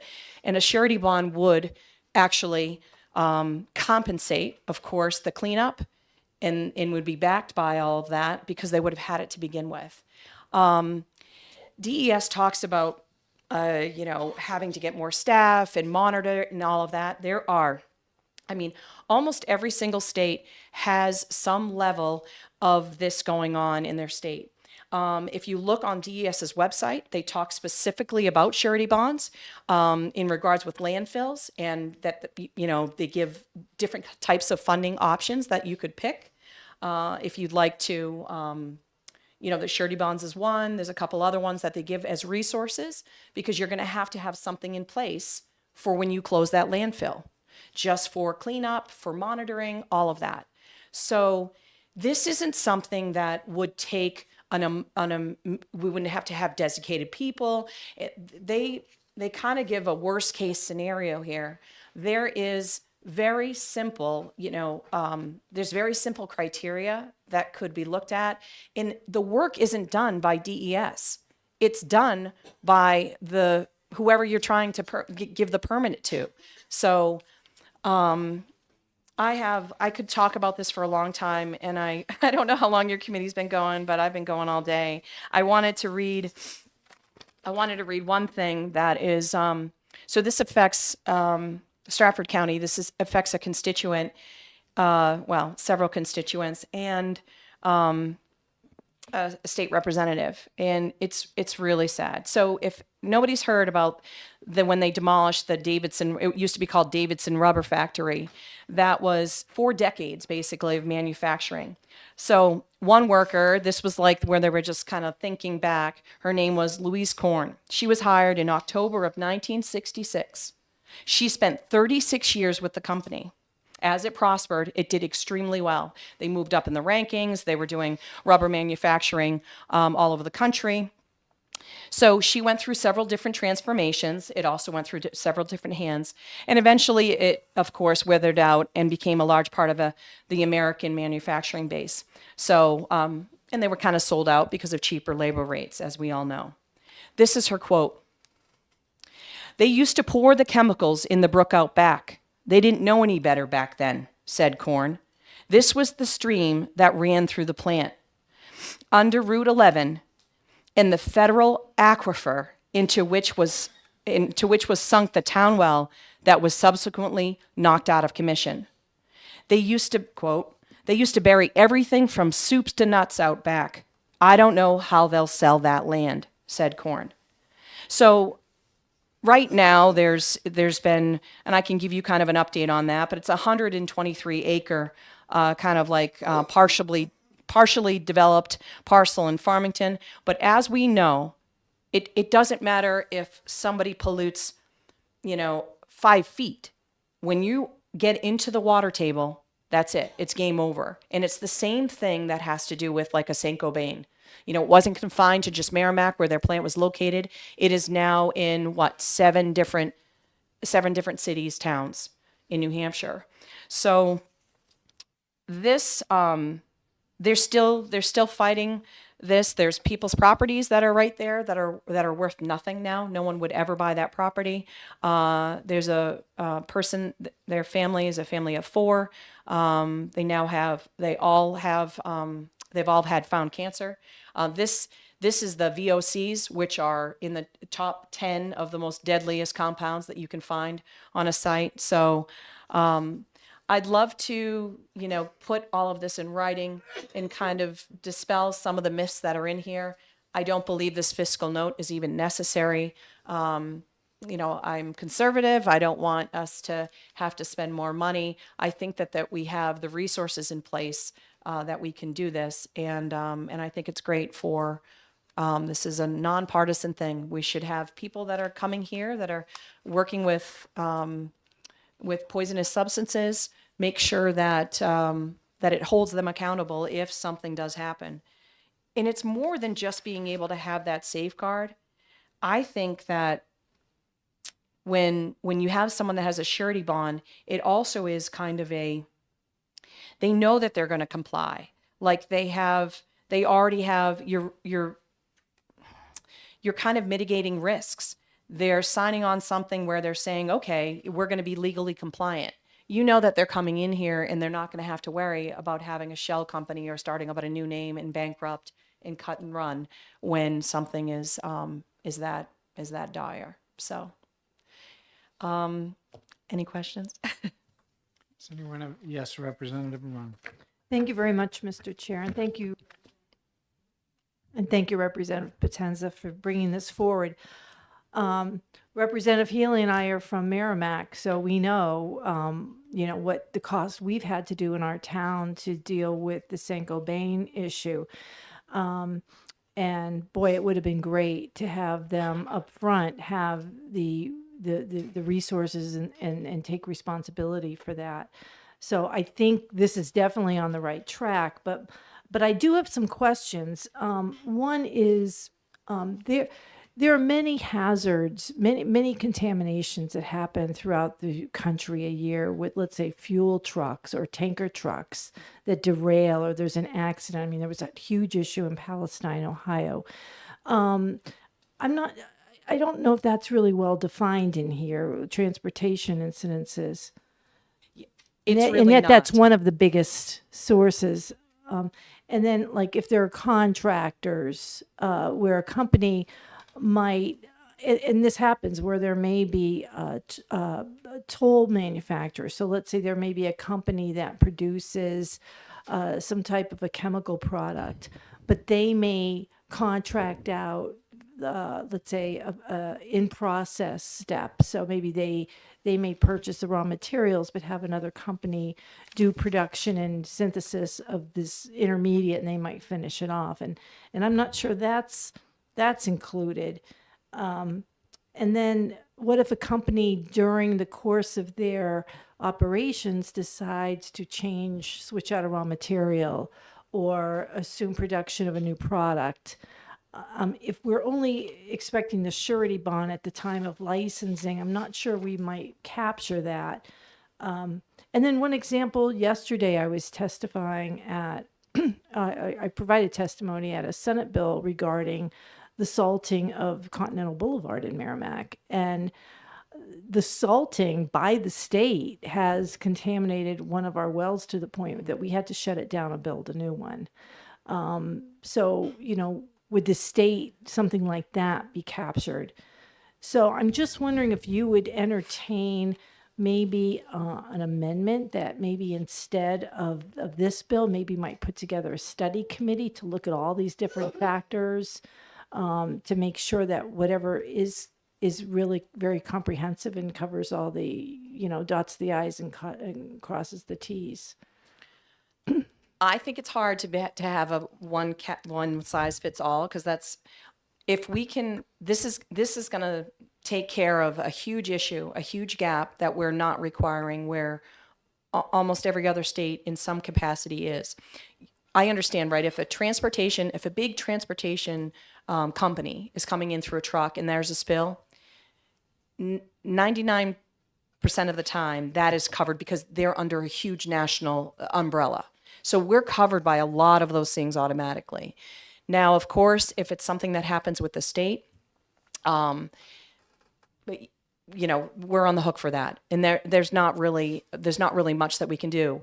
I do want to speak to fuel stuff. So New Hampshire had, and I'm trying to think of when this was it 2012? I'll send you that too, about MTBE. So we had the largest, we got the largest settlement from that. And so if you look in the folks that are out in East Swansea, so it's a very, very small town, and they have been begging for years, and it's kind of fallen deaf ears, and they haven't done much about it, about a cancer cluster because of the MTBE poisoning from underground tanks in regards with petroleum. They haven't gotten a dime of that money. We got $263 million. And there is, I've seen the whole, they have a chart of all of these homes. And and there's cancer throughout the entire family, to include, children. And where is that money gone? What are they using? What is our state using for those things? And that's the kind of stuff that doesn't make sense. We've gotten some big settlements, and if we're not using that to help folks that have been infected by, like MTBE, all of that ground poisoning, then we should be using that in other places. Like that money should be used in with what's going on with St. Cobain. That money is a huge settlement and should be dispersed out, and that can happen through the executive branch and our council. So I believe that this is the first step. If I've missed something that we could catch here, great. I also don't want it to be too restrictive that this doesn't go through either. I want to make sure that it is not, it's not going to restrict DES from being able to do what they need to do, but it can be, there are specific industries and companies and manufacturers that we know produce toxic waste and that kind of thing. So we can hit those up. And then as moving forward, we've had nothing go on for decades, and it's time. So Follow up. Yeah, I just want to point out that the MTBE settlement money, to my knowledge, funded the Drinking Water and Groundwater Trust Fund. And Merrimack did tap into that to help defray the expenses of building our PFAS treatment plants. So just to let you know that that fund exists. Any other questions? Representative Lamontagne.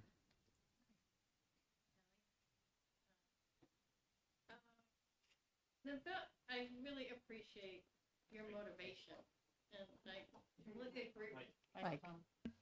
I really appreciate the motivation behind this bill, and I agree it's very important. It just does seem so broad, and I'm wondering, like the line where you require persons working in such industries, would that apply to every employee of the company? No. Or the owner of the company or the board of directors?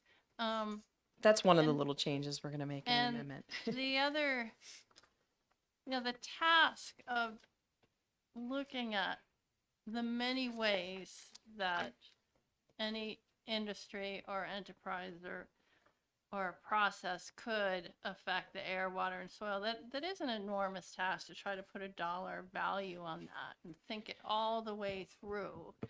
That would require some money. And you said, well, the people applying for the license would be the ones to do that. Well, they would have an incentive to downplay what those costs would be. So there just seems to be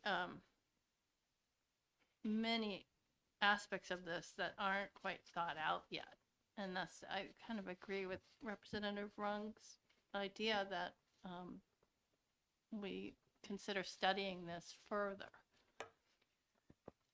So I guess this was a bill that was put in before I'm a new representative, and it was, I don't think it was studied, and then it was ITL'd. So this has gone around a little bit. I'm going to speak to, yes, one, persons needs clarification to mean the owner, operator of the business rather than any individual. That will be changed. The black letter language of the bill is, fairly clear, though, that legal actions would be against polluting businesses, of course, not DES, because that was one thing in their letter as well. The other, there was one thing here. Let me see. Okay, so at once needs to be specific against it. Okay, so of course this isn't just because I'm in E&A and with the landfills or that's kind of a hot topic or whatever, but this generally really needs to reflect the need for surety bonding for other types of high risk polluting land uses. And in that regard, that's where most of the research that I've done is. So when you are putting together a proposal to build a $50 million, $100 million facility. All of that stuff is already there. This is industry standard information. So for you to be worried that they could undercut that, it just doesn't happen. We're talking about stuff that is already it's a known entity. We know there's already formulas for cleanups, for landfills, for cleanups, for old school buildings. All of that stuff has been in place for a very, very long time. The EPA has tons of documents on this.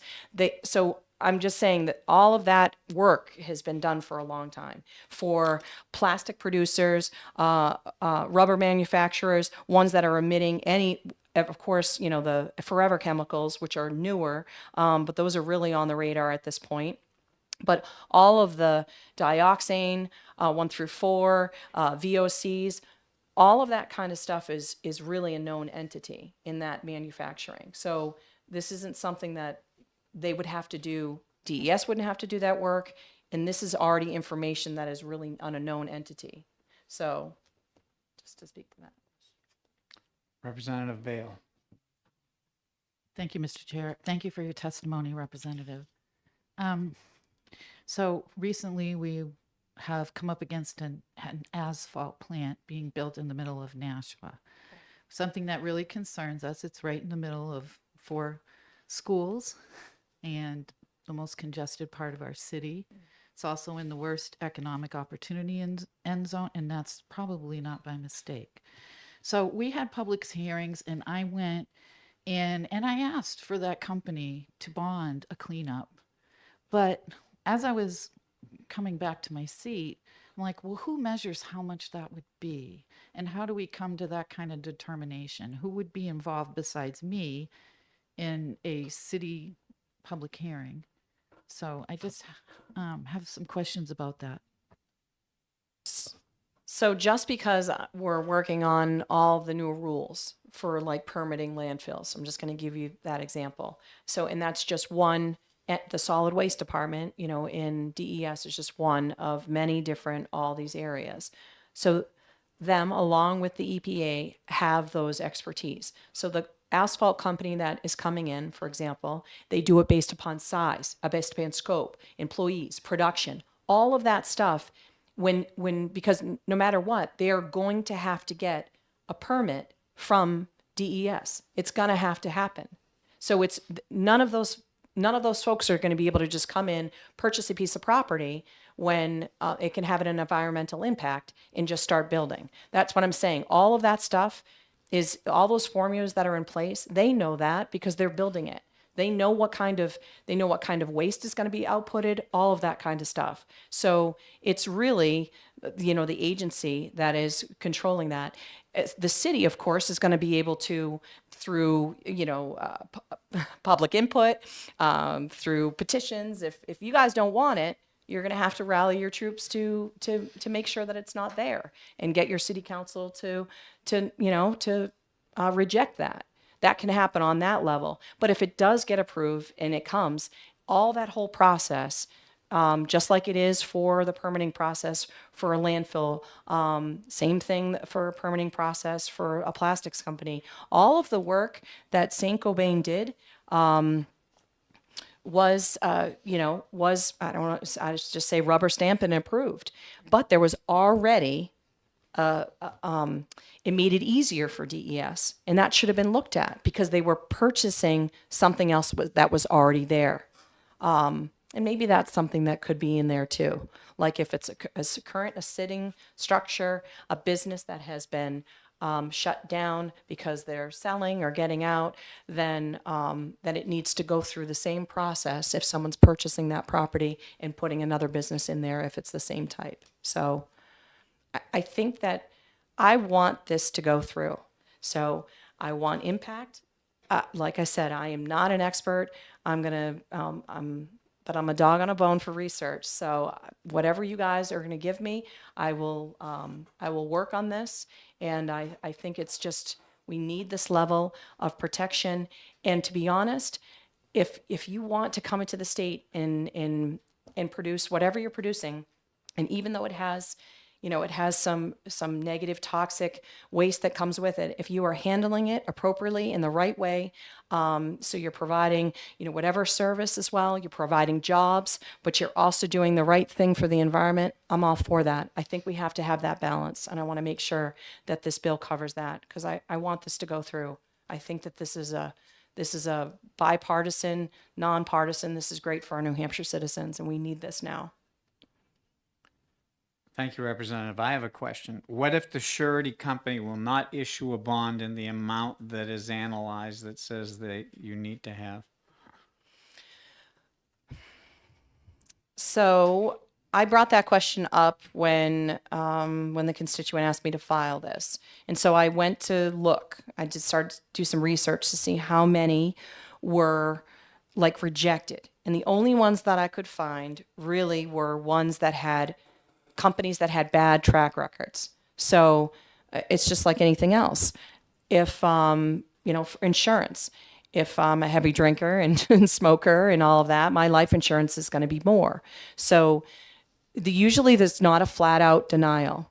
If someone had problems in the past, and our company had problems in the past, and they wanted to right the ship, yes, their rates were higher, but it was always determined on, okay, so you have one in Colorado, I think it was, they had to have a 15-year track record. They were able to issue the surety bond, but they had to have a 15-year track record. And then once that, their rates would go down. So there's incentives to be able to do that. I didn't really see many that were a flat out denial. The only ones that are flat out denials are companies that we wouldn't want here in New Hampshire anyway. Thank you. Any other questions for the representative? Seeing none, thank you for your testimony. Thanks. Ted Deers, New Hampshire DES.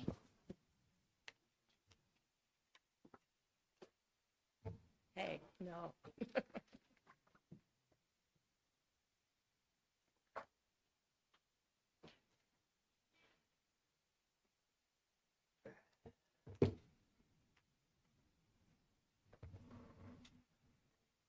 Mr. Chair, members of the committee, I am still Ted Deers. I am the Assistant Director of the Water Division at the New Hampshire Department of Environmental Services.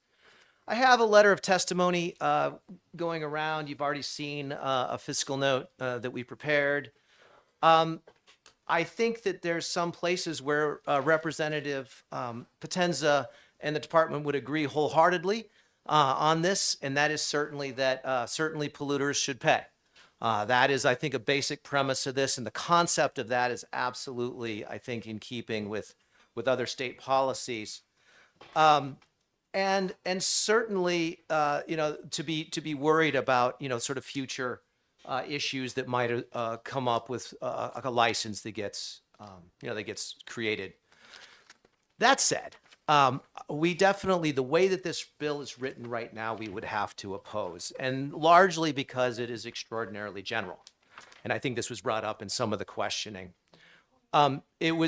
It sounded like from the testimony that is meant to apply to toxics or to other things that may be specifically harmful to humans. That's not outlined in this particular bill language.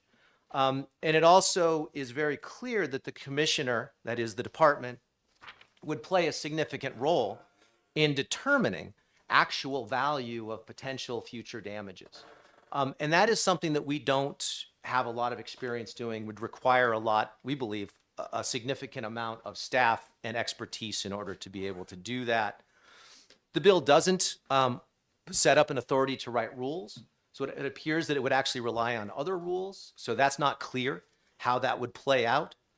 And I would just point out to you all that the department issues on the order of 10,000 different 10,000 individual permits and licenses on an annual basis.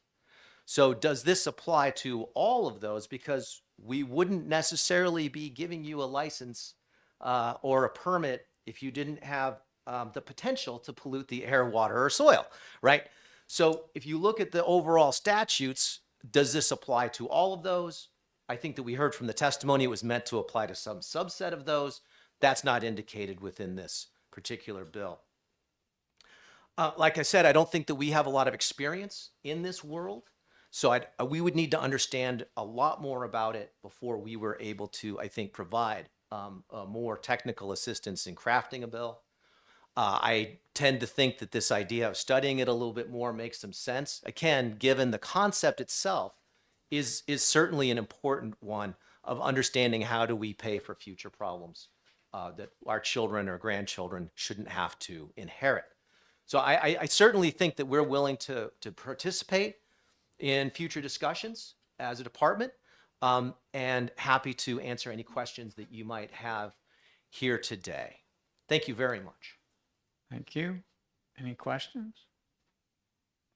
Representative Kelly.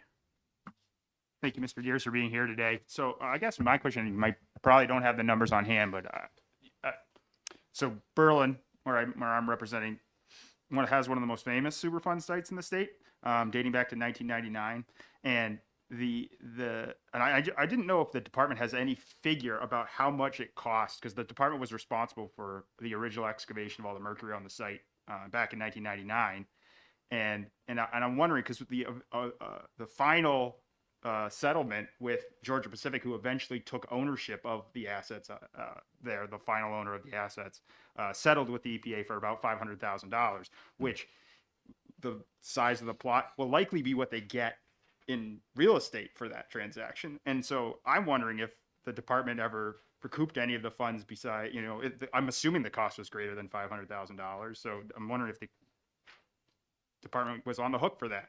The taxpayers were on the hook for that. So thank you very much for your question, and I will have to answer that I have no idea. That's in Waste Division, that's in the Superfund program, and we would have to get somebody from Superfund to speak to that. I think those are the kinds of questions that the committee might want to look more fully into. And but in terms of, if you'd like to know how much was spent on that site to date, I will absolutely get that information sent over to you. Any other questions for Mr. Deers? Seeing none, thank you for your testimony. Thank you. Have a great day. Opposing the bill, Gary Abbott. Association of General Contractors. Mr. Abbott. Thank you, Chairman. Committee members, for the record, my name's Gary Abbott. I'm the Executive Vice President of the Associated General Contractors of New Hampshire. I represent large commercial and industrial building and highway contractors, and I come here today in opposition to the bill. The language in the bill is probably the first concern, but let me understand who I represent. In the building industry or highway industry, we're very familiar with bonds, performance bonds, construction bonds. And of course, the first knee-jerk reaction is, this is just another bond. Are we adding this to our projects? And what's the cost? Because understand what a bond is, it's somebody has to pay for the bond, for the coverage, and the insurance company is taking a risk. And the cost of those bonds depends on a lot of factors and what the risk factors are.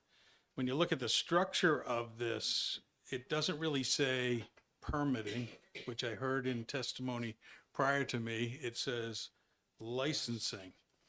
Those are different things. There's a lot of different parts of DES that we get permits from. There are certain sections like air resources that we kind of have a license or a permit to admit. So it's a little unclear who this applies to and how it applies. So when you look at that, there's also a cost. And I think the chairman brought up a very good question about what happens if you can't get a bond, or what happens if it exceeds reasonable for the operation even to continue in New Hampshire for whatever it produces.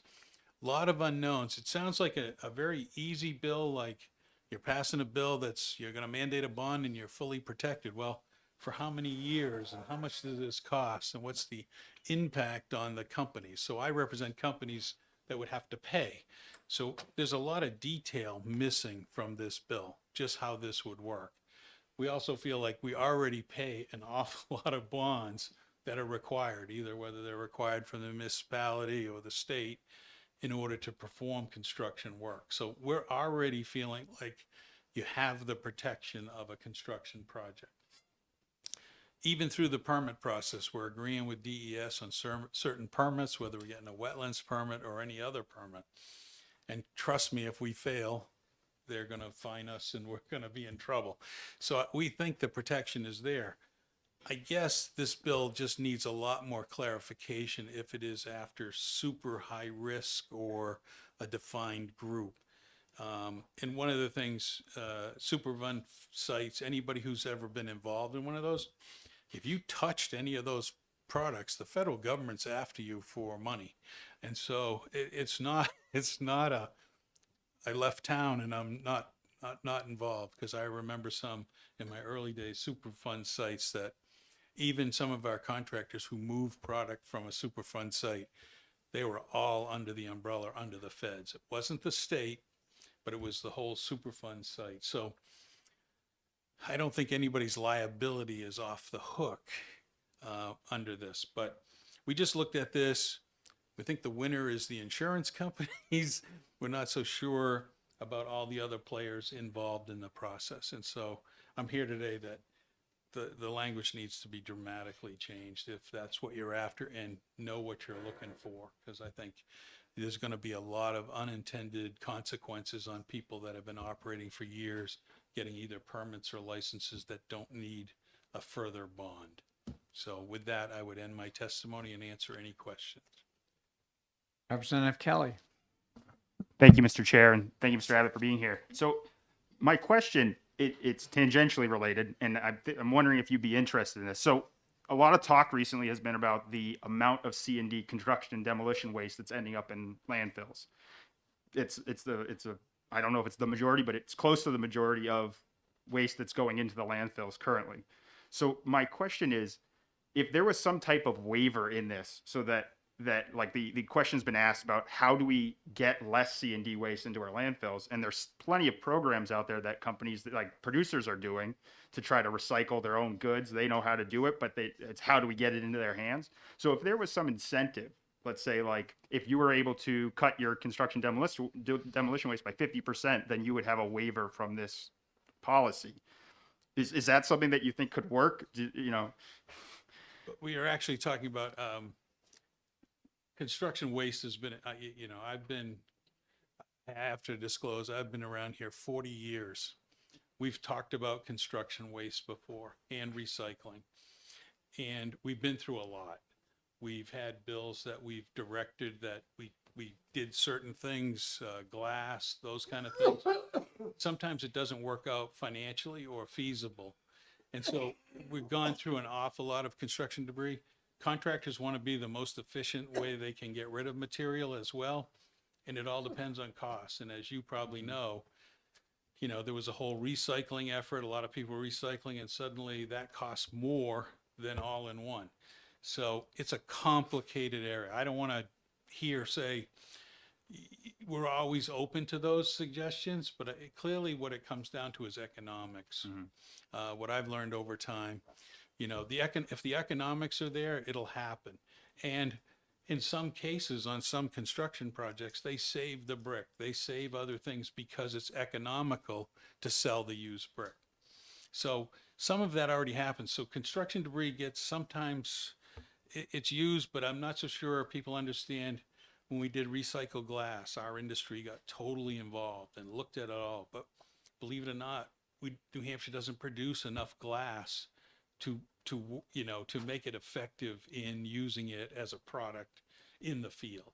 So I'm just giving you my history of, it's complicated. We've looked at a lot of things. We've even done rubber in roads, and I can tell you the issues that happen there. But construction's always looking for the best way to use materials and save. So I think that's the same on the town end, to try to eliminate how much it costs that's coming in that, is costing you and, taking care of waste. Any other questions for the speaker? Seeing none, thank you for your testimony. Thank you. Is there anyone else that wishes to testify on HB 1477 FN? Last one more time. Anyone else to testify? HB 1477 FN? Don't see anyone coming. How about the blue sheets? Do we have anybody sign in on the blue sheet?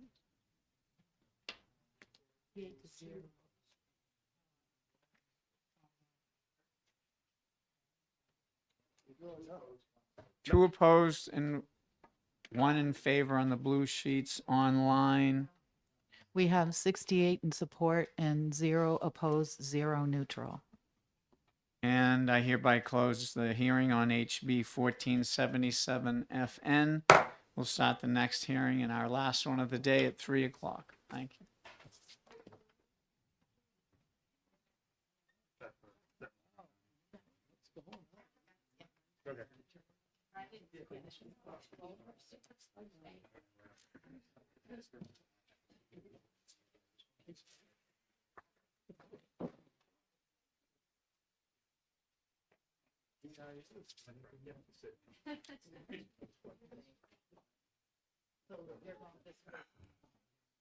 This is one of the 3 bills on the process.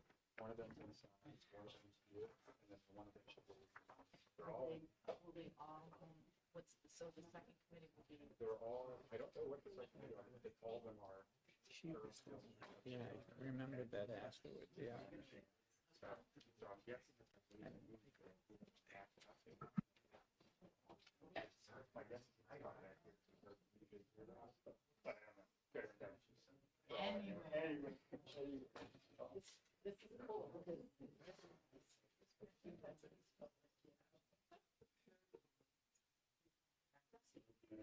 yeah, this one.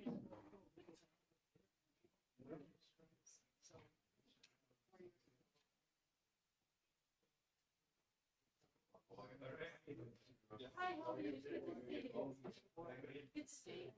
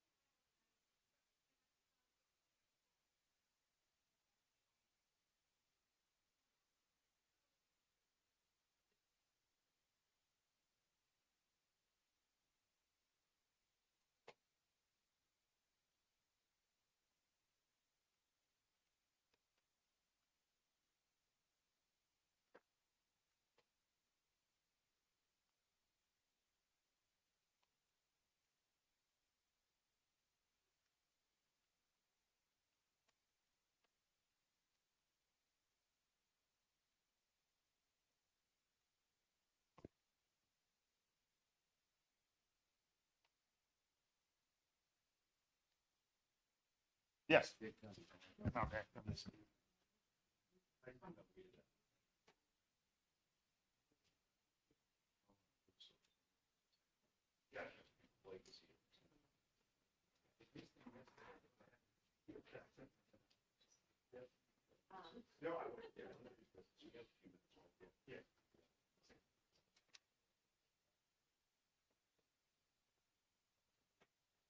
No, no, no, no, no. Yeah, yeah. Yeah, no, I absolutely love what I love the academy. I love their story. The story is great. I love.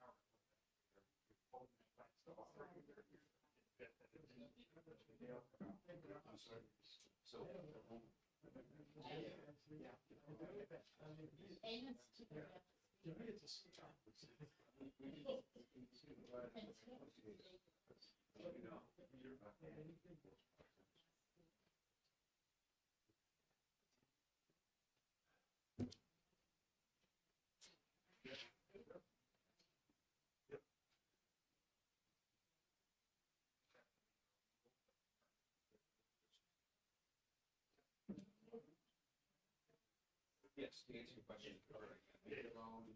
And then it can go right out. Yeah, yeah.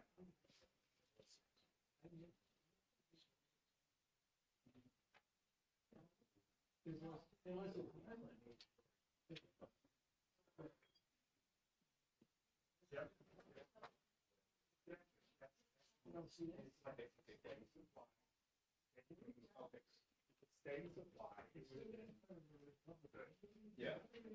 I mean, I think we're on the same page. It's too bad it Nice to meet you. I didn't get a chance to hear your name yesterday, so I had to go testify in another bill right as you went up. And I was in the back and I had to go right out, and then I came back up and it's like, well, we're done for the day. And I'm like, sounds good. Yep.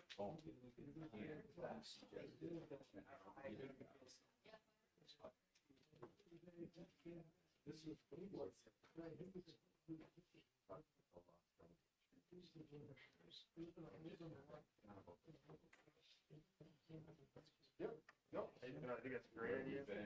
Where are we? Yep. Where we're going? Be great. Nope, absolutely. I know. Yeah, yeah, yeah. All right. Yep. It's helpful. Oh, really? Yep. So soon, like within a matter of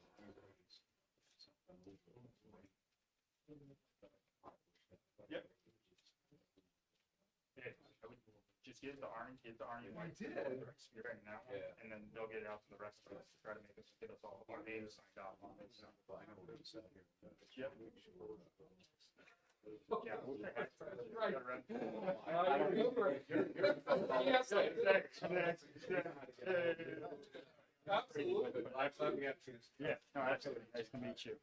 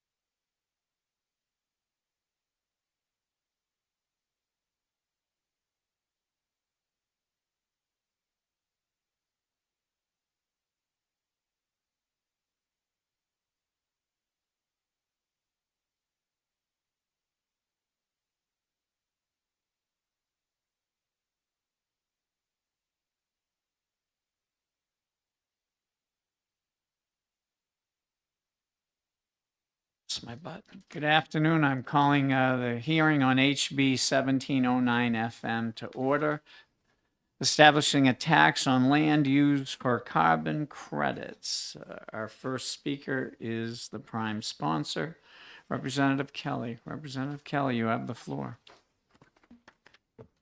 Thank you, Chairman, and thank you, Committee, for allowing me to speak today. I want to start by saying, lock yourselves in. It's a little long. I apologize. I know it's the end of the day. If anybody falls asleep, my entire testimony is online, so you can go catch you up there. Okay. I am Representative Eamon Kelly, representing Berlin, Carroll, Jefferson, and Whitefield. Although there's a certain situation in Northern Coos making news stories right now, I want to start by saying that this bill is not meant to deal with that issue. That issue highlighted an important question, however, and I hope that this bill will open a conversation on how to begin to answer that. First, a little history. The last line of Part 2, Article 5 of the state constitution reads, "For the purpose of encouraging conservation of the forest resources of the state, the general court may provide special assessments, rates, and taxes on growing wood and timber." That line was added in 1942, following years of debate on the value of this growing timber. At the time, the state had only three main sources of revenue: alcohol, tobacco, and horse racing. Whatever the state couldn't fund with that revenue was delegated to towns to fund through property taxes. As spending on these three vices diminished during the Great Depression and nearly disappeared during World War II, towns were left on their own to levy higher and higher property taxes. At the time, the value of timber on a property was considered part of the assessment. It meant that forest land was only desirable in the year or two before it was harvested. It also meant that younger trees were more of a liability than an asset, and so when cuts were done, the whole forest was brought to the ground. Many of the depressing photos of the White Mountains completely bald from clear cutting come from this pre-1942 era. Recognizing that these practices were a serious threat to long-term forest management goals, the state acted and ratified the amendment with a 71% statewide vote. It would be another 7 years before the legislature approved the timber tax as we know it today, the only excise tax approved by our Constitution. The declaration of policy at the beginning of that bill makes clear the legislature's intent. It is the declared purpose of this act to encourage conservation of the forest resources of this state by releasing growing wood and timber from the yearly burden of local property taxes and substituting a yield tax so as to give an incentive to the owners of standing timber to abandon destructive cutting practices in favor of long-range forest management plans and to promote the restocking of depleted forest lands by conserving an understory of immature trees of desirable species. It is further designed to provide a continuous sustained yield of wood and timber for New Hampshire wood-using industries and to stabilize employment in those industries, to maintain forest lands at their maximum productiveness, to protect the water resources of the state, to minimize the effects of droughts, and to maintain a more constant water level in wells, springs, streams, and public water supplies. It is also the purpose of this act to benefit the agricultural, industrial, and recreational interests of the state and to provide healthful surroundings, scenic values, and improved conditions for fish and game. At the time of its passage in 1949, the state's forest cover was 84%, and with a current rate of around 82%, we can say it was a relative success. That bill included two key provisions that should help us understand its context for today's hearing. First, it included a 30% tax break for landowners who could prove they were using good forest management practices. In 1973, that provision would be supplanted by the current use program that we have today. The second provision from the 1949 timber tax bill, and the one that is most important for this hearing, was the creation of a state fund to offset the loss of property taxes from the new bill. If the town's tax collection dropped below the 5-year pre-timber tax average, then the state would loan them the difference. The town would then reimburse the state in future years when timber tax collection led to a surplus revenue.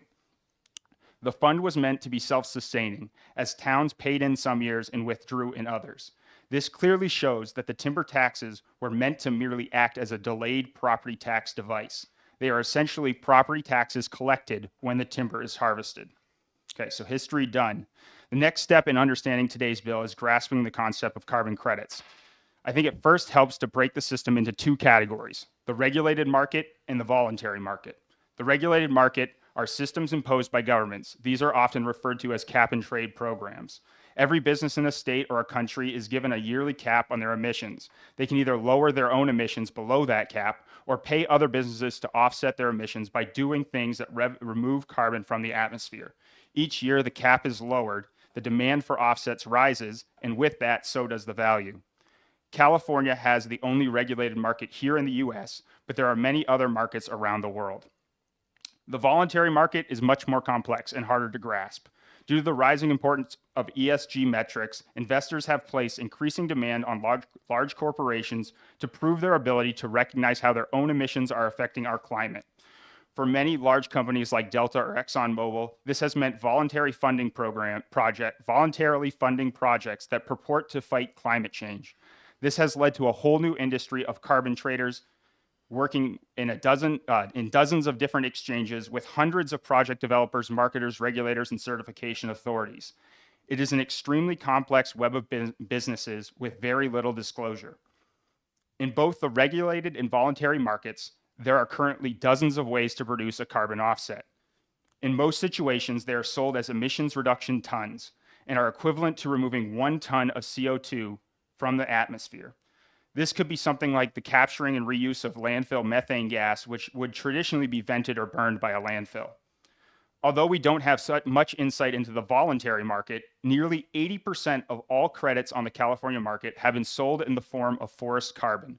Forest credits fall into 3 types: afforestation credits, where you're protecting land that is under threat of complete deforestation; reforestation credits, where you are planting a new forest on deforested land; and improved forest management credits, where forestry practices are changed to improve carbon retention. These IFM credits are by far the most popular, representing 84% of forest carbon credits and 67% of all credits sold on the California market. Behind these forest carbon credits is a whole bunch of math. Companies looking to sell these credits on a regulated exchange must pass the muster of private certification authorities. Growing scrutiny in the industry has led to a very rigorous and complex system. Project developers must complete surveys to document tree growth, tree species, threats, and numerous other factors to properly quantify the carbon that will be captured over the life of the credit, which in the case of the California market are a staggering 100 years. To prove their numbers to the certification authority, the project developer must produce a greenhouse gas project plan. This plan can be hundreds of pages long and details the baseline scenario and the with project scenario, showing how many more tons of CO2 will be captured by the changes in forest management practices they are proposing. So we have a history of the timber tax, and we have a basic grasp of these forest carbon credits. So now let's talk about why we're here today. These carbon credits, which are wholly conceived, bought, and sold outside the state of New Hampshire, are nonetheless generated here and directly offset traditional harvesting of timber. Without a new mechanism, the delayed property taxes on these properties will never be collected, and therefore local property taxpayers will be subsidizing the production of something created entirely for the benefit of those outside the state of New Hampshire. We must tackle this issue head on and develop a system that fairly balances forest carbon with traditional timber practices. One of the arguments given in the most recent case making the local news was that carbon credits were currently much more profitable than harvesting and selling the timber. No doubt they are, because in this current system, the government is subsidizing them. This activity is only set to become even more prevalent in New Hampshire. As caps and regulated markets get lower each year and other countries adopt similar systems, the value of credits will continue to rise exponentially. Additionally, the complexity of calculations traditionally limited generators to lot sizes of 100 acres or more. But just last August, the federal government announced $150 million in funds to include lot sizes down to 50 acres. Additionally, the Nature Conservancy and others have created their own program on the voluntary market to pull together many small landowners in a fashion similar to how subprime mortgages are bundled and sold. What I'm proposing in this bill is my first attempt at this. I am not a lawyer or a tax expert. It took legislators 6 years to create the first timber tax, and my only hope is that we can beat that. So here's what I'm proposing, and thank you for bearing with me. I want to mirror the timber tax as closely as possible. The Constitution gives us the clear right as a legislature to tax growing trees. My proposal can fit neatly in the same RSA 79. A company looking to generate an emissions reduction ton on New Hampshire forest land would file an intent to generate with the local assessing official, just as they would a PA7 intent to cut today. The exact nature and language of that document would be decided by the Division of Forests and Lands. Along with the intent to generate, they would submit the the greenhouse gas project plan that they are already producing for their certification authority. Those documents would be first reviewed by the local assessing official and then forwarded to the Division of Forests and Lands. Both the local and state officials would have the opportunity to review and challenge the numbers in their reports, just as they do with the intent to cut. The local officials would then assess a yearly tax based on the growth claimed in the GHG project plan. This would be the growth above the baseline laid out in the plan. The project plan also defines a crediting period. In the case of the California market, that is 100 years, but in other cases, that can be much shorter. The tax would be assessed on a total board feet of growth over the pole project divided by 50 or the crediting period, whichever is less. This is based on the fact that most areas will go through an approximately 50-year growth rotation, so a 100-year crediting period would mean giving up 2 timber tax collections, essentially. The actual tax amount, though, would fluctuate each year because it would be charged on the current stumpage rates published by the Division of Forest and Lands. Essentially, my thought is that widespread adoption of credit generation would lower the availability of timber and likely will lead to an increase in the average price of stumpage. As stumpage rates rise, the tax would adjust to reflect that. This should naturally work to level the playing field between generation and cutting, leading to a smooth transition and avoiding a rapid collapse of the timber harvesting industry. The remaining segments of RSA 79 would apply, including the parts about doomage. For those unaware, doomage is the penalty for submitting inaccurate information to the assessing official. There would be another incentive for generators to go along with this. In the current timber tax law, as it's written today, towns and cities have the right to preemptively apply the timber tax. If a town believes that an owner isn't harvesting a property to the historical level, they may apply a timber tax to the entire parcel. That timber tax is then credited when the timber is eventually harvested. Under my bill, as long as an owner was paying the yearly generating tax, the town could not apply the preemptive timber tax. It's an incentive to be part of our new system.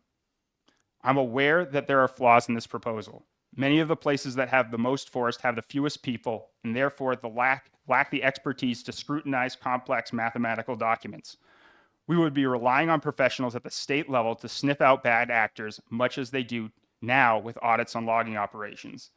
This will likely take a whole new position at the office with an expertise different from traditional forest rangers. I'm also aware that not all project plans requirements are the same, especially on the voluntary market. But I believe that if we are going to allow resources in our state to be used for the exclusive benefit of foreign companies, then we should set the rules and they should learn to play with them. There are forests all over the world where they can spend their money. We should be courting the buyers who are willing to rise to our standards. I'm not sure if that 10% rate in the bill is the appropriate number. When the original timber tax was passed in 1949, a commission was established that ran from 1951 to 1953 to establish whether their original number accurately offset the loss in property taxes. We will most definitely need the same type of commission this time around. We will also likely need to assess how this new system fits into our current system, or system of current use. Many of these credit agreements include provisions that limit recreational use on the land, especially motorized recreation. And with the OHRV and snowmobile use in this state being so important for tourism, we need to examine that issue and whether carbon credit generation deserves that subsidy. I have another bill before a different committee to examine just that. If we do nothing more this year, I would ask that we pass the intent to generate portion of the bill. We need to give lawmakers in the Division of Forest and Lands the statistics to understand the current landscape. With so many markets out there, it is currently impossible for us to know how many acres of forest land here in New Hampshire are currently under these restrictive agreements and for how long. That is precisely why the fiscal note on this bill is unable to give any insight on projected revenue. At the same time, the Division of Forest and Lands has extremely accurate numbers on traditional harvesting operations because we recognize that those numbers are important to protecting our forest resources in the best interest of this state. I apologize again for being up here for so long. It's an extremely complex topic that has taken me months to grasp, and I know that I am still just touching the surface. Although I am happy to answer your questions now, in the interest of giving others time to speak today, I would ask that you might hold them for a time outside this hearing or possibly a future hearing on this topic. Many of these people have traveled a long way through horrible weather, and many did so yesterday for another committee, but were denied the opportunity to speak due to lack of time. I want to be sure that we can hear from all those who wish to speak today. Thank you.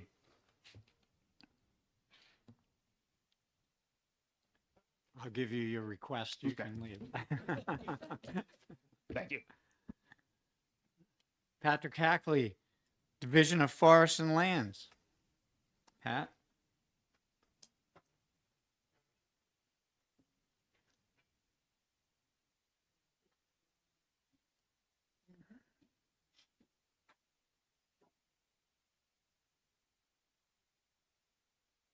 Thank you, sir.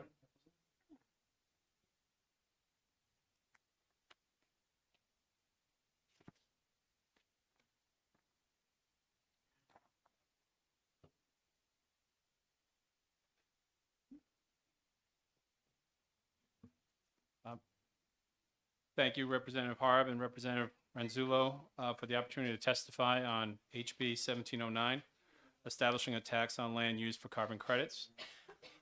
For the record, again, I spoke with all of you earlier today. My name is Patrick Hackley.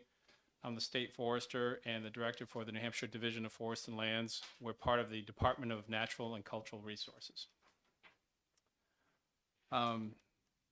We do not have a formal position on House Bill 1709, but we do have a few concerns, which I'll express. I do have to say I thank you to Representative Eamon Kelly for offering an exceptional background to his thinking behind this bill. That was, unfortunately, we didn't have an opportunity to get that before I made my testimony. So I have a better understanding of how hard he worked on this, and I'm sure we'll have conversations after this committee hearing. Just for a little bit of background, which I don't believe I gave this morning, the Division of Forests and Lands is the state agency charged with the execution of all matters pertaining to forestry, forest management, and forest lands within the jurisdiction of the state. One of our key responsibilities is to protect our natural resources for the benefits of the state's citizens, visitors, and the forest products industry. I understand the intent, and again, I'm going to riff off of Representative Kelly's comments a little bit.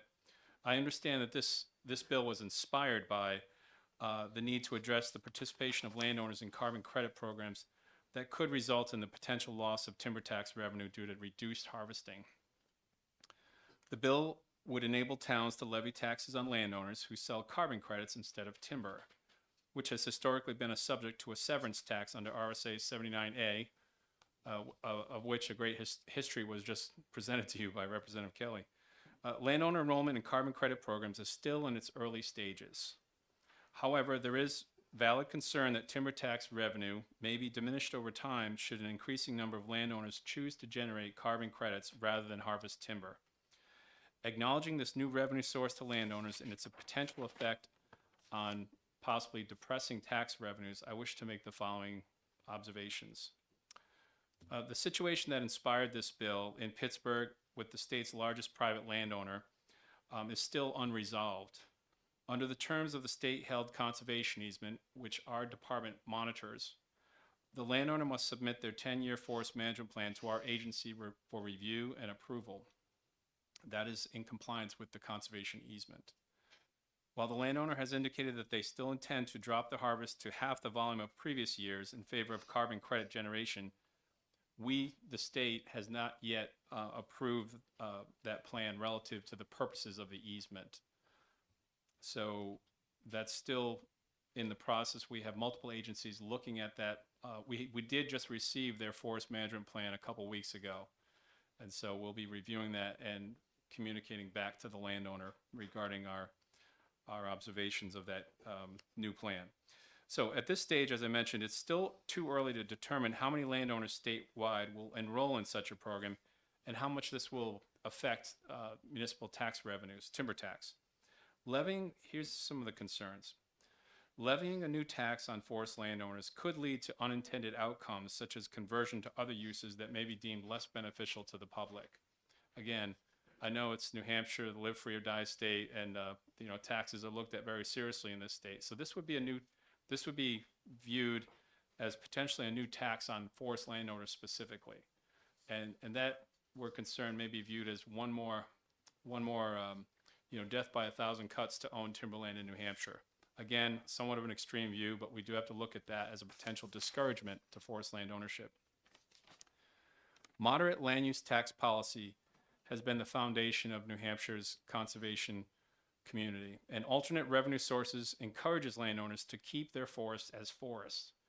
If we really want to talk about an effect on the carbon equation and the environment, is keeping forest land in forest. Ultimately, that's the engine which converts CO2 to oxygen and helps us lower the greenhouse gas effect. So that's really what it's a broad concern, but it's a real concern. Forest loss is one of the largest issues we've identified in our state forest action plan. Any new tax formula proposed for carbon credits to offset the potential loss of municipal timber tax revenue must be proportional to the loss and carefully conceived without discouraging enrollment in such programs or discouragement of forest land ownership in general. The formula proposed in HB 1709 to quantify and assess the value of carbon credits applies undefined metrics and terms that make it impossible to really understand it. I respect the fact that Representative Kelly did a great job of giving you some insight onto the mechanics of how he proposes that. But there's still, as he mentioned, and we would agree, there's a lot of work to do to understand the terms that he used and how we would get to that point. If in fact there's consensus, we should go there. So I would say that more work would need to be done in this formula before it could be practically implemented. And those are my concerns. Thank you for the opportunity to testify. I'm happy to take any questions. Any questions for the speaker? Representative Rung, then Representative Wolf. Thank you, Mr. Chair, and thank you, Mr. Hackley, for taking my question. I actually have a couple. One, how much money are we talking about? So let's say somebody owns a forest. It's on their land, privately owned. How much money would they get from selling a carbon credit versus if they sold that, the timber to a logger? Right. The answer is it depends, unfortunately. Okay. And I don't pretend to understand the value of a carbon credit, which is 1 metric ton of carbon, and there's a formula for measuring that. But that's a market price question between the enrollee of the program and the carbon market that they've signed up with. But clearly there are companies such as the one in Pittsburgh that recently entered into New Hampshire in 2022, where they're balancing the opportunity to harvest timber with the opportunity to generate carbon credits. And as they see it, I don't try to explain their business model, but they see an opportunity to make a better margin off of carbon credits than harvesting and selling timber. There's obviously some margin there that's more appealing and probably less complicated. You don't have to do logging contracts. You don't have to deal with loggers. You don't have to worry about environmental impacts of timber harvesting. It's all just letting the trees grow. I mean, there's more to it than that. There's modeling, there's monitoring, but there's less moving parts to, I would say, growing a carbon credit than growing timber. That's just my observation externally. So I can't answer your question directly, Representative Rung. It's a good question, though, and it's obviously a favorable one, a favorable equation when you can buy a large tracts of land, which companies are now doing, and focusing on the generation of carbon credits. There's obviously something there that's appealing. One more question. Has the state considered selling carbon credits on land they own? The question has come up. There are states in the U.S. that are doing it. Michigan, in particular, very entrepreneurial with their forests. They're generating solar energy. They're selling carbon credits. They're doing a lot of different things. And other states are, I believe, considering it. We are not. We are not currently considering it. Yeah. Representative Wolf. Thank you for taking my question, Director.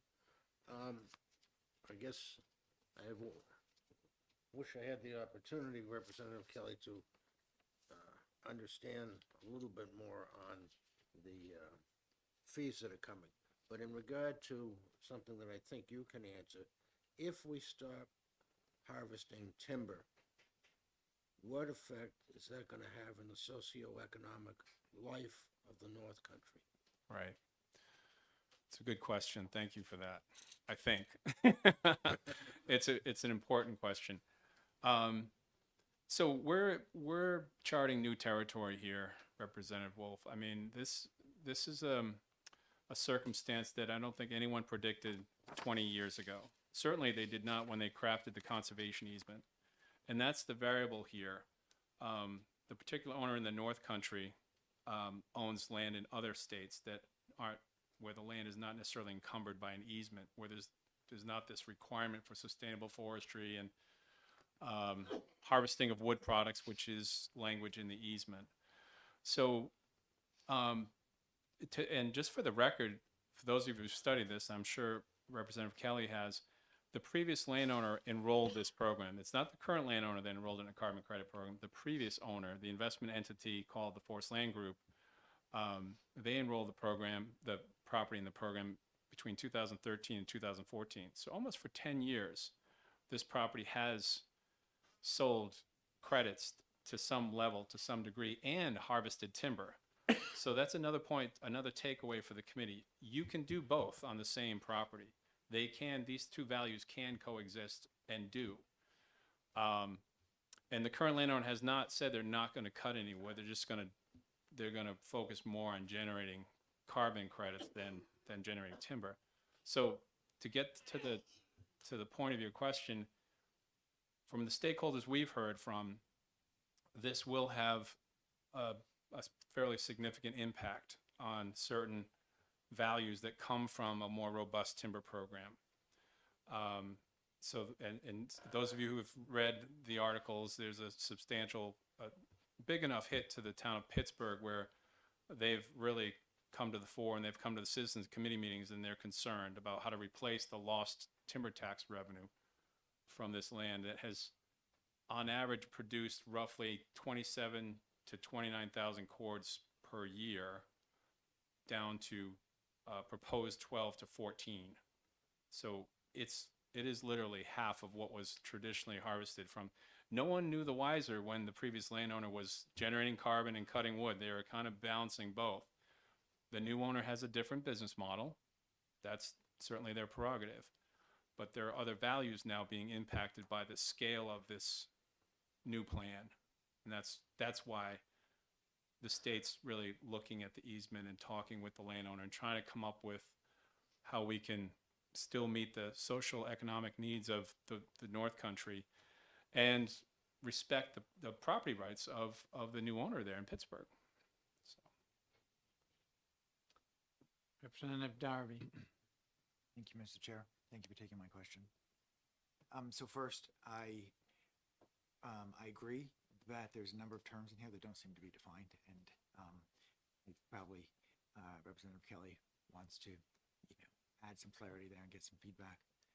But my real question is regarding your concern about conversion from, forest land to non-forest land. Mm-hmm. 79, RSA 79.5 says that if you don't use the land, if you don't cut the wood, you can get taxed on it anyway. This bill seems to say that the tax is only going to be assessed on estimated stumpage above baseline. Of course, that's one of the terms that I don't think is defined well. Yeah. But to me, what it means is you got trees on the property now.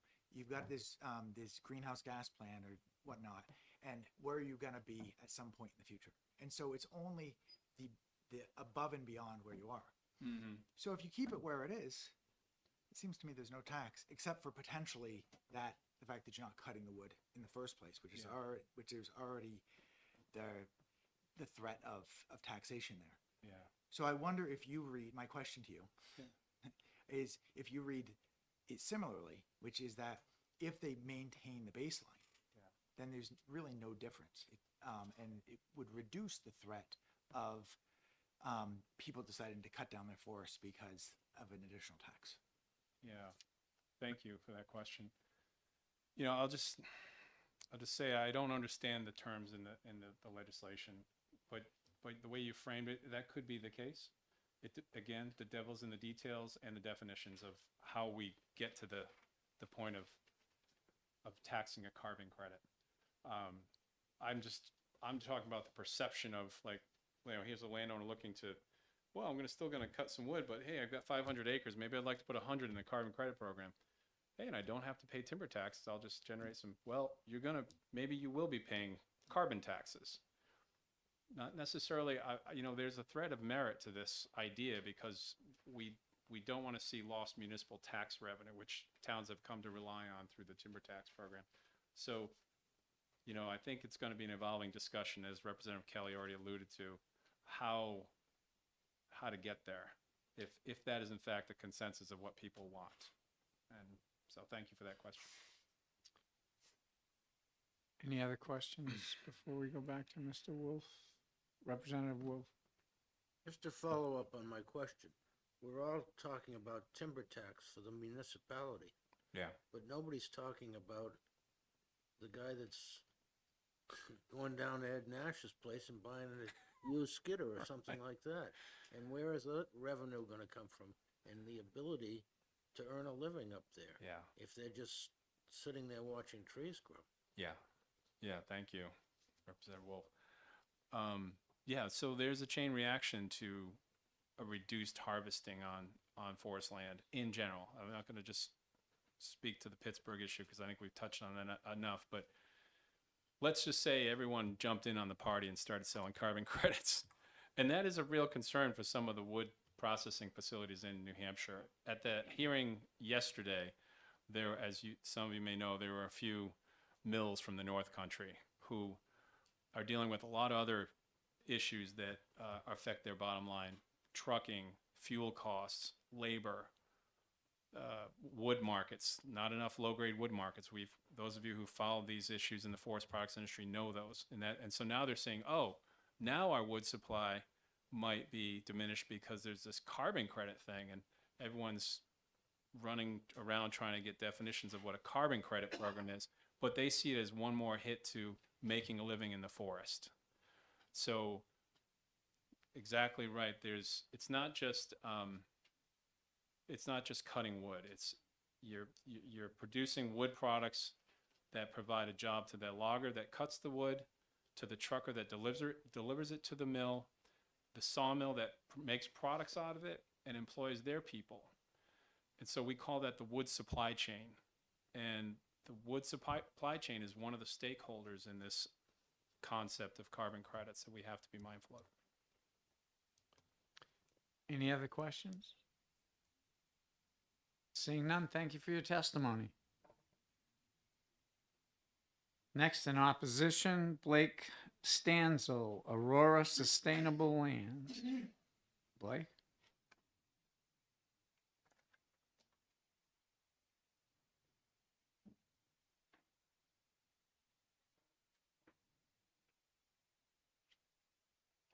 Thank you, Chairman, members of the committee. Can you hear me okay? Is it on? Okay, there we go. Sorry about that. My name's Blake Stansel, and I'm the president of Aurora Sustainable Lands. I think we're the company with the target on our back that a lot of the carbon bills have been drafted for, I think, at least originally. So hope to be able to explain a little bit about who we are and what we're all about. Just comments on the bill itself. Well, before I say that, the company owns 1.65 million acres, and the Connecticut Lakes property here that we manage is 146,000. So that's a component of our portfolio. We became the owner of that property in late 2022 through a merger with the Forest Land Group. Patrick mentioned Forest Land Group before. I was with the Forest Land Group and have some history with the property, so I've been around for a good bit of time on the property itself. And we're opposed to this bill, and I'll give a few reasons for it. The first one is, we pay New Hampshire business tax, we pay property tax, we pay severance tax, we pay road use fees, and out of our 1.65 million acre portfolio, I believe this property is likely the most regulated in our portfolio. And it's also worth noting that I believe a tax of the kind we're talking about here would be the first of its kind in the country. I don't think there's another tax like this out there. Who is Aurora? We're a company that focuses on buying and managing forest land in the U.S. to remove and store carbon from the atmosphere. And I mentioned how we became owners of this property, but the thing I also want to make clear here today is we absolutely plan to continue logging. So we're focused on generating carbon credits, but recognize that the way you generate carbon credits is through a healthy forest. So a healthy forest is a managed forest. A managed forest means logging is occurring. So I want to just make sure that's clear. Just a few facts about the property itself. The Connecticut Lakes property is the largest privately owned forest in the state that's open to the public. It's been managed under this existing conservation easement since 2003. And as Patrick mentioned before, it's also been enrolled in a carbon project since 2013. So the project's been around for a while. In terms of our management and the things that we plan to do on the property, first off, I would say that we will absolutely manage per the letter and the spirit of the conservation easement. We're actively engaged in the process that's laid out of having an approved forest management plan. We're in active conversations with the Division of Forest and Land, and we also, perhaps most importantly to folks in the North Country, as I mentioned before, we also plan to continue logging. And the fact is, there's actually logging going on the property right now. Actually, maybe not today because of the weather conditions, but as of a few days ago, there were active crews out on the property. And while the overall volume of logging is going down, that was also discussed previously, the type of forestry that we're practicing is more precise, it's more detailed, and will require a more labor-intensive process on a timber sale by timber sale basis. So we anticipate having more need for foresters, GIS specialists, land surveyors, more technical kind of folks on the ground as we implement this new strategy. And then also on the tax side, we recognize that reduced timber volumes has an impact in the North Country, especially the town of Pittsburgh, where the majority of the timber severance tax is paid.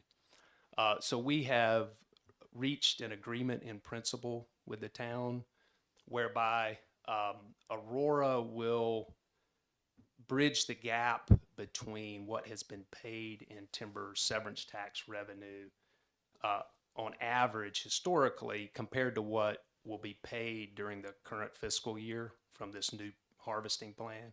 So we're in active dialogue. Our forester who's in charge of the property has been to the town meetings and has an active dialogue with the selectmen of Pittsburgh.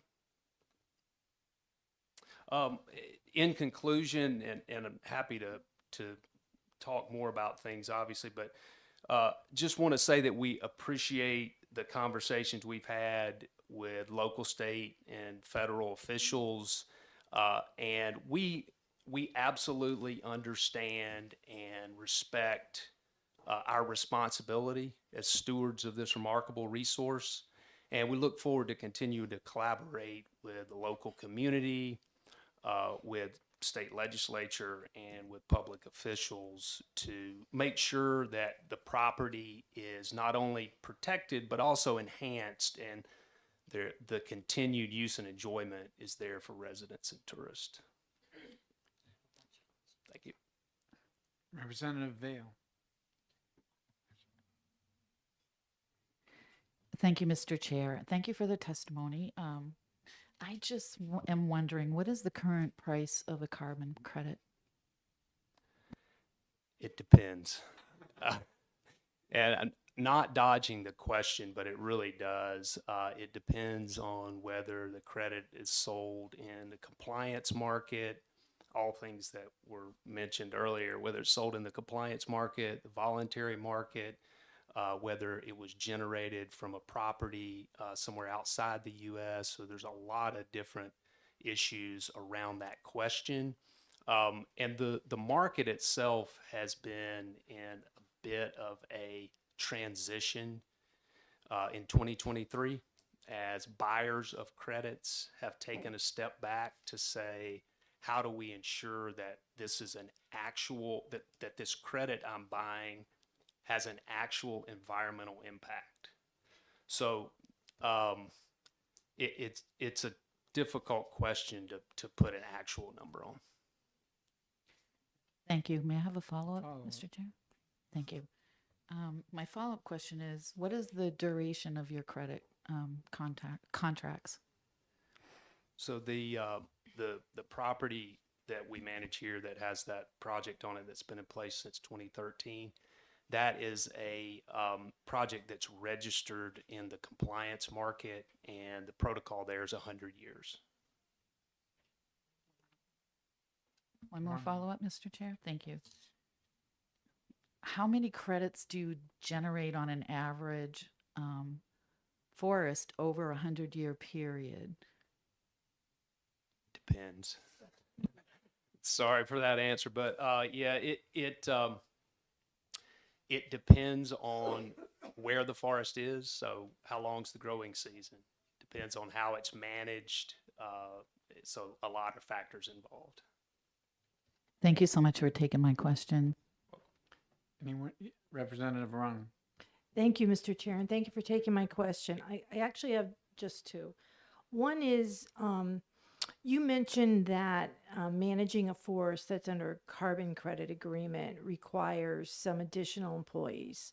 How does that, like, what's the net employee addition or loss with that, let's say, use that property in Pittsburgh, compared to if it was just in the timber industry? I'll clarify my comments there. So my comments were specific to the type of forestry that we're implementing on the property. So in some ways, regardless of whether there's a carbon project or not, the type of forestry that we're implementing under our new plan involves more data collection on the front end of the timber sale process. So we have more folks out on the ground measuring trees, marking trees, and then to speak specifically to the carbon side of things, the requirements in a carbon project that lead to more potential jobs, at least more man hours on the ground, are, again, collection of data. So it's a much more data intensive process to quantify how much carbon you have standing in the woods than it is to quantify the amount of timber standing. So I don't have a number for you to say, you know, we're losing X and gaining Y, because it is such a transitional process. But the jobs that we anticipate in the future will be more technical jobs, more forestry related jobs, and potentially less of the guys running chainsaws. But that, I mean, that is dependent on how folks manage properties. But I see more technical transition, and that is not just for New Hampshire. We're seeing that in all the locations where we manage properties. Thank you. Just one more question, Mr. Chair. Thank you. You mentioned, Mr. Stansel, that you're in agreement, or you've got some agreement going with Pittsburgh to pay the delta between what they were getting with the timber tax and then the loss. Can you go into more details what that is? Sure. So without getting into numbers, what we've agreed to do is to make up the gap between what has been paid to the town on average over the last 5 years relative to what is generated in severance tax during their current fiscal year. Any other questions for our speaker? Thank you, Mr. Chair. Thank you for taking my question. Have you been assessed that, the tax under 79.5, which says that if you don't cut the wood, then you have to, then the municipality can, enforce the tax? I don't know the answer to that. I don't think so, but I need to check on that one. Any other questions for our speaker? Seeing none, thank you for your testimony. Thank you. And the last speaker card I have in opposition, Jason Stock, New Hampshire Timberland Owners Association. Mr. Stock.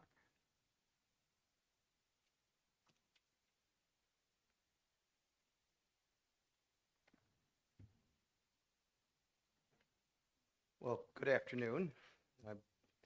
Good to see you again. Jason Stock, New Hampshire Timberland Owners Association. We represent timberland owners in the forest products industry. And I did come to you today to speak in opposition to the bill. And, you know, as the sponsor requested, this isn't about Connecticut lakes. This is about many, many, many, many, many, many other timberland owners across the state. And when I look at the bill and I look at the mechanics, you know, first thing that struck me in our committee was we're trying to create a tax and insert it into a timber tax, an existing timbers tax statute that's been around since the 1940s. And to me, it's like putting the proverbial square peg in a round hole. It just doesn't seem to fit. An intent to generate. It's one of those terms. It's not defined. What is it? As you know from last year, the timber tax law gets tweaked and modified regularly. In fact, I had a bill before you last year about that. And so that's a law that's evolved since the 1940s. So to take a new tax and kind of try to insert it into the timber tax statute, I think is problematic, just operationally. Right now, there are towns across every town across the state, and it's important to note that almost every town does a timber sale every year. There's a timber sale that gets assessed a timber tax. And even when I have a ticket, a receipt that says Jason Stock's white pine stumpage was worth $250 per 1,000 board feet, and I provide that to the town, and I say, all right, I'm going to pay 10%, I'm going to pay $25 on that. There are still challenges with the assessment process. And so, having said that, when I read lines 7 through 9, this tax shall be assessed yearly basis on the estimated stumpage above baseline at the end of the crediting period, divided by 50 years or the length of the crediting period, whichever is shorter. Ask a selectman to try and figure out how to assess that tax when I come in with my $250 per 1,000 board feet, and they look at me and say, what's a board foot?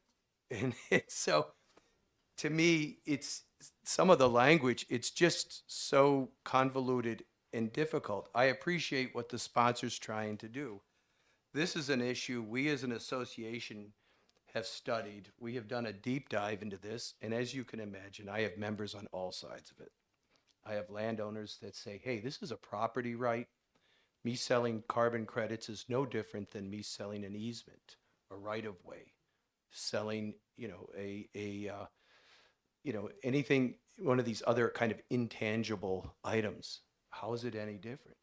And then I have members that are sawmills and loggers that are saying, wait, I believe this is a threat to this is a potential threat to my wood supply. And so we've looked at this, we've come up with some, we've come up with some kind of guidelines, or I'll call them sideboards. When we look at this issue, you have to recognize the property rights aspect of carbon credits. You also have to recognize there's a potential there's a potential impact on the backside. I have members that participate or are planning to participate in this program where selling carbon credits fits perfect with their silviculture. They have a piece of land, they've gone through the land, they've done timber sales, they've done the weeding, they've done the thinning, and now that timber stand is approaching a growth mode. All right, I'm going to let it grow for the next 15 to 20 years. Let's get some nice big saw logs out there. Let's get some value. Hey, at the same time, I can sell some carbon credits to help pay the bills over the next 15 to 20 years. And so these carbon credits, they're all unique. They're all very, not only company specific, they're site specific and ownership specific. You heard from a corporate private equity company.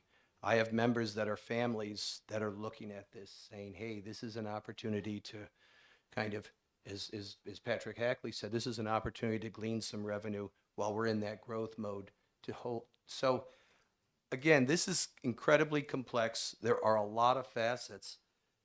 The bill, I attempt that the sponsor's efforts and what he's trying to do. What I would say is 79.5 provides that opportunity. RSA 79.5, it allows a municipality. It's never, to my knowledge and the folks at DRA, it's never been used. I've asked some folks, and some of these were old timber tax codger from DRA going back a couple generations there, and say, has anyone ever used this? They said no. But what it says is that the town can assess the tax if it's unreasonable, if it feels they're being unreasonably deprived of revenue because of the failure of an owner to cut standing wood or timber when it shall have arrived at the degree of maturity most suitable for its use. I think that's in statute. To me, this debate should be at DRA. I think the point is, have DRA, ask them, you can adopt rules. You have the statutory authority to do this, but that's the arena to do it. Let the tax experts, let the biometricians, let those folks work on this. This particular bill, I think, it's just incredibly complex, and you start dabbling into systems and into programs and forms and things that are ill-defined, and I just fear that it's just going to create a bit of a mess. And I guess I would just, and there are other aspects of it. The effect of if you have a carbon program that looks at comparable properties adjacent or comparable areas, you use comparable areas within 50 miles of your property. Well, if I'm a timberland owner and I happen to own a piece of land that's adjacent to the White Mountain National Forest wilderness area, very different ownership, very different type of management there than say a typical tree farmer or timberland owner. And so now to say, all right, our solution for those types of programs, the comparable area programs, we're going to apply it to 50 lands within 50 miles. You may not be comparing apples to apples in terms of ownership, but also ownership objectives and management. So again, I would urge inexpedient to legislate on this, and I would also offer that if the committee is really excited about learning more about this, Representative Kelly, who comes from a long family, a long line of timbermen, gave you a great kind of 101.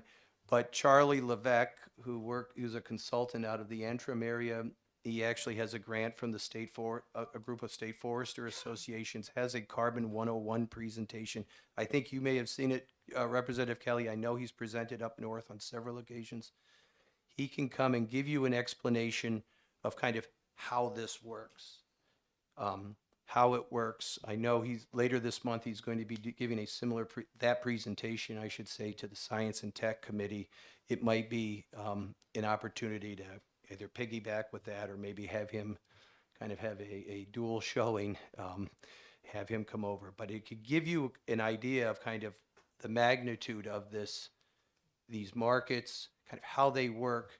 It is a new animal for timberland owners, and I can tell you in the forest products industry, this seems to be, these days, beyond the fact that it's been raining for 40 days and 40 nights, it seems, this is the other thing that people are talking about is what's going on with these carbon price projects and how's that affecting wood supply.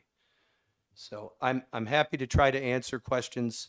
Like I said, I would urge, if you're interested, avail yourself.